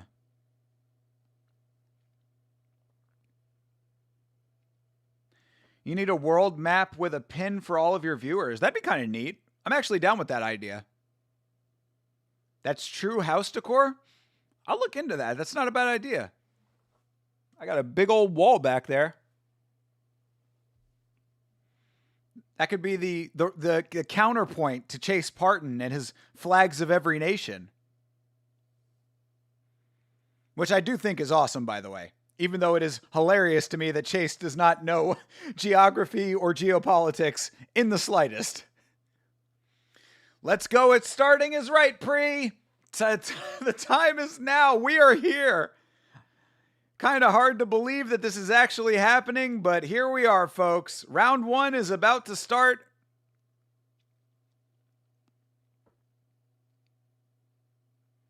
All right, the fight is underway. Republic of Dave. Got you, bro. Fair enough. Bro, Joshua is so much bigger than Jake. even with the difference of the angle, when Jake circles out, you can see how much bigger Joshua is. Good Lord. He's like 40 pounds bigger too, based on the weigh-ins. Jake is way on the outside. He don't want none of this. Pre-midnight main event? Facts. That is very nice. I do appreciate that. I mean, main card was only 4 fucking fights. We've been on for 4 hours. A little ridiculous, but that's boxing for you. This is boxing for you. Look at this. Midnight's for some. I understand, my guy. Again, y'all are the real MVPs. Jake is on his bike, bro. He is moving. He's going to gas himself out like this. It's only an 8-round fight, but... Oh, there you go. Right hand. Partially lands for Jake. You're used to it being a UFC fan. I do love the 4 a.m. UFC fights. No sarcasm. They hit different. I mean, I'm personally also down with that.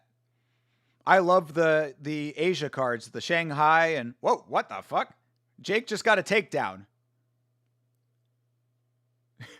Jake just went for the takedown. He went for the double leg. What the fuck is this?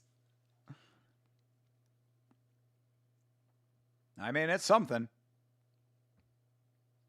I mean, Joshua's not fazed by any of this dumb shit. Yeah. Oh, you're a wrestler now. All right. Clinch up. Break up. Why is Jake going for the single leg? Because he's doing anything and everything to not get punched square in the face by Anthony Joshua right now. It's kind of crazy that he's keeping his guard low, too. I mean, Joshua has been very conservative with his movement so far. There you go. Right hand lands to the chest. This is not unexpected for Joshua. He is a tactician more than a volume striker. So him setting up the shots is not unexpected.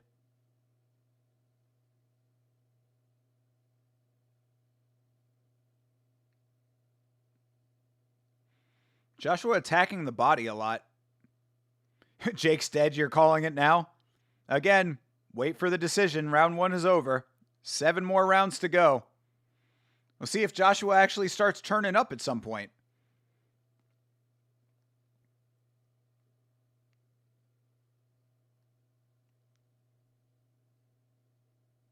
Oh, don't play many men.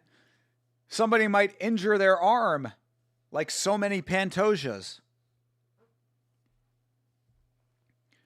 Looks like when people jump bull fences watching this, yo. I just wanted to pet it.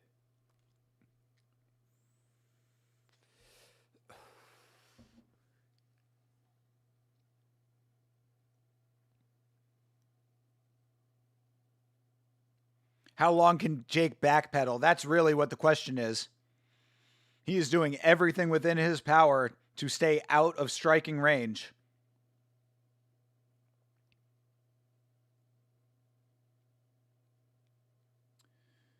All right.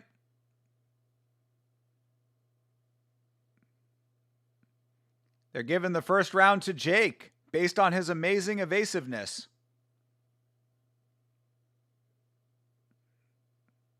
All right. Body shot for Jake lands. I mean, I think what they're saying is that the round was a moral victory for Jake Paul. Don't enter unless you can cross this field in 9 seconds because the bull does 10 is the scariest sign I've ever seen. Yeah, word, I understand.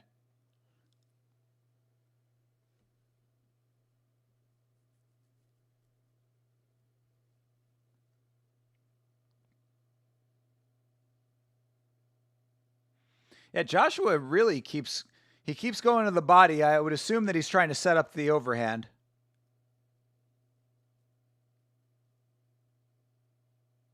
Backing him down now, finally. Paul clinching up. Clinches like a veteran, says commentary.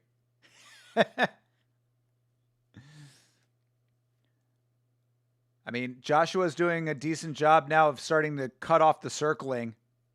Jake is having to course correct more frequently.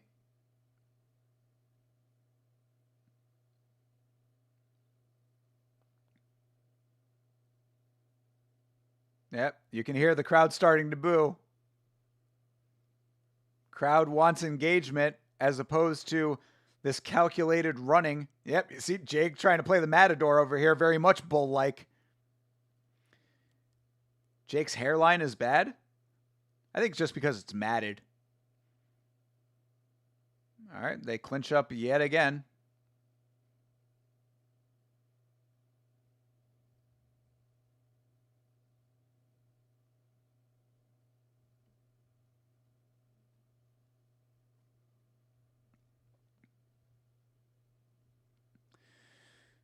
I mean, in these moments where Joshua has him backed up and somewhat cornered, it is very surprising to me that Joshua is not letting the right hand go. He's being very, very cautious, it would seem. Is the script written? We're finding out in real time.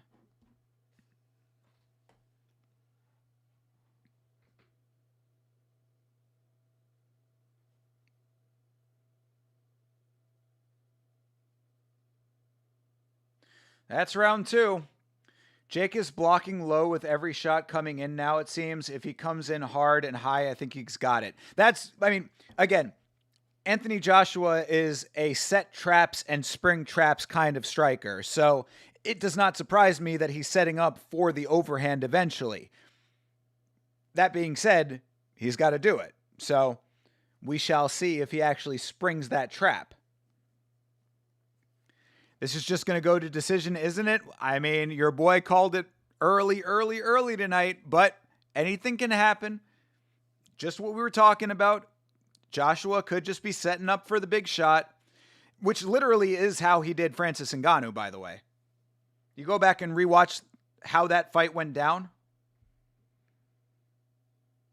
He literally set up the shot and had Francis going one direction, knocked him out clean with the shot when he finally sprung it. So he could be doing the exact same thing right here.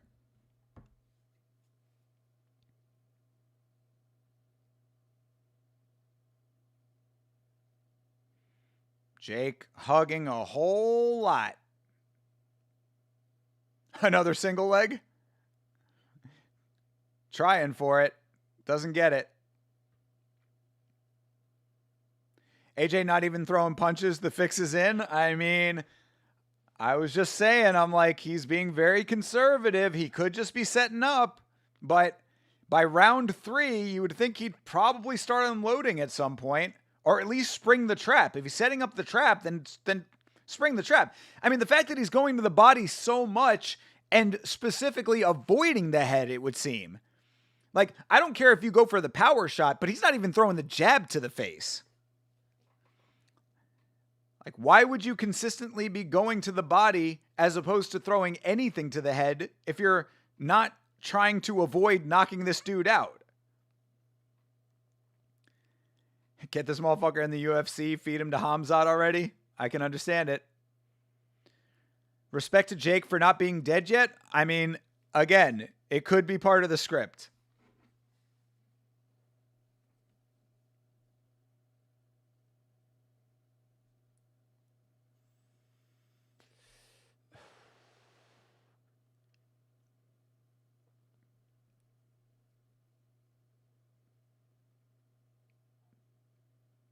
There you go. Good close range shots for Joshua, finally. Getting frustrated with the clinching already. It's like, yeah, I mean, land some shots if that's what he's going to do.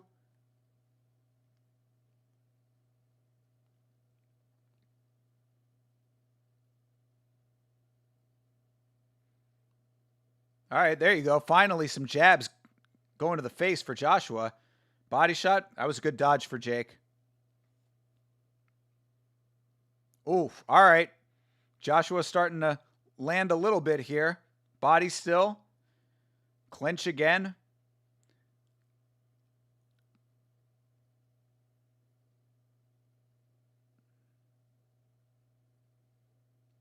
Jake Paul has practiced this. He's practiced running around the ring. He certainly has. He's practiced not getting punched by a very dangerous striker. I think a lot of us have practiced that in one way or another. Joshua looking at the ref like, what the fuck is this guy doing when Jake is hugging him? Jake's balding also. Yeah, you're the second person who's mentioned his hairline.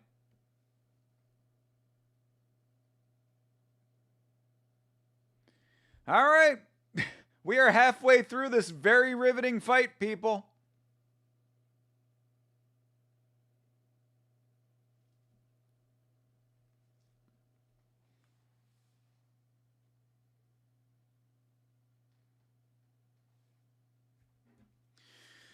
I mean, I wish I had more to say about this.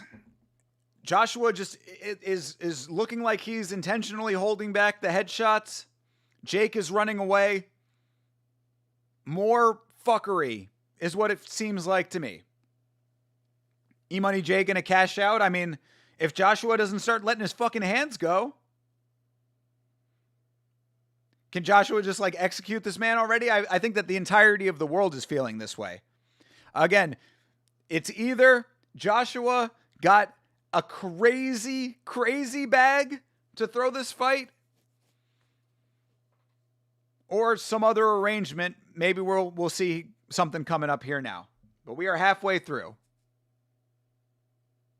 They're starting to be halfway through.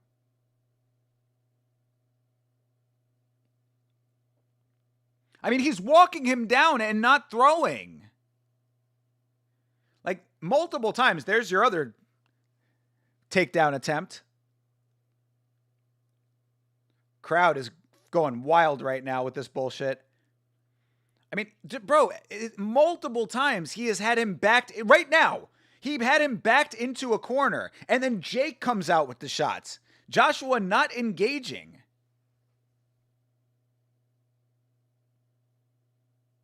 What is life in 2025? A fucking fix. That's what life is in 2025.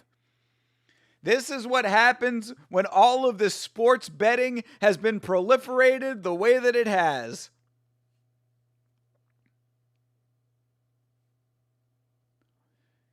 Why is he throwing takedowns? I mean, he's tripping over himself to get out of the way of nothing. You see this. Look, Joshua literally threw the jab while stepping backward. This is so bad, dude. How much did Joshua get? How much did he get? How much did AJ get to throw this fight? He's been going backwards on the Peloton? Brother. For real, for real. Truer words. Bro, right there. Finally, he actually throws one. Gave him enough time to duck it. Oh my God. Jake Paul flopping all over the place. This is fucking pathetic.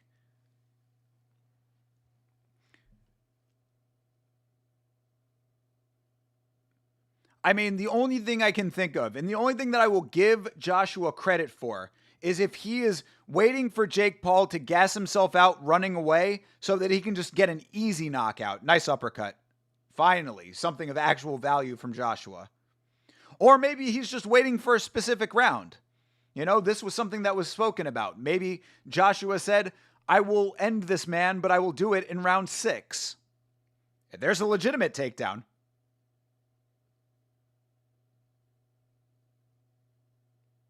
We getting a point deduction for all this bullshit? This is so fixed. I mean, brother, it's hard to think otherwise, really.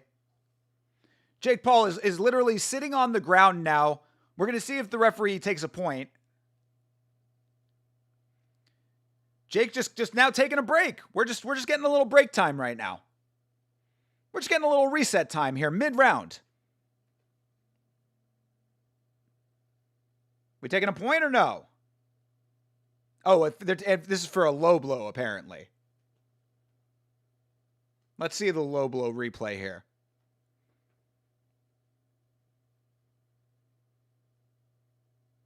Oh, I mean, yeah, what? Dude, this is such fucking dumb shit. Like, oh my God. Lucy with the football, people. We are Charlie Brown yet again. AJ is so good he can't even set up Jake Paul to win. I mean, these might be facts. How is that a low blow? He literally went for an ankle lock. Yeah, dude, this is pathetic. When is this referee going to take a point for this bullshit already?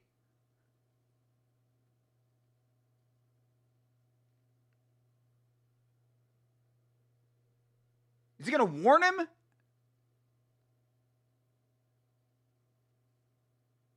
Oh, he's warning both of them. Oh, well, Anthony Joshua needs a warning too for this.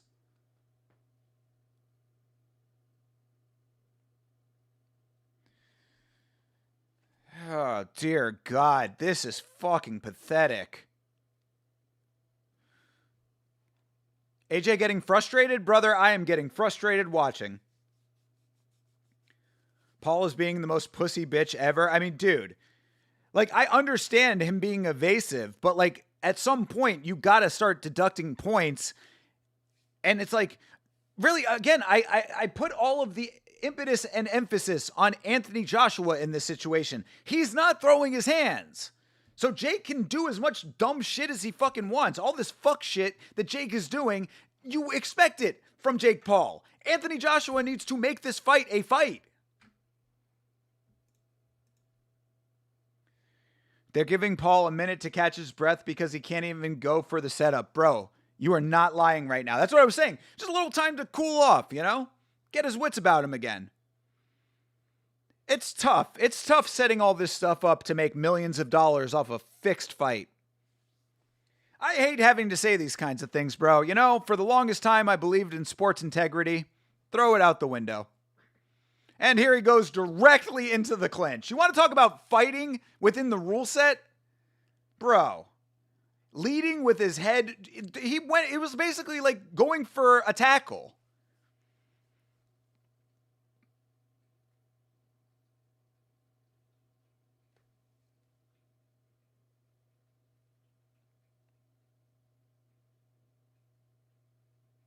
Oh, there you go. All right, finally an uppercut connects for Joshua.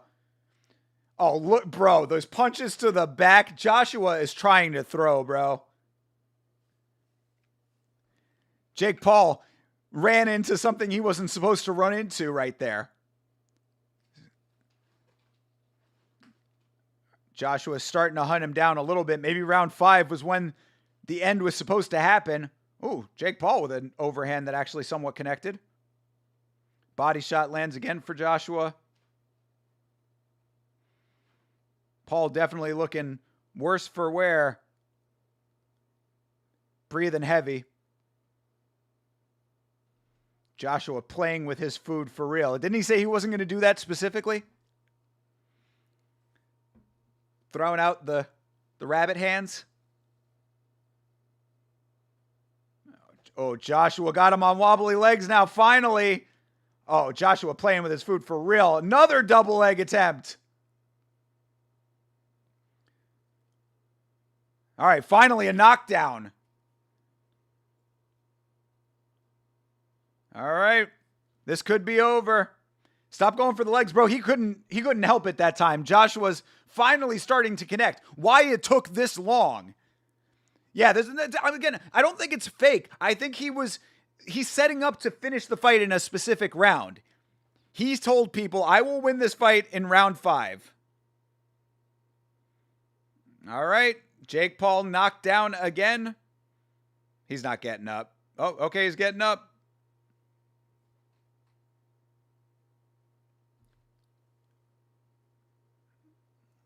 I mean, he's got Jake definitely hurt. I mean, Jake looking wobbly. Joshua, usually very accurate. Jake still somehow able to evade. Ooh, that was a nice connection for Jake.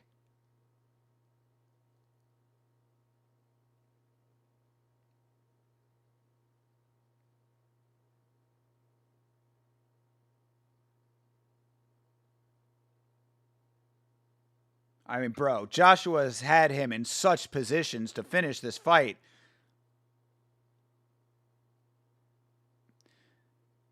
All right, another round complete. Finally, some actual action in this fight. Swear to God, Anthony Joshua did not do a fucking thing through 5 rounds.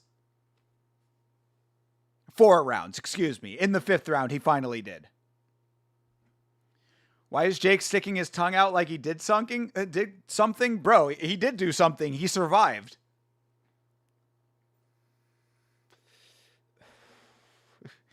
This is fake, says Sigma. Brother, I'm telling you, it is hard to believe that predetermination is not somewhere involved here.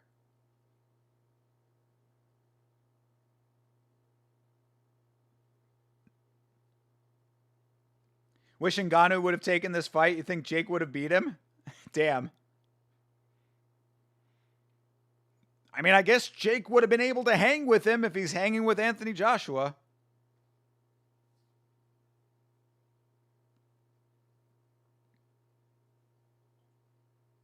I mean, he is in the fucking corner. Finish this fight.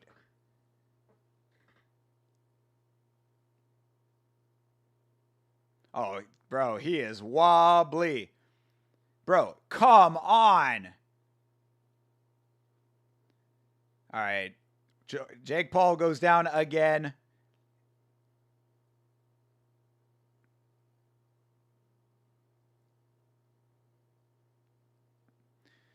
This referee giving Jake as much leeway as humanly possible.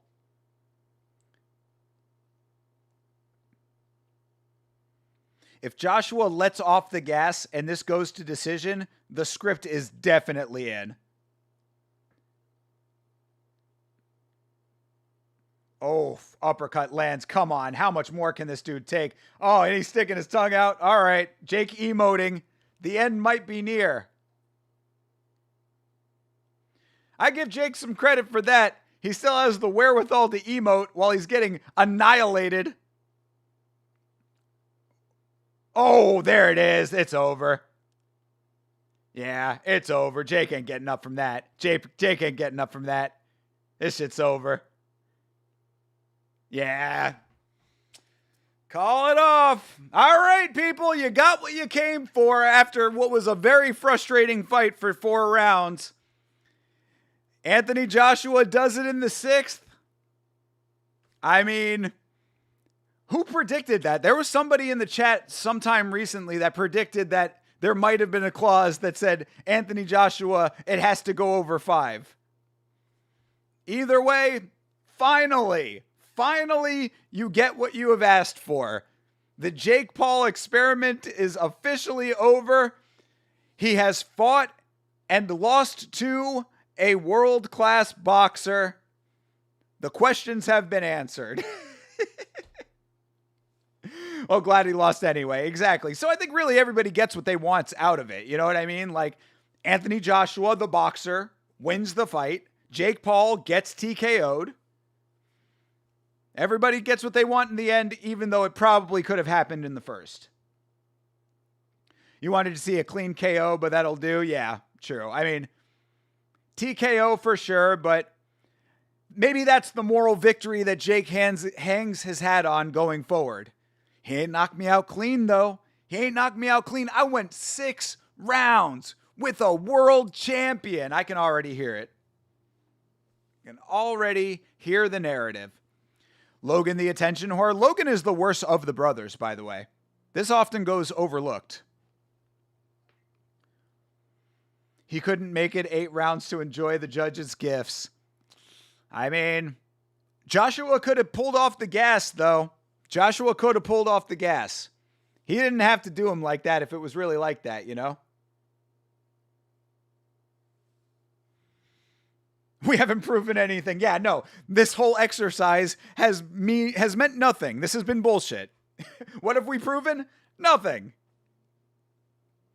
It was fake, says Sigma. Still? It was still fake?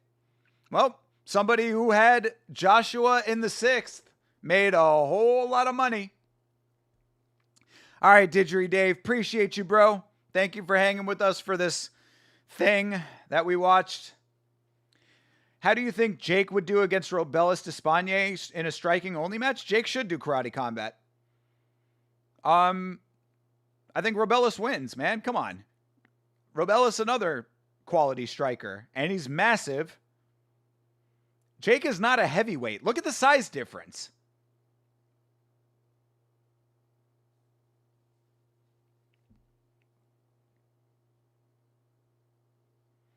All of the takedown attempts. Good Lord.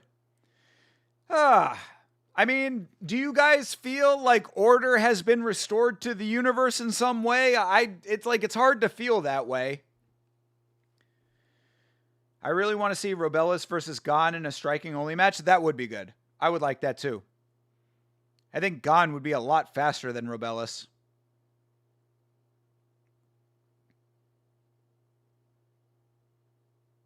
Proving why Yama doesn't usually stream boxing. Brother, that is 10,000% correct. I avoid boxing if I can. This one somewhat unavoidable, but still another opportunity for us to hang out together, have a good time chatting. Conversation was great, so I always have fun, even when it's tedious. Absolutely not. Still was everything I hate about boxing. A whole lot of BS before the card and during the fight. One guy wasn't even boxing and the other wouldn't punch. Well, there you have it. I mean, really said it pretty succinctly there. 4 fights in 4 hours. We love that, brother. This pace. The pace is probably the worst part of all of it, I would say. I would probably be a little bit more okay with boxing if it wasn't for the pace, but the pace is so bad. The pace is so bad. I mean, we've been on for 4.5 hours. This event was 4 hours long. We got 4 fights in the 4-hour span. This is so bad. Coughing Baby versus Hydrogen Bomb matchup. I mean, but at least it went to plan. That's the only thing I could say to all of this, is that at least if it was supposed to happen, so it did happen. So good. But it could have been different. Appreciate you being with us. Appreciate you checking in from England. Congratulations on your boys actually winning this thing. Thank you for representing over there on Twitch. Appreciate that as well. Hope you have a great rest of your evening, my man. Have a great rest of your incoming weekend as well. At least we have Tony time tomorrow. Is that the play? Is that the play? I really don't think Jake Paul lost well that bad. Well, see, that's what I'm saying. That's what I was saying earlier, is that like Jake Paul can like hang his hat on that, you know? W Yama, I guess we got another Yama stream tomorrow. Yes, we do. Yes, we do. We got to decide if it's going to be Misfits or if it's going to be, oh God, more boxing if it's Misfits. It's either going to be Misfits, it's going to be RAF, or possibly PFL. So I'll put a poll up in the Discord, and y'all can decide overnight, and we'll figure it out. But one way or another, we will be back tomorrow with another stream. So I will give Anthony Joshua his time on the microphone, and then we will wrap it up over here. So if you guys want to stick around for that, by all means, you are welcome to. If not, I completely 10,000% understand. Misfits, please. Hey, yeah, I mean, Misfits would probably be my choice. Like I said, I'm certainly interested in the whole Andrew Tate aspect of things. You and TJF want RAF? I mean, TJF just said otherwise. Hey, TJF, I appreciate you, bro. All right. Let's see what Anthony Joshua has to say. It wasn't the best performance? Yeah, you fucking think?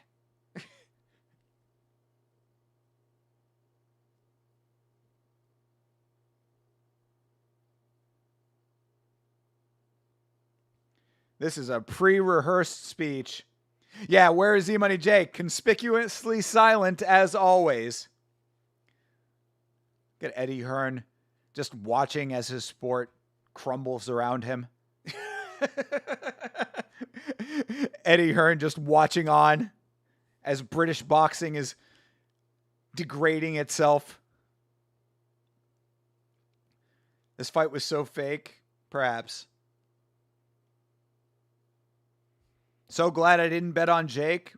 I mean, if the fix was in, the fix was in, you know? You were about to, but should have done 2.5. Yeah, 2.5. I mean, that would have been a really good one. Was that plus money? Was 2.5 plus money? You're going to be betting on Chase? I mean, I'm certainly interested. If Chase is actually the favorite, that's surprising to me. But I think that what was it, TJF or one of you guys said that it's actually Tate? Tate's got to be the favorite, bro.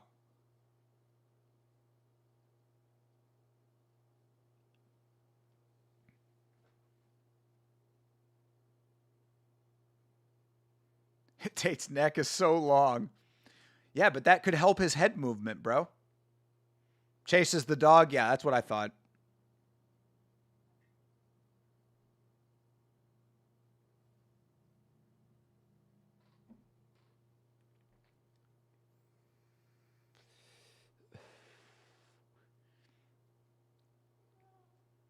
Fair enough. I mean, Anthony Joshua, not really speaking untrue. He took his time. He did what he needed to do. He's slow dancing with Ariel Helwani right now. Hands on shoulders in a very intimate bodily exchange. Rick Allen versus Jake Paul next. Book it. Let's go. I don't know who I'd root for.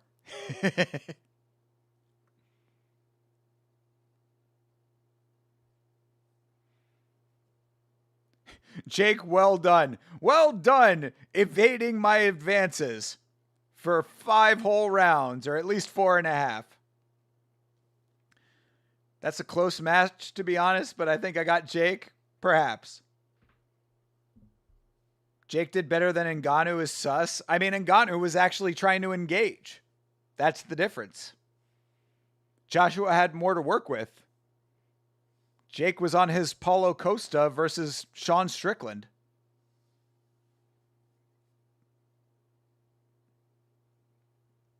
That's kind of crazy that Ngannou got slept. It is very wild, but not really if you think about it. Again, he was actually engaging. Jake couldn't survive dancing for 8 rounds to live and see the judges' Christmas present scorecards. This is facts. All right, let's hear what Jake has to say about it. He's feeling good, people. He still loves it. At the end of the day, millions of dollars richer.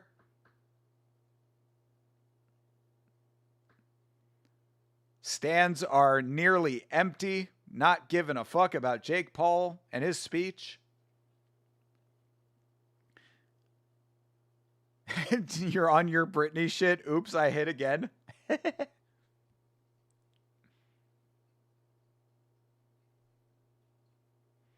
I mean, hey, look, I'll give Jake Paul a little bit of credit for that being his mindset, that he's already won in every aspect of life. You really cannot deny that in a broad sense.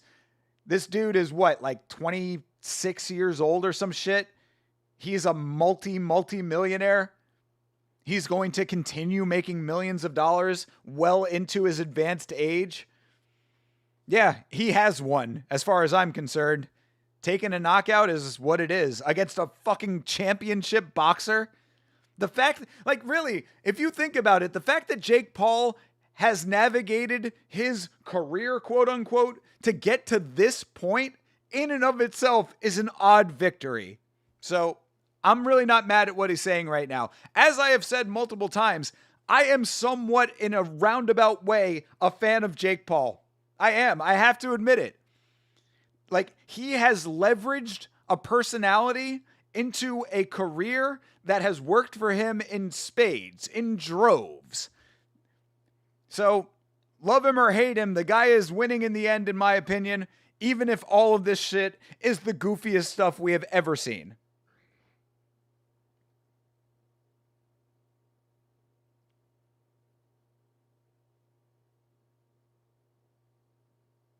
All right. Anthony Joshua saying he wants Tyson Fury. All right. I think that will do it for this here live stream of the Anthony Joshua versus Jake Paul card. Thank you very much for hanging out, guys. I appreciate it. As we have said, we will be live tomorrow, probably for Misfits Boxing, but keep an eye out. We will talk it through and figure out what we will be watching.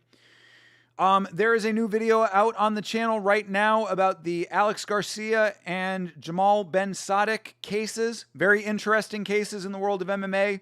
If you have not watched that video yet, please give it a watch. Give it a like. It's something that I thought I did a pretty good job of. Views are not necessarily there right now, so every view helps with that. Thanks again for hanging out. I will see you all again tomorrow. If I don't, have a great rest of your weekend. And as always, fight on.